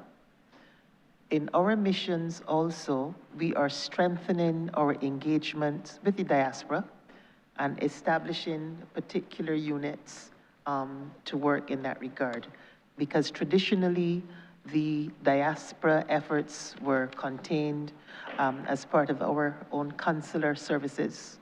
But very often the consular services remit has not been sufficient to address the kind of approach, heightened approach that we are using to engage the diaspora. So that is only a part of one of the reasons why you have seen the budget increase so significantly. In respect of the climate change, you would have noticed that I can give the example of the change in United States foreign policy, and certainly the way the United States has indicated that has cut their membership of certain international organizations. And there has been, I guess we can describe it as an edict, that there are certain areas that will not receive any type of support from the United States within international organizations. And the minister is coming directly from the IDB, but there are words which have been struck from their budgets. Words like climate change, diversity. Those are words which, those are areas which have not been receiving the type of support traditionally they have been. And Barbados and countries like Barbados are increasingly going to have to work towards strengthening our own defenses from climate change and climate justice, and strengthening and mitigating for climate justice. We spoke earlier also about the role that Barbados plays within the Climate Vulnerable Forum. Barbados is currently the chair of the Climate Vulnerable Forum for the next year. We've had 2 years, and this is the final of the 2 years. And the budget also covers some of the activities that will be taking place within that particular responsibility as we exercise our Climate Vulnerable Forum responsibilities, including the hosting of a meeting, a conference here, of a meeting on methane here, a methane abatement here in Barbados, and maybe the Minister of the PS can speak a bit more to that. But that's one of the reasons for the budget, in that as part of our Climate Vulnerable Forum responsibilities, that we will be having to take on a little more expense to execute the responsibilities which accrue to us within that particular remit. Yes, those are the points that I was going to make at the end, Minister, which I think are, critical, because this entire is no longer a debate about climate. For us, it's not a debate. We're not debating anything any longer. We want action. We are on the front lines of the impact of climate, and for us, this is not a conversation any longer. This is really concrete actions, and we want to be able to pry open doors for better quality financing, to be able to ensure that, one, we can do disaster risk management, and two, that is how we plan for events when they inevitably happen and recover from those, and two, to look at the mode and the speed of recovery that we can have. And that's why you will see that budget increase, and the work we are doing with the V20 is absolutely critical, but not just the V20. Huh? There are other modes that we are attacking through the Bridgetown Initiative in the financial institutions themselves, the IDB, the World Bank, to a less extent now the IMF, because they've been taken out of the mix by some of our friends. And we want to bring this down now to the granular level, where we can see grants first, concessional loans second.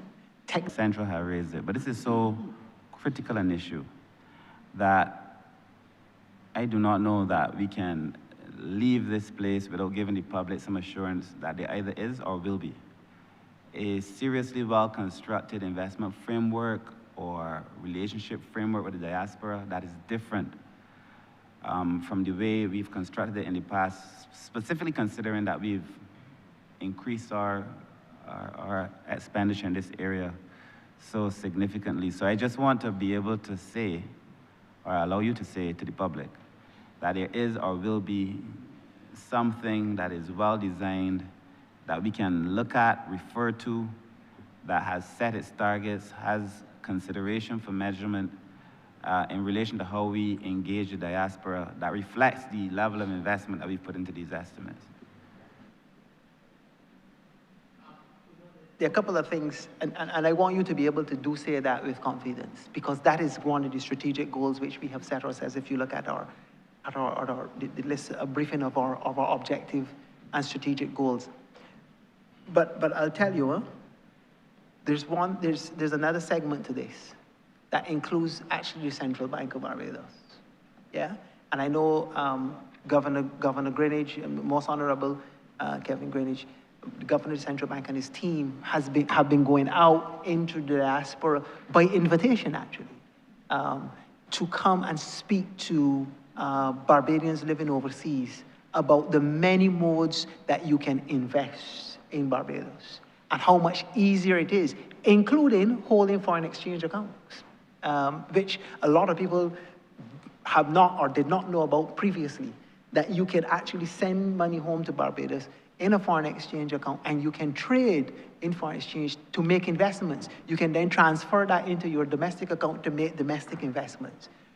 But we also need the private sector to come on board with us, because those are the people into which people want to invest. Yes, people will buy bonds, and we encourage them to buy Barbados bonds, BOS bonds, and so forth and so on. And as the domestic market opens back up in a more robust way, as we come out of COVID and so forth, we'll see some of that. But we also know that there are companies in Barbados that are doing well and that are looking to expand and that are looking for capital. And we need to be able to do that, not just through a senior stock exchange or junior stock exchange, if you ever get that, through other instruments as well. And we think that that is important. We're prepared to lead that. We're prepared to be in the process to work with other ministries to do that, but we need the private sector on board with us. And that is why we do state missions.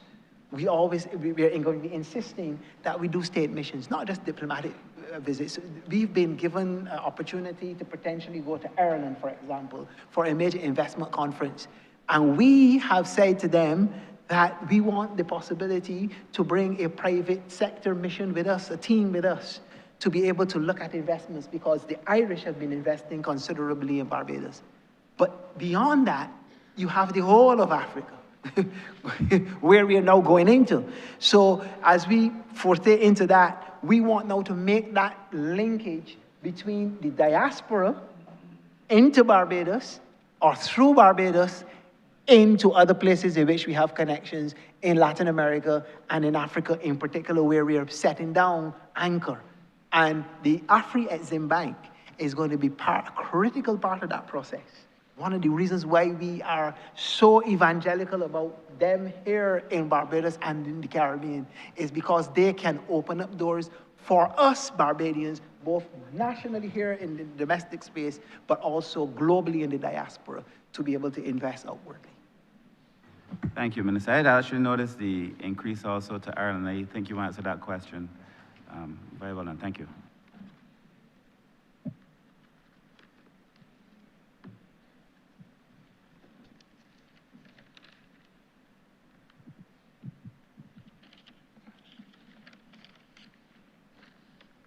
Thank you, Honourable Member for St. James North. Thank you very much, Mr. Chair.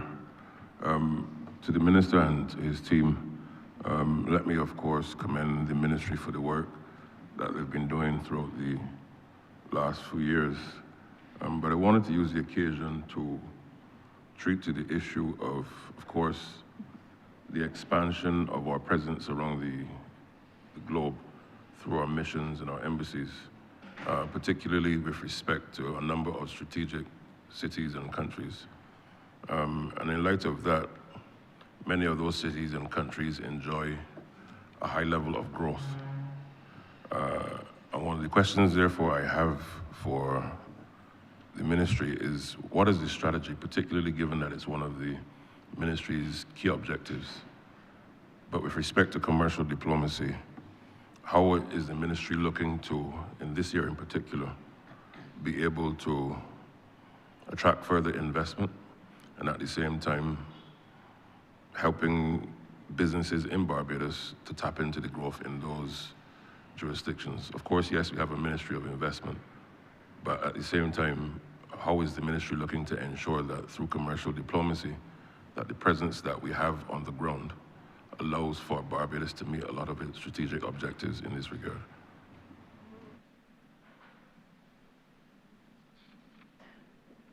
DG Ford. Thank you, Minister, for that question. And you ended off by making a key point about the presence on the ground. We have, as we pointed out earlier, we have missions in a number of newer places, having moved away from the traditional partners.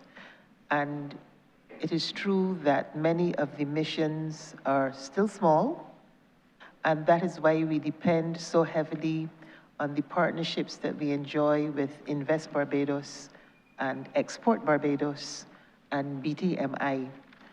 And it is within the framework of those partnerships that we will be pursuing the investment opportunities and the partnerships that we are seeking to realize the strategic objectives set within, and that has been the approach that we've taken in East Africa and in West Africa. The fact is that with persons on the ground, what our colleagues do, they identify the partnerships and they match them with the entity or the agency in Barbados that can develop the relationship and facilitate the type of investment in the niche areas identified. If we can, we understand that we have to operate with limited resources, human and materials, and there are some of our embassies which are still not fully staffed.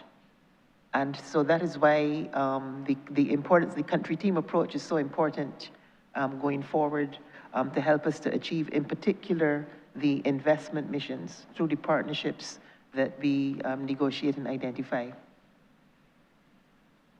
And I think on top of that, Honourable Member, Minister, look, I think one of the things that we have, as I said before, one of the things that we've been really good at is the political diplomacy. Barbados has distinguished itself as really being very sophisticated in doing this. The area of commercial diplomacy, however, I think perhaps there's a politeness that crosses over, and so we have not been as aggressive as a country in going after opportunities for investment. My hope is that we change that we really try to build very strategic relationships on concrete things that can be of benefit to the country. I'll give you one example. One area, for example, is in the area of alternative energy. As you know, for many years, we've been having some challenges with the regulatory issues in relation to the production of alternative energy and storage and dispatching into the grid instability. We've now gotten past that stage. And I believe Senior Minister who's responsible will tell you that there's going to be a level of aggressiveness for people to participate in that exercise.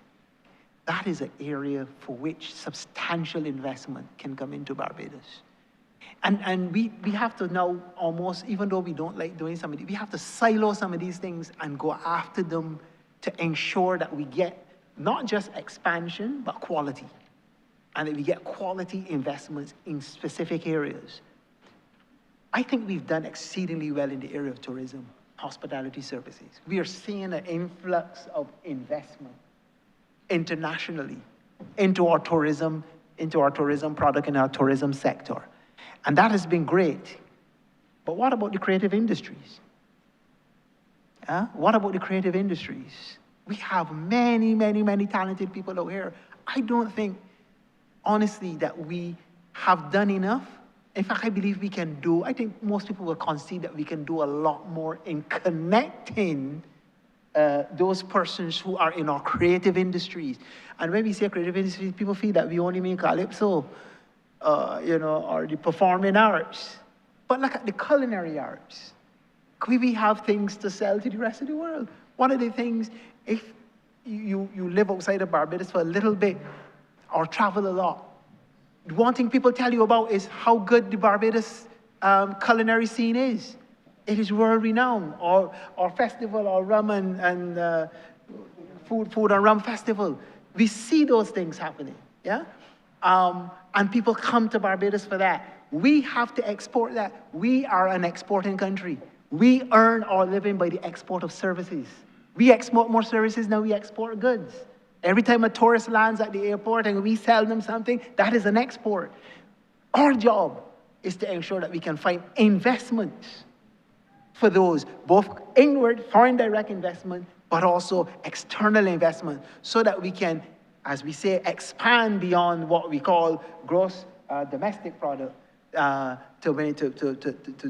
grow gross national investment, the GNI. That is where I think, Minister, we have to go, and I agree with you.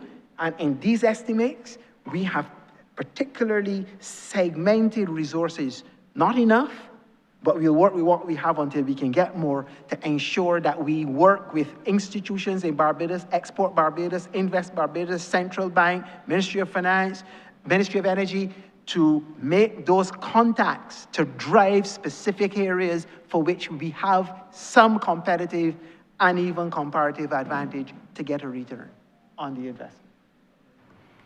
Yep, thank you very much, Minister, for that. And I want to commend you and the ministry for that strategic direction. And just as a follow-up then, on the commercial diplomacy front, as you rightly said, there needs to be a level of aggression in that regard. And perhaps, and I'm sure perhaps it's already happening, but for the purposes of the public, just walk us through what are some of the trainings so as to ensure that the diplomatic corps, which goes out on behalf of the country in different jurisdictions around the world, is able to spot the opportunity or opportunities to bring home, as it were, the opportunity for the country. Because of course, if you're trained in traditional diplomacy, but not necessarily having that eye for not just business, but as you rightly said, the creative sector, energy, and many other areas of national importance to Barbados through the lens of commercial diplomacy, oftentimes we may or may not land the plane, as it were. So just walk us through perhaps the training element to be able to spot. In other words, the retooling of the Foreign Service to be able to meet those challenges and opportunities. DG4. Thank you very much, Minister. Minister, you have highlighted, and clearly you've studied it, one of the areas which we have also identified internally as a weakness and an area that needs to be developed even more. Traditionally, Barbados, we could have relied on at that time, there existed the BIDC and Invest Barbados. It was BIDC and I don't remember the other, sorry, the name slips me right now. But Minister, you've identified one of the areas where we have perceived that we do need to have more training. And that is why, as part of our retooling, we have identified that those are areas where our human resources need to have more heightened skills.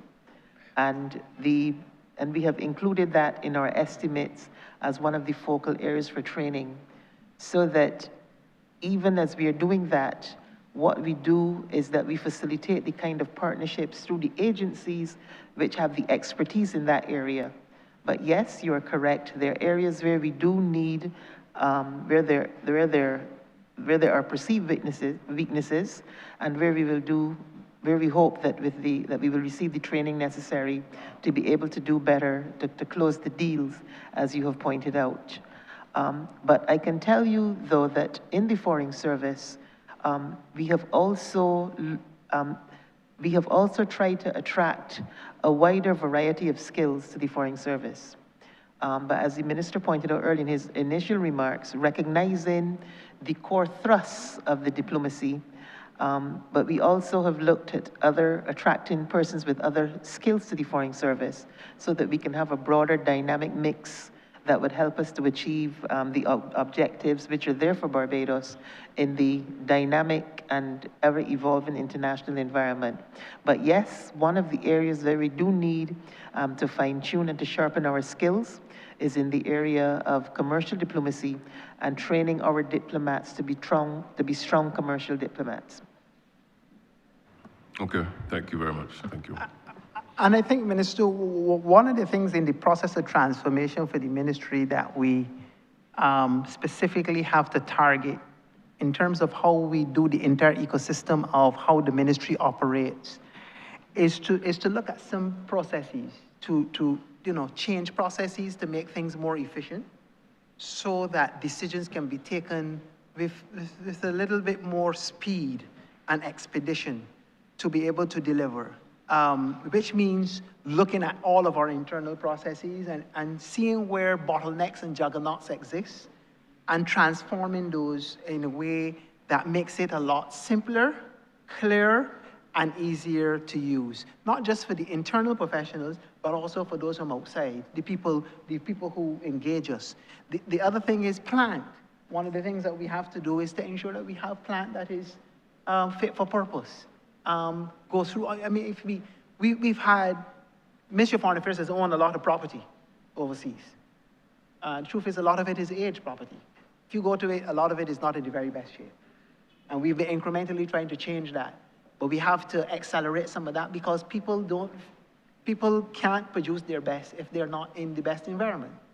And we need to be able to address those issues and ensure that we have plant not only that is safe environmentally and you know, conducive to high levels of production, but also has the modern tools for which people can be able to engage the rest of the world. Because other partners are doing that.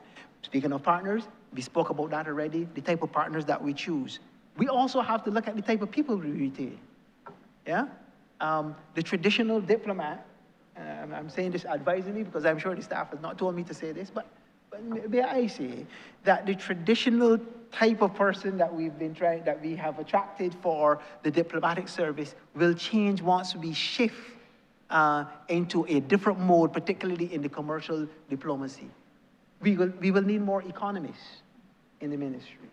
We will need more technical management specialists in the ministry. You know, before you used to say, come to foreign affairs, you do political science, you have a master's, and maybe if you have a language, Spanish or French, you go to the top of the list. Now, we as ministers operate in the area of policy, but that policy has to, we don't get in personnel matters. But that has to change. The policy about who we hire has to change because the world is changing. So we have to have people who can adapt, people who can go into the space and immediately be able to engage at all levels. We really do need to have some of that. So the overall policy then has to change. And that's why I said the toolkit and the playbook. Sorry for these little simple terms, but we have to say this for the average citizen. The playbook, the thing that we use as the strategy to ensure that we are able to make impact, and the tools we are using have to change. Because the world is changing right in front of us. We're not going to read it in a book by some anthropologist or political scientist in 10 years' time. The thing is happening before our eyes, on our phones, on our cable TVs, or whatever they watch now, the internet TV and all that kind of thing. It is happening. People tell us in Barbados about things, people in New York and London and elsewhere tell us about things that happen in Barbados. Somebody gets, unfortunately, damaged somewhere, and somebody from overseas send you and tell you, did you hear there was an accident in Colorado Road? Right outside number 1 Colorado Road, which is the Ministry of Foreign Affairs, by the way. And you were there saying, really? And you are in the building. You didn't even know the thing happened outside. So this is the reality that we're living in. And therefore we have now to match that by working not in siloed ways or with inappropriate human resources. Not that you put people down, but we have to find the appropriate skill sets. So if you're driving business and investment, you can't have a person who does not have an understanding or training in how to attract, how to go after investment, how to understand how markets function and so forth and so on, and you put that person there, you know, you are doing a disservice to the person. Because you're expecting them to deliver something that they have absolutely no understanding about. And then you complain that it is not being done. We can't do that to people. We can't do that to ourselves. We have to begin now to change things to match where we are at. And I'm saying our Prime Minister, for example, has opened up doors for us. There are linkages and contacts that we have now that we did not have 10 years ago. And I can't presage to say that that is going to exist forever. So now that we have an opportunity to do things and to take advantage of those things that have been opening up for us, we have to strike right now. Not next week, not next year, not in 2 years. It has to happen now. And therefore, if we have to come back to the Honorable House, to the Prime Minister, the Ministry, to say, look, we've done this and we've seen how things have moved, we need to shift this or shift that, then that's what we have to do.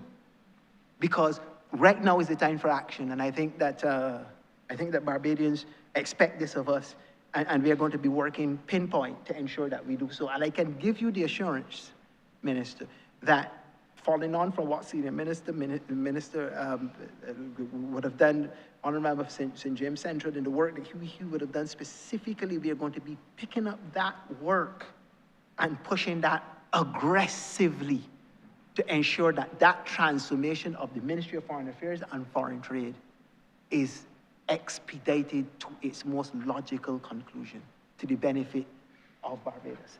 That is what has to happen. So trust me, the next year, God willing, we are all here, we're going to have a different conversation. We really are going to have a different conversation because we have to drive those things. They're embryonic, yes, they're setting out their green shoots now. It's been a long, arduous task, but we can't drop the ball. And I give you the assurance as Minister that we are not going to drop the ball because we've worked too hard to do these things. We met very recently with an expert advisor for us in the UK, is it? I won't call the name because I don't have permission to call the name. But, I mean, if you hear the kinds of things, he's an advisor to the Prime Minister's office, but if you hear the things that he is proposing ought to be done in a space that we already know, the kind of avenues that we can open up, the kind of connections that we can make, I say we have absolutely no excuse. We really do have no excuse. We really have to get it done or else we fail. And failure is really not an option. Thank you, thank you.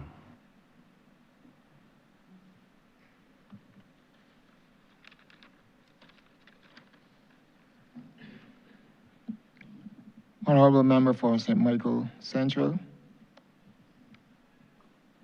Thank you, Chair.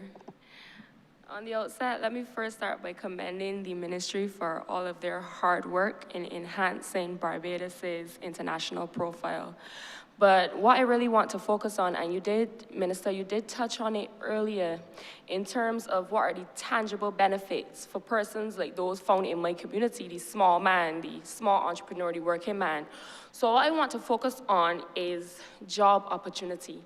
I read about the project, the Early Health City project, so perhaps if you could use this opportunity to tell Barbadians and the people in St. Michael Central what that project will be about, how many jobs, for example, will be created, what percentage will be given to Barbadians, and if there is a procurement protection established to ensure that local contractors would benefit. DG4? Thank you very much for that question. Thank you. The Early Health City Initiative, that is an initiative which has emerged through our ambassador to the UAE and some partners that she has identified as part of the efforts to strengthen Barbados's own, I would call it health diplomacy. And this is a transformational pharmaceutical project which is being executed in partnership with Export Barbados, and to try to capitalize on the, should I use the term brain trust, by the capacity of Barbadians to work in this area, because Barbados does not have large manufacturing spaces. So we have identified smaller niche projects where we can work with experts to help to, to develop our own, to help to develop, the kind of refined processes in which we could participate. I don't have the technical details because I must confess to you, it's not my area of expertise. But certainly from what I understand of the project, there will be significant spin-off to Barbados and to Barbadians, which could see opportunities for persons in your community, especially for the younger graduates and persons who are interested in STEM, and also, even if not at the graduate level, persons who certainly persons who have like computer skills, that type of thing. So what I can promise to do for you, honorable member, I can try to see if I can get the details of the project that we can share with you, and maybe I can organize a conversation or presentation with the group for you and for any other the honorable members who might be interested, so that you can have more details on the project. Because certainly it is something which is one of the newer transformative projects which we are looking for. As the previous speaker, the representative for St. James Central, identified that commercial diplomacy is one of the angles which we really have to dig deeper in. And this is one of the types of projects that we're trying to develop in that area. And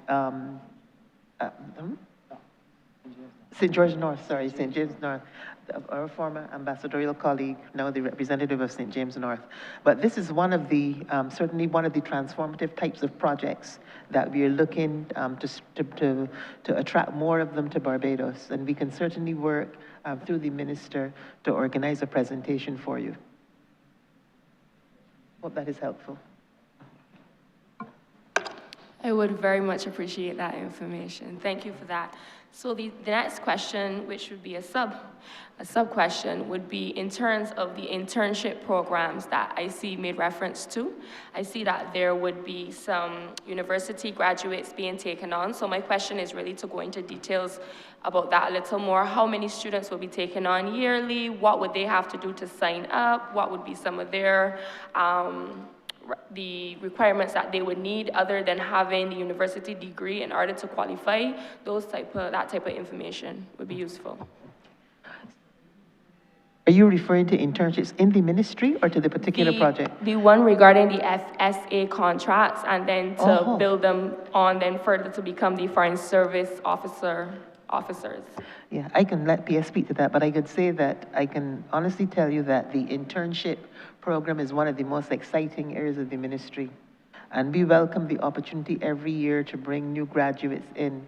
I can actually tell you that we have officers here on the team who actually were interns in the ministry. I can't see.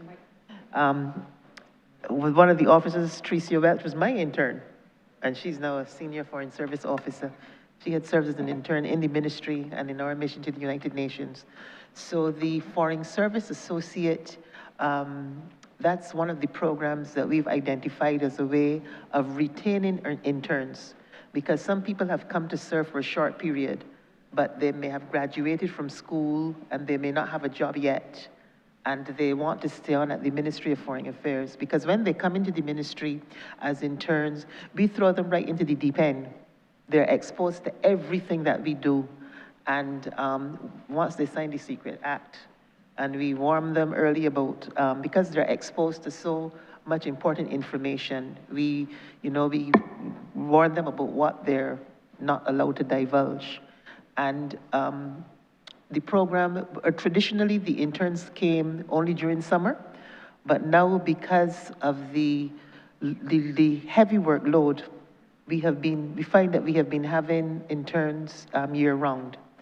The qualifications, it has been easier to have interns who are at the university level, certainly for the type of work we do, because interns who are not at that level might require more supervision, and the ministry is like a treadmill. There's always work to be done, and we are moving quickly to get things done.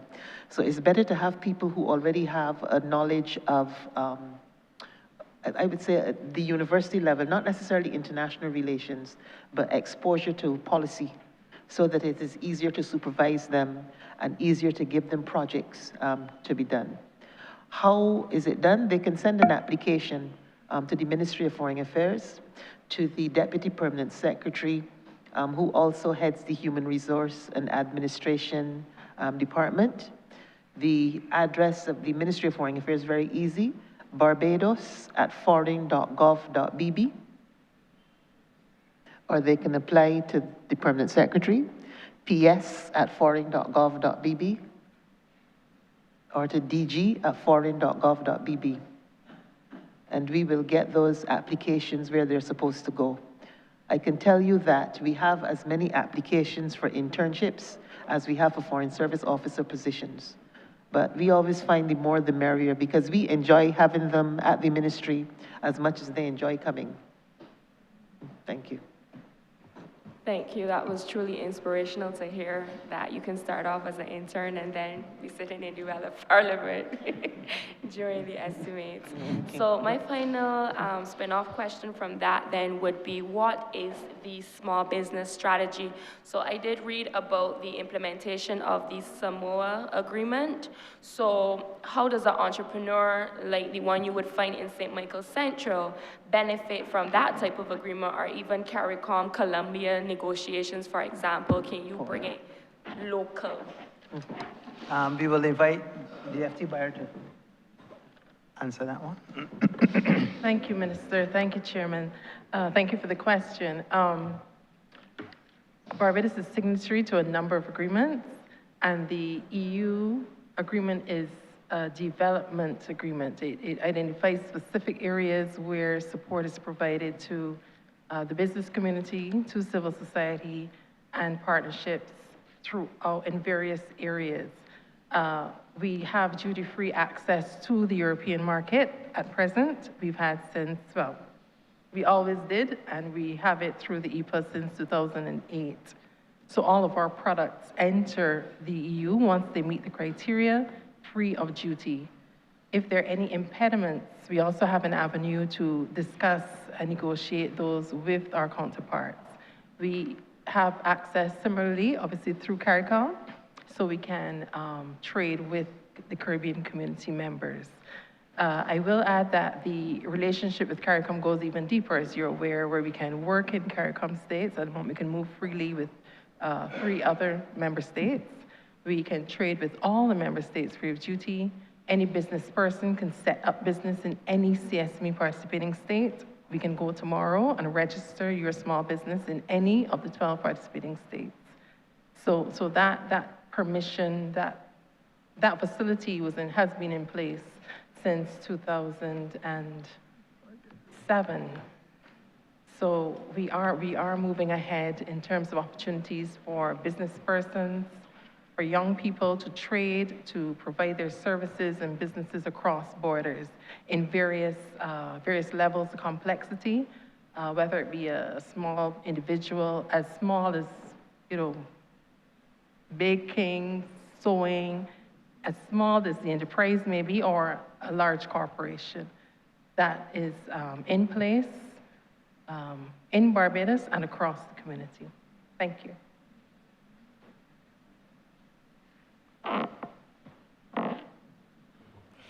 Thank you. So my final question then would be, in terms of the free movement agreement that we just had in October of 2025. Honourable member, is this another question? You would have had your 3 questions, follow-up questions. Thank you. Mr. Chairman, if I may, just on the first question that you asked, because I was searching for it, on the early health city Barbados issue with the UAE, we do have a presentation which we can share. I think DG made that point. It is quite condensed, and we will make assured to make it available to all members of the House. Yeah, because we feel that even though you asked the question, there are some really serious possibilities in there along the lines that you've asked for. So we are going to make that available to all members of the House and arrange for a follow-up presentation after you've had a chance to digest the information. So thanks very much for that. Thank you. Honourable member for St. Peter. Thank you very much, Mr. Chair. The question, and I'm not sure if I should call it spin-off. I'm hearing different terms used, and I'm still not clear even since yesterday. But I'm talking about resource allocation within the Ministry of Foreign Affairs and Foreign Trade. I was not given any message, but I'm asking a question about the mission in Geneva only because I happen to be fairly familiar with the mission, and it has to do with what appears to me to be a significant volume of work, but with a declining staff complement. And I'm just wondering, I'm seeing what appears to me to be an increase, a small increase in the allocation. I think this is subprogram 690069. But I'm wondering what is happening to be able to allow the mission and the officers there to be able to carry out their functions. I ask the question because, again, of what I see, but also because of what I see, we have taken the decision in my ministry, Ministry of Labor, to carry the labor load with some assistance, but recognizing their challenges and recognizing what Minister you said is the one Barbados approach, so that this is not labor versus foreign affairs. But I just wondered what were the plans for augmenting or strengthening the capacity of a mission that carries a significant load. As you well know, Minister, thank you very much for your question. And you are, I know with much interest that you did say you weren't given a message to bring. But even if you were, even if you were, it would be a true message. It would be a good message to bring. Yes, in terms of personnel, some of our missions are indeed understaffed, and we remonstrate.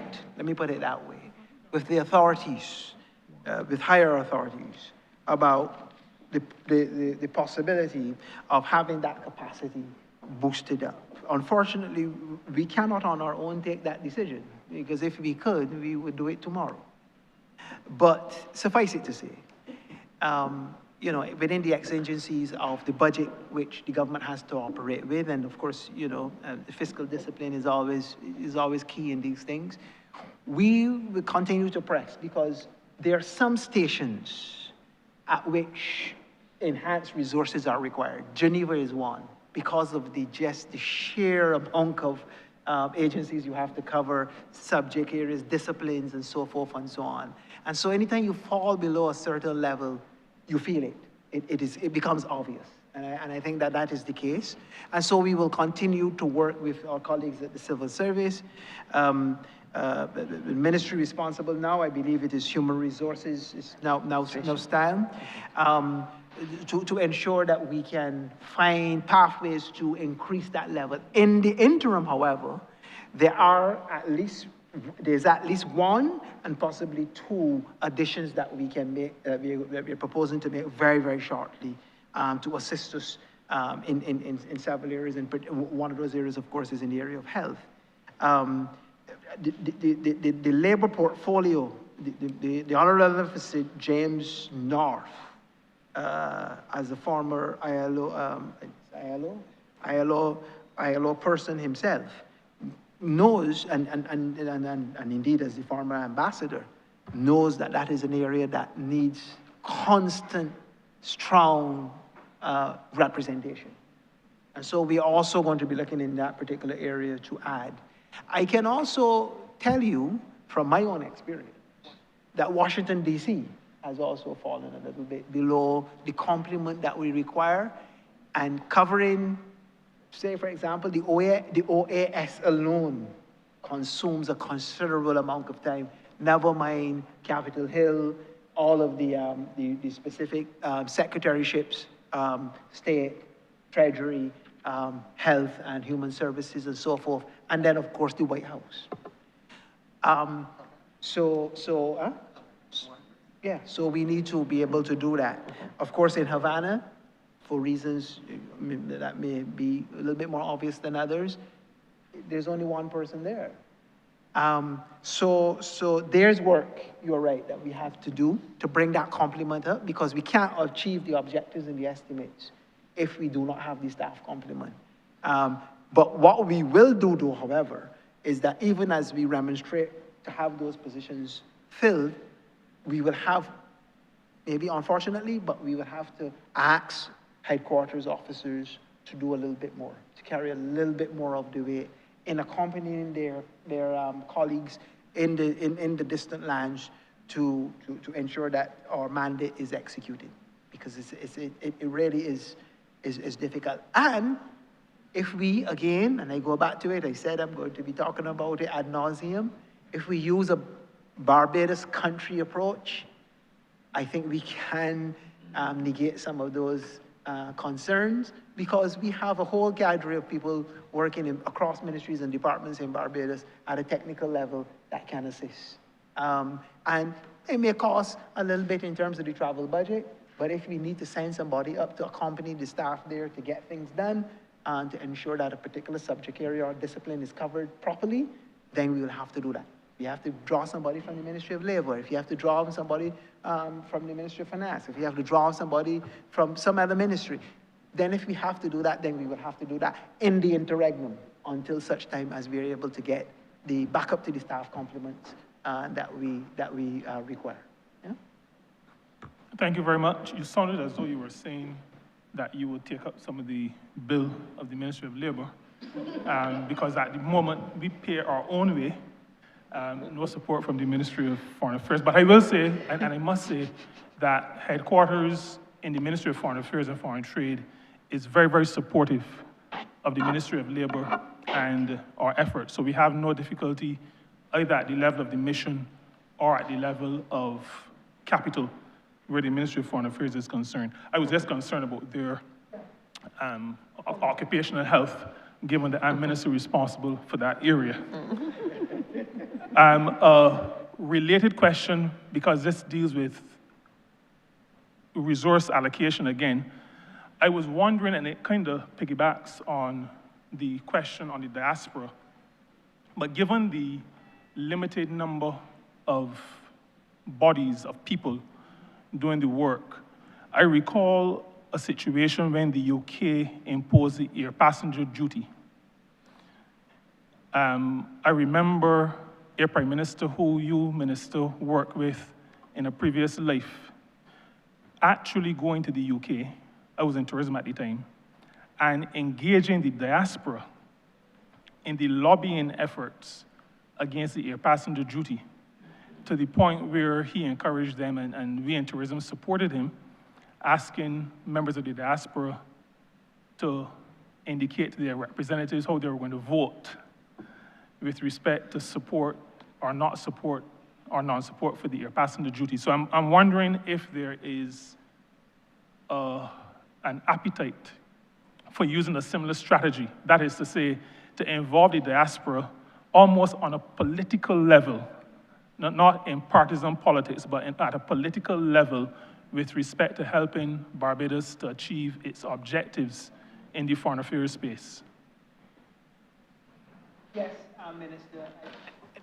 I can answer that, but the PS is so keen on replying that I'm going to give her the opportunity to do so right now. Thank you very much, Minister. Good evening, everyone. My name is Joyanne Skinner, and I am the Acting Permanent Secretary of the Ministry of Foreign Affairs and Foreign Trade. To the Honourable Member, indeed, this is actually true. Our diaspora is very keen to represent Barbados' interest in very much the same way that those of us who are trained to do so do. And because they are not necessarily always au fait with the specific issues of interest or concern to Barbados, it is important that we inform them and keep them informed. I think communication is key in how we do so. And if we keep them engaged on the matters that are of interest to us, they are able to represent those interests to their political representatives and also to others that have an interest in Barbados. We often say that the diaspora is really Barbadians abroad as well as friends of Barbados, people who have an interest in Barbados. So it is key to what we do and how we engage our diaspora, but it isn't the only way in which the diaspora is critical.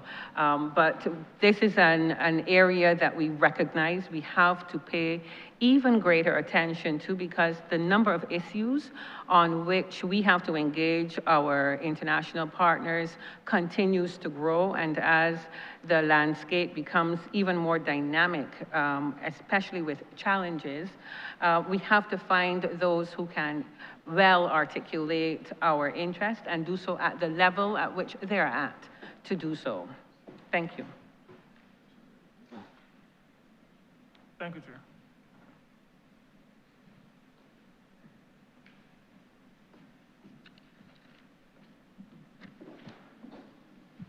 Honourable Member for St. George South.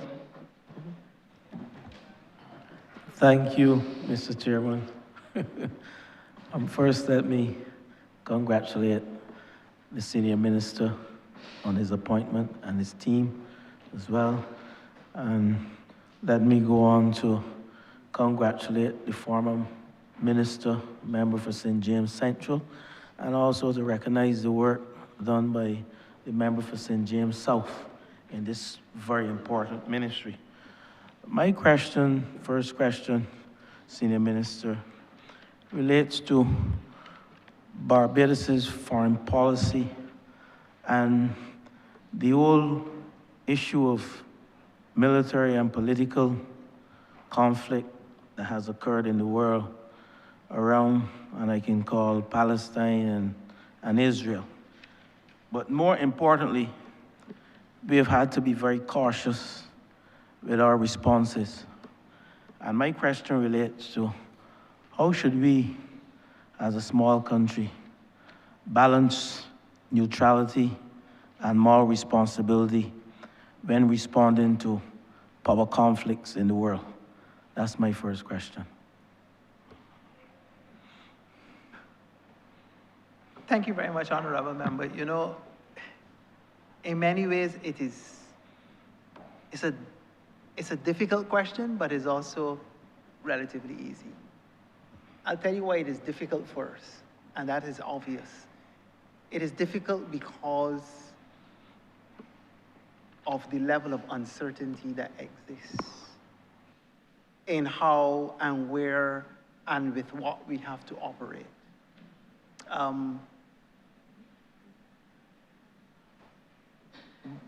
When traditional partners diverge from, and I'm using my language as diplomatically as I can, when traditional partners, yes, diverge from what we would consider to be customary norms of engagement, for whatever reason, maybe certainly in their view, for legitimate reasons, it's part of national interest, national policy, whatever the case may be. And they are large enough to cause seismic shifts in the way countries relate to each other and to them. Then, you know, you have to, as a small, vulnerable country, you have to sit up and take stock. You can't pretend that these things don't exist. Yeah? We don't set the course for other countries. Other countries, foreign policy and national policy is the sovereign right of every country. All we can do as a member of the collection of nations in the world is to ensure that our core principles, this is where it gets a little easier for us, that you set core, fundamental, and philosophical principles by which you stand as a country. You know, there's a usual cliche saying, if you stand for nothing, you'll fall for anything. We have to ensure that the world knows what Barbados stands for. And, you know, people have gotten maybe tired of hearing the friends of all, satellites of none mantra. In fact, I heard somebody say in the calling programs today that it is the biggest set of nonsense they've ever heard. Now, if ever there was a reason to recommend you not to listen to calling programs, that might be one of them. But I go on to say that the reason why we have these things as first principles is because we want to engage the world as a maturing democracy understands that every country in the world, big, small, or in between, has a place. And that the way we engage with other countries is based on what our philosophical view of the world is. That all countries should be able to participate in the patrimony of the world. That we ought to draw on the resources shared as they are between all countries of the world. That even as there is geographic and economic and even political asymmetry among countries, that is, that we are not all the same, we don't have the same resources, we don't have the same powers, and so forth and so on. Even as there is asymmetry among countries, there is an equalizing factor that exists among states. That is our sovereign right to determine who we are, what we are, and how we will be. And that is the grand norm. That is the lawyers will tell you about the grand norm. That is the grand of what our foreign policy is based on. That we are not here to pick fights, even though we may become entangled in them as collateral damage. Because you know, they say, it's an old saying that when the elephants fight, the only people who suffer is the grass.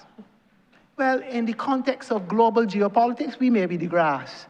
But at the same time, we know that good savanna grass, even when it is crushed, it still rises. And so we have to position ourselves, not to take up fire rage, as we were saying in Barbados, for A or B. That's not what we are about.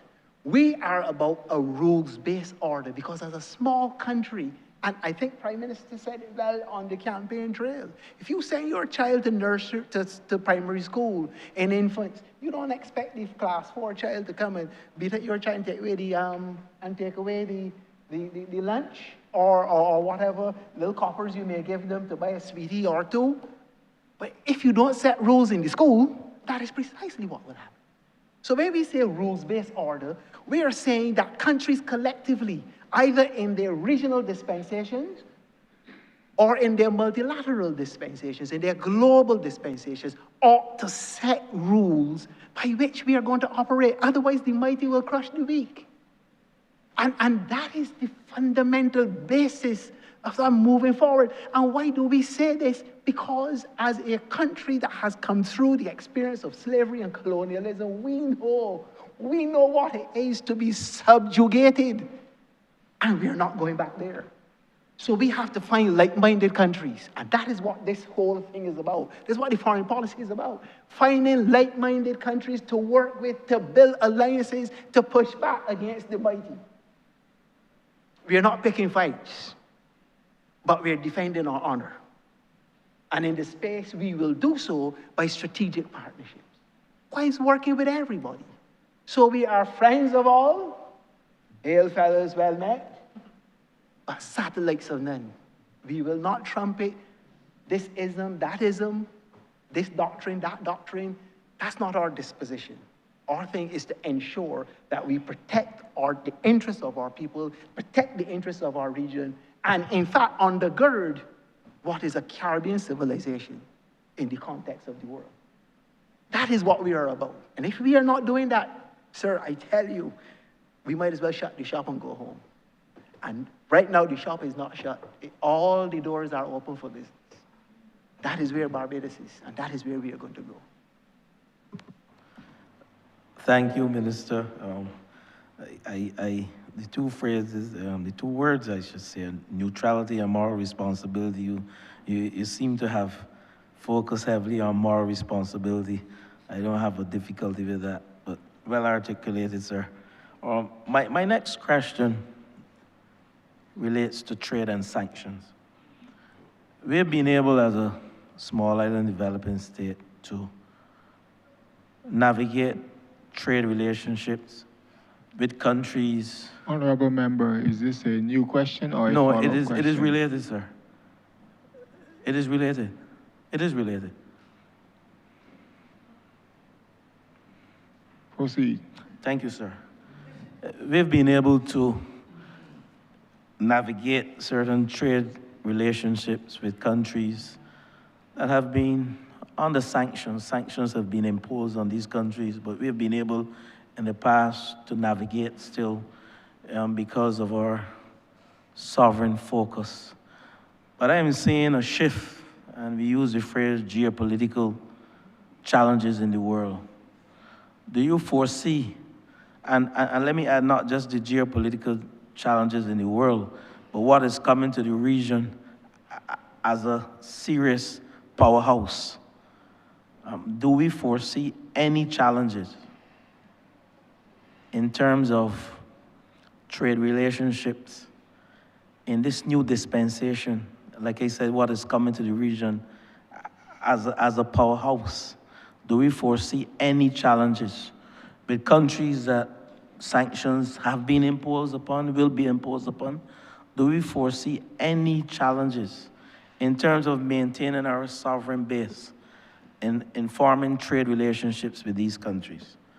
And I can hit the nail, just call one Cuba. You know, let's talk, Senior Minister. I kind of know that, I kind of sense that that's the direction that you were going in. Look,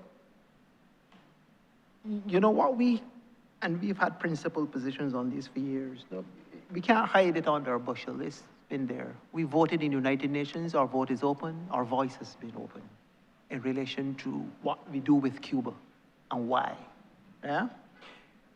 And that vote to ask the United Nations family to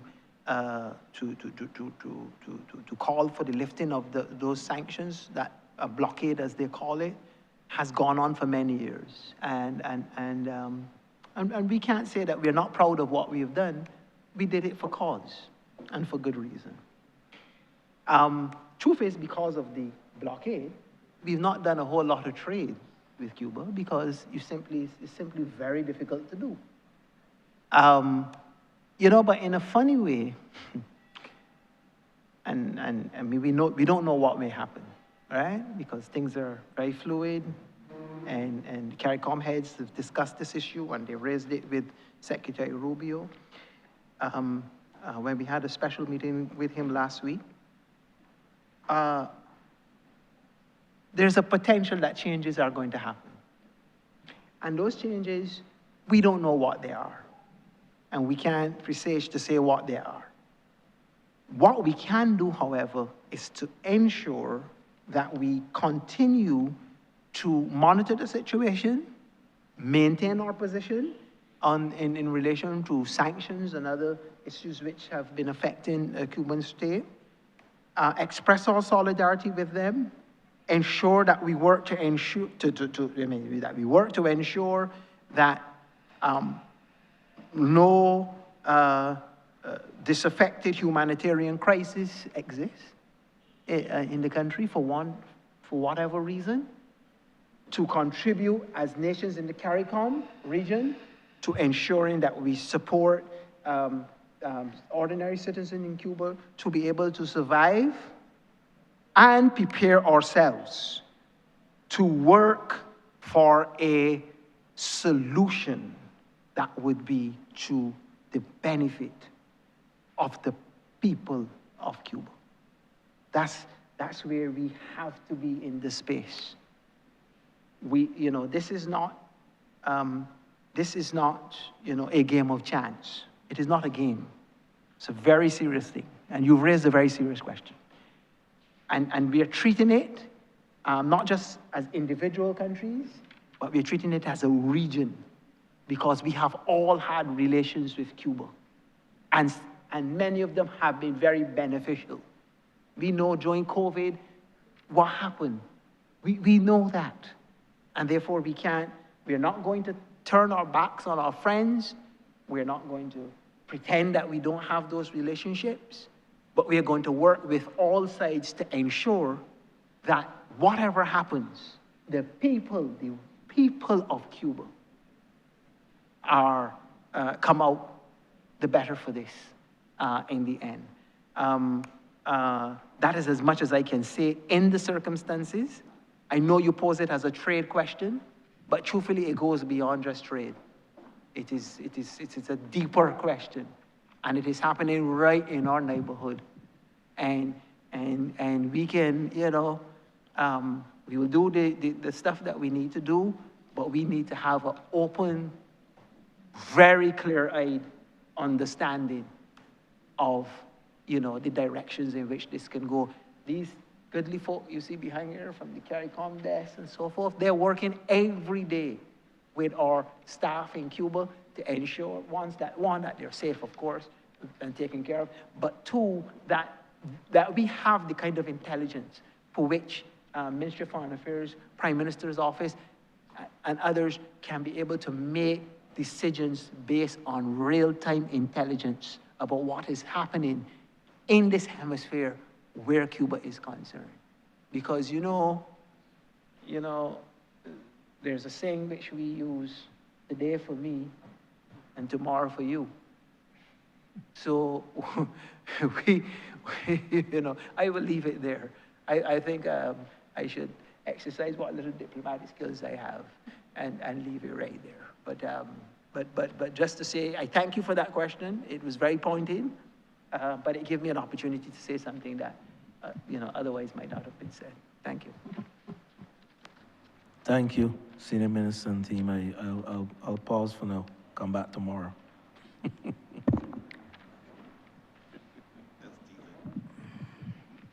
Honourable Leader of Government Business. Mr. Chairman, I beg to move that you do now report progress to His Honor the Speaker and beg leave to sit again. Beg to second that. The question is that I do now report progress to His Honor the Speaker and beg for leave to sit again. All honourable members in favor, say aye. Honourable members against, say no. Methinks the ayes have it.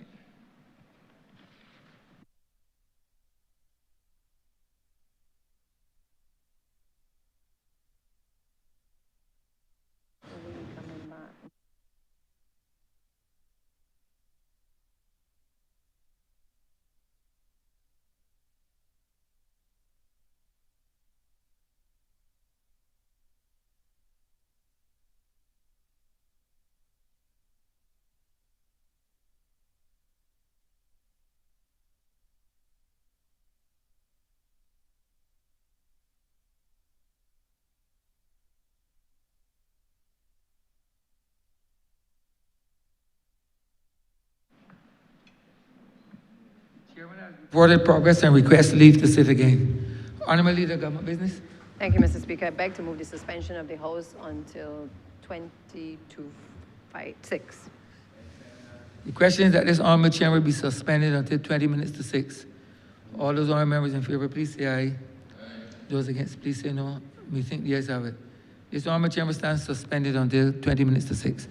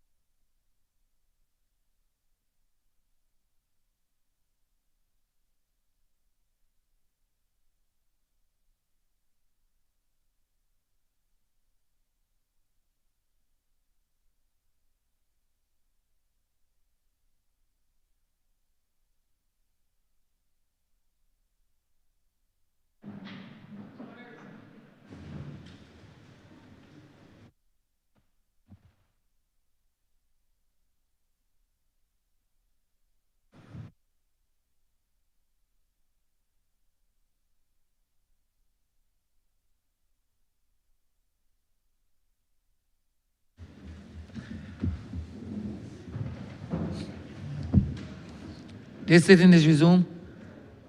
We revert to Standing Finance Committee.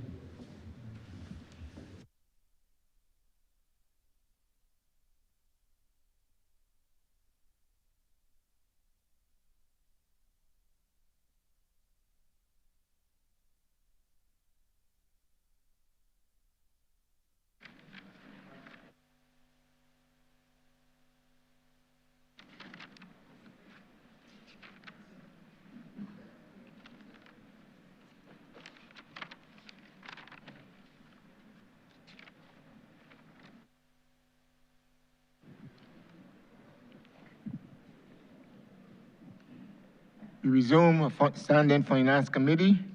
Honourable Member for St. James South. Thank you very much, Chair. I just want to express my appreciation to the ministry. It has done a lot of work, but I don't think that Barbadians really truly understand how the ministry impacts their everyday life. And there are two benefits that I would have wanted to hear some discourse on. One, I think may take too long, and I would want to recommend that you put together some kind of package for television and to be able to share, and that is what is happening with CARICOM. We hear bits and pieces as we make little steps, but people lose sight of the overall picture of how much we have done and how far we have come and what is the true value and benefit of CARICOM to us, including how many of our enterprises depend on the trade with the OECS and our service providers and so on. So I don't expect at this late hour for you to do an in-depth presentation on it, but I would like to strongly recommend that something is put together and shared with the country, because they need to know what are the benefits and why all of us need to work to make CARICOM work. A shorter question on the benefits that you would have time to answer would be the issue of scholarships. Small as it may be, it is so transformative in the lives of Barbadians, because through your ministry, a significant number of scholarships are attracted to this country and made available to ordinary Barbadians who could not ordinarily afford to be able to go to those universities and get the type of training that is offered. So I would like to offer the opportunity to share on that, some of the scholarships that we have been able to attract, and if there's further work that you want to do to promote them more in relation to the population so that more people are aware of them. Thank you. So I will give the officials an opportunity to speak to. First of all, let me say that the request that you made, Honourable Minister, is very important, and I think that was something that was a point that was made earlier by one of the other honourable members in relation to the amount of work that the ministry does, how it relates to ordinary Barbadians, particularly in our relationships, and especially in CARICOM, in the OECS in particular. In fact, I'm an old school foreign policy person, and I must tell you, I have a soft spot for the OECS in relation to how important they are positionally, geographically, and on integration-wise for Barbados. It's a major market for us. We have so many things in common, and I know there have been forays into deeper integration between Barbados and the OECS. It's never really happened in the way in which some people would have envisioned it, but I don't think it is something that we can leave off the table. And, former Prime Minister Owen Arthur was fond of saying we have to make the regional integration movement a lived experience. And Barbadians live it every day. They go into the OECS. OECS people come here. We work. We are also doing deepening links, for example, with Guyana. President Ali, one of our informal conversations with Prime Minister Motley when we were as we were saying, Barbados alignment a little bit, was making the point that, that Barbadians have such a historical connection to Guyana. Many families have exchanged spaces both here and there. And that at present, other Caribbean territories are penetrating Guyana. And that Barbados, that has an open door, is not doing it as much as we ought to. So you see that there are opportunities there for us. I will let Officer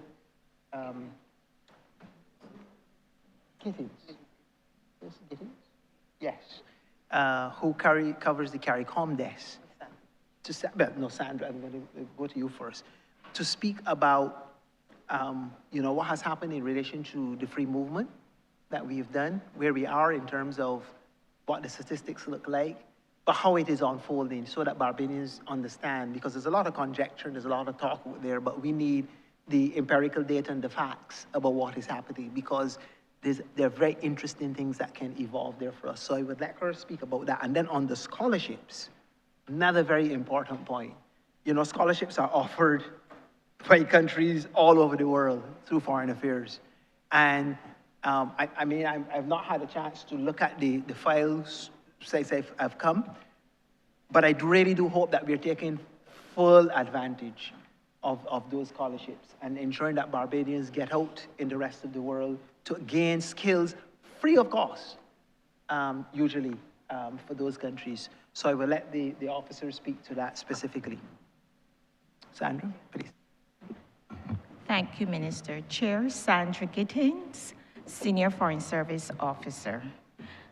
With respect to the full free movement regime, on the 1st of October last year, 2025, Barbados, Belize, Dominica, and St. Vincent and the Grenadines enter into the enhanced cooperation arrangement regime, which means that the citizens of those 4 countries can move freely and work and reside in each other's country. The host country will provide primary education to primary and secondary education, as well as health, especially when it comes to the case of emergency health. I can tell you that in reviewing the figures, and we work very closely with the Ministry of Labor, who tracks the movement, and with the Immigration Department. And the influx that we heard people speaking about has not happened. The last figures we were told about were 319 persons, and of that 319 persons, 241 were nationals of St. Vincent and the Grenadines that lived here for some years, and they are using that regime to regularize their status. With respect to our sister country, Dominica, only 40 persons have so far into Barbados, and with respect to Belize, the figure was 0, and that is at the time of us preparing for the recent heads of government meeting. With respect to Barbadians traveling to those countries, only 5 persons have sought to take up status in Dominica, and those were 5 persons that already reside in Barbados, Dominica. But I made the joke to my colleagues that that figure has climbed to 8, because when our ambassador to CARICOM, Ambassador David Commichon, recently presented his credential, we were given indefinite status when we arrived in Dominica. So I can move tomorrow and decide to live and work freely in Dominica. So when we speak about persons in Vauxhall and persons in Coverley and your other constituencies, the opportunity is there for you to move to 3 other member states, Belize, Dominica, and St. Vincent and the Grenadines and operate like a national of those countries, where you receive all the benefits and entitlement as a person living in that country, born in that country would. So the free movement regime is working and is doing what it is supposed to. The CARICOM single market, the regional integration project is realizing the dream that our founding fathers spoke about, and that was one of the things.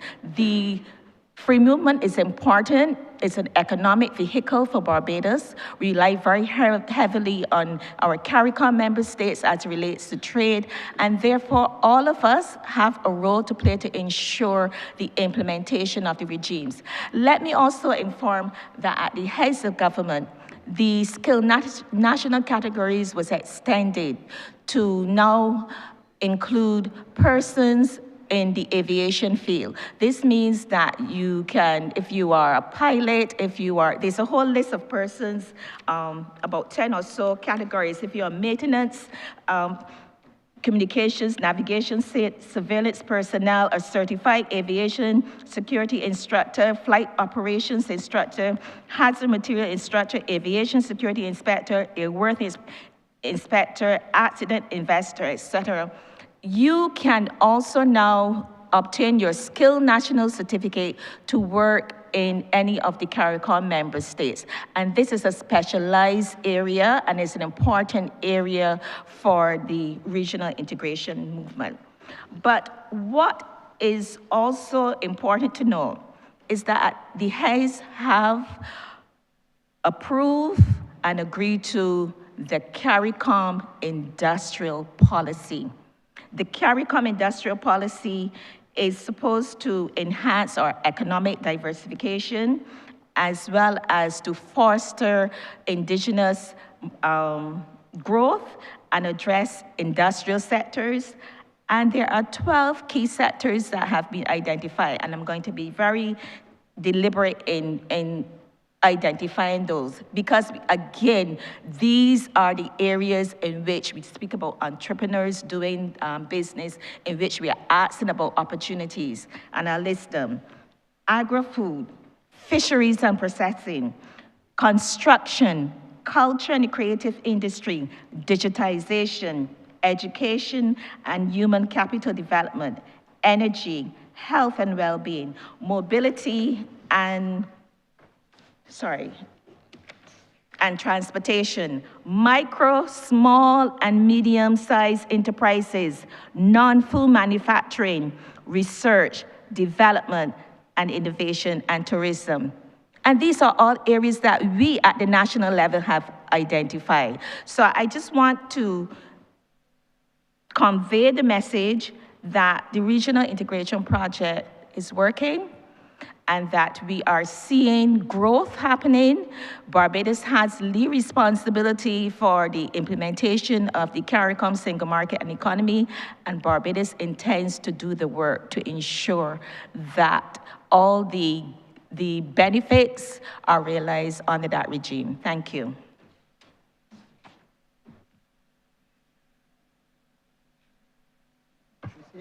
Yes, on scholarships.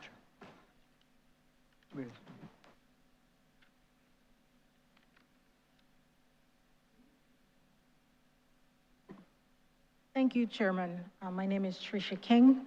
I'm a Senior Foreign Service Officer at the Ministry. Just to say that, thank you, Minister, for the question. The scholarships are very important, and we do receive quite a few of them, quite a number of scholarship offers, which we obviously then pass on to your ministry. We get quite a few from our traditional partners, our European partners. China in particular offers a large number of scholarships to our students. India as well. I can also say that we get a number of training offers for public officers, which is also very important. Singapore and Malaysia, India as well. I can single out as offering a large number of scholarships and training offers for our persons in a number of areas. I just wanted to take the opportunity to say it is very important for the ministry to be informed of those areas where training is needed, where we need the scholarships, where we need the training. We have, some of our partners are willing to build training opportunities, build training programs around our needs if we just articulate those needs to them. So once this information is given to the ministry, we are very willing in our discussions with our partners to have those discussions. Thank you. Thank you very much, and we will certainly be liaising with the ministry to be able to submit some of the areas that we need for our economic growth sectors, and we would want to collaborate with you on identifying not only the issues of scholarships, but also the technical assistance that we're going to need to be able to build out the modern economy. So thank you, and I really trust that we will get a beautiful presentation that we put on the media to discuss CARICOM and all that we do, all of the associations and groupings that are there that deal with different technical areas that we can benefit from. I think the Barbadian public needs to know what is available and how much progress we have made. I thank you, Chair.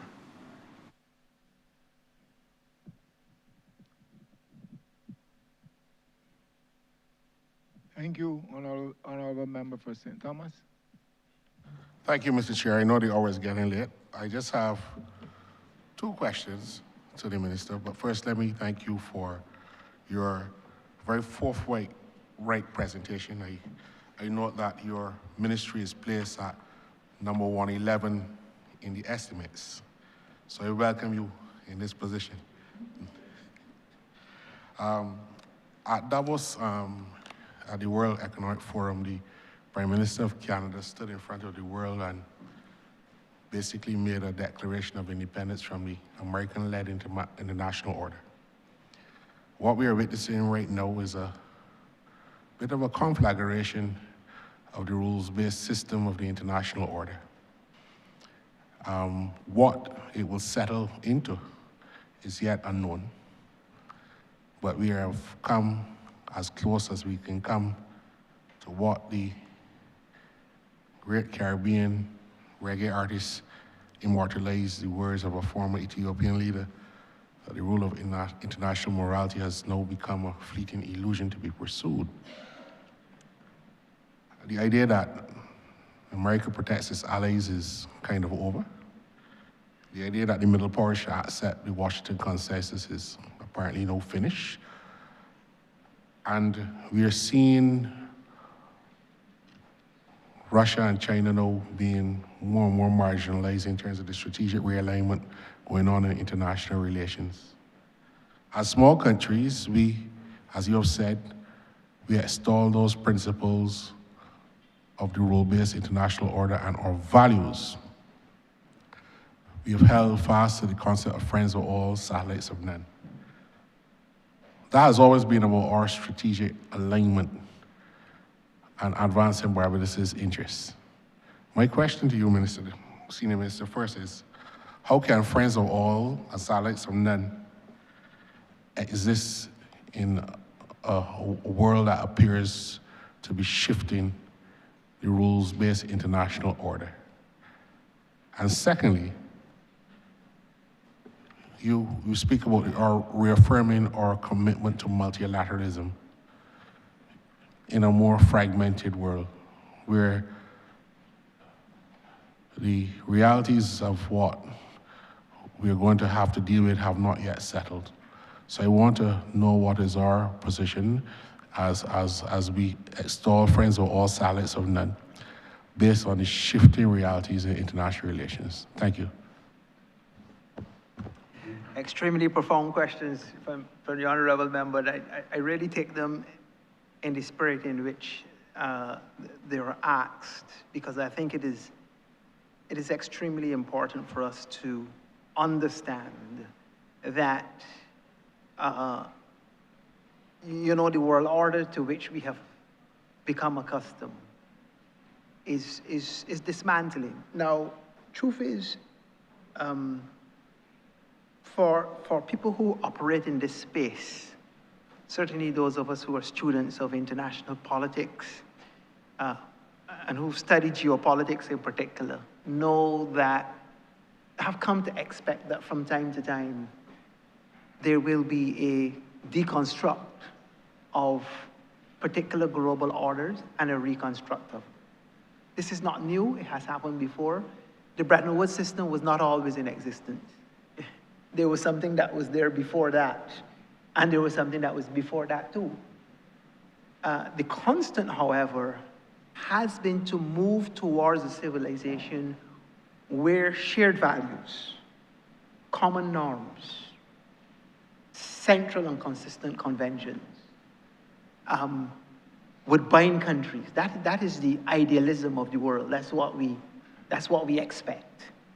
In the context of what is currently happening, we may appear to be at a moment where there is a disorderly disintegration of the global order.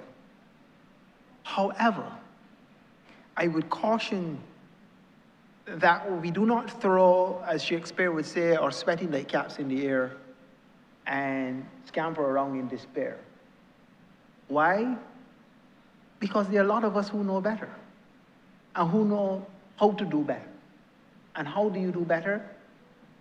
By building a coalition of the willing. Those countries that believe in a rules-based order, those countries that believe in a global order that recognizes the asymmetry of countries and are prepared to give concessions where they are necessary to help those who are less fortunate than themselves to be able to manage. If we can build commonality among those states, then we have an opportunity to ourselves, even as that global order is disintegrating and something else is emerging, to produce a better result. That is what Barbados is doing. That is what we are encouraging CARICOM to do. That is what we are working with like-minded small states in the V20, in the small vulnerable states group, in all of these other entities, WTO and UN and so forth, and the GRULAC and all of these fancy things. The basic thing is that we are building partnerships to be able to withstand that disintegration, whole base, and when the dust is settled, to come out better through those partnerships. Yeah? If we play, Honourable member is very familiar with cricket, at least the administrative side. I can't recall you being a cricketer yourself. You might be, just forgive me if you are. But if you go fishing at every ball that turns outside the off stump, you soon will be caught behind. And then some balls may appear to be drifting down the offside, but may cut back in and wrap you on the pads and you're out. LBW. We have to have a close back to the pad and play straight down the line, and know when to shoulder arms on the ball that is coming, because it will seem, and it is seeming now, because the wicket has been disturbed. And our goal is to ensure that we bat the early overs out in the morning while there's moisture on the wicket until midday comes, and then we can play some strokes. Yeah? That is where, no, but seriously, that is what we have to do. It's a waiting game, it's intelligence, it's gauging, it's looking at the pitch, it's seeing. You look at the bowler as well. You know when the fellow is getting frustrated, when he's getting tired, so you have to wait your hand. We cannot rush to react and then make bad decisions, and then we lose our wicket. We can't afford that. Sorry to extend the metaphor as far as I am, but having come from somebody who has been associated with cricket, I thought I should use the liberty to do so. But we really have to be. And understanding very clearly, if I may shift the metaphor, to engage my honourable colleague from the constituency of St. George. Somebody is going to come here soon that will sing that times are dangerous, can't anchor us, serious, And sometimes we say it's only in the Father that we can put our trust. But even as we put our trust in the Father, we are going to work systematically to make relations with those countries. Canada, you've mentioned. For example, the Canadians have been very reticent in recent times, at least at the regional level, to enter into EPA-type economic partnership agreements. They've, we have the Caribbean and so forth, and that's run a course, and then you have to go back to WTO under the regional agreements clause to have a waiver, and all those things since the GATT was reformed. However, they have reached out to us in recent times. So that clearly is a segue from and into the conversation which Prime Minister Mark Carney is having about Canada rebuilding its relationship. And so we now have an opportunity to sit with them and to look at areas of cooperation in trade and elsewhere where we can build a relationship. That is what we have to do. Now, we are not going to throw as they say, the proverbial baby out with the bathwater. Our traditional allies are our traditional allies. Large markets for which we have to export. We draw tourists from them and so forth and so on. We will do so until such time as things settle down. But once we are in this area of uncertainty, working with like-minded countries and institutions to build partnerships and using everything that we have to use, every tool at our disposal. And I must tell honorable members, I say Prime Minister is the first diplomat of the country, the chief diplomat. All of us are envoys. Both we who work in foreign affairs and all the honorable members here. When you step out of Barbados to represent Barbados, you become a foreign service envoy, a foreign policy envoy for the country. And so we want to draw on every expertise, every knowledge, every intelligence to help us through this very difficult time so that we can position Barbados to take off when the dust settles, and the dust will settle. I hope I've been able to speak to you. Thank you, Senior Minister.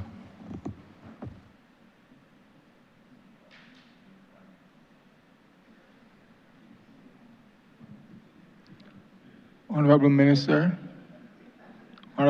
you have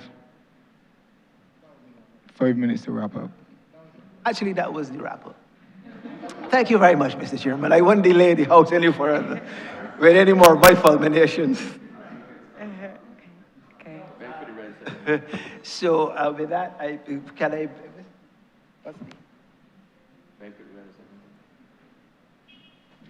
and with that, Mr. Chairman, I beg to move that Head 32 stand part.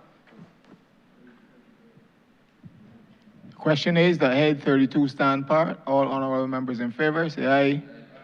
Honourable members against, say no. Methinks the ayes have it. Honourable Leader of Government Business. Mr. Chairman, I beg to move that you do not report progress to His Honour the Speaker and beg leave to sit again. The question is that I do not report progress to His Honour the Speaker and beg for leave to sit again. All honourable members in favour, say aye. Honourable members against, say no.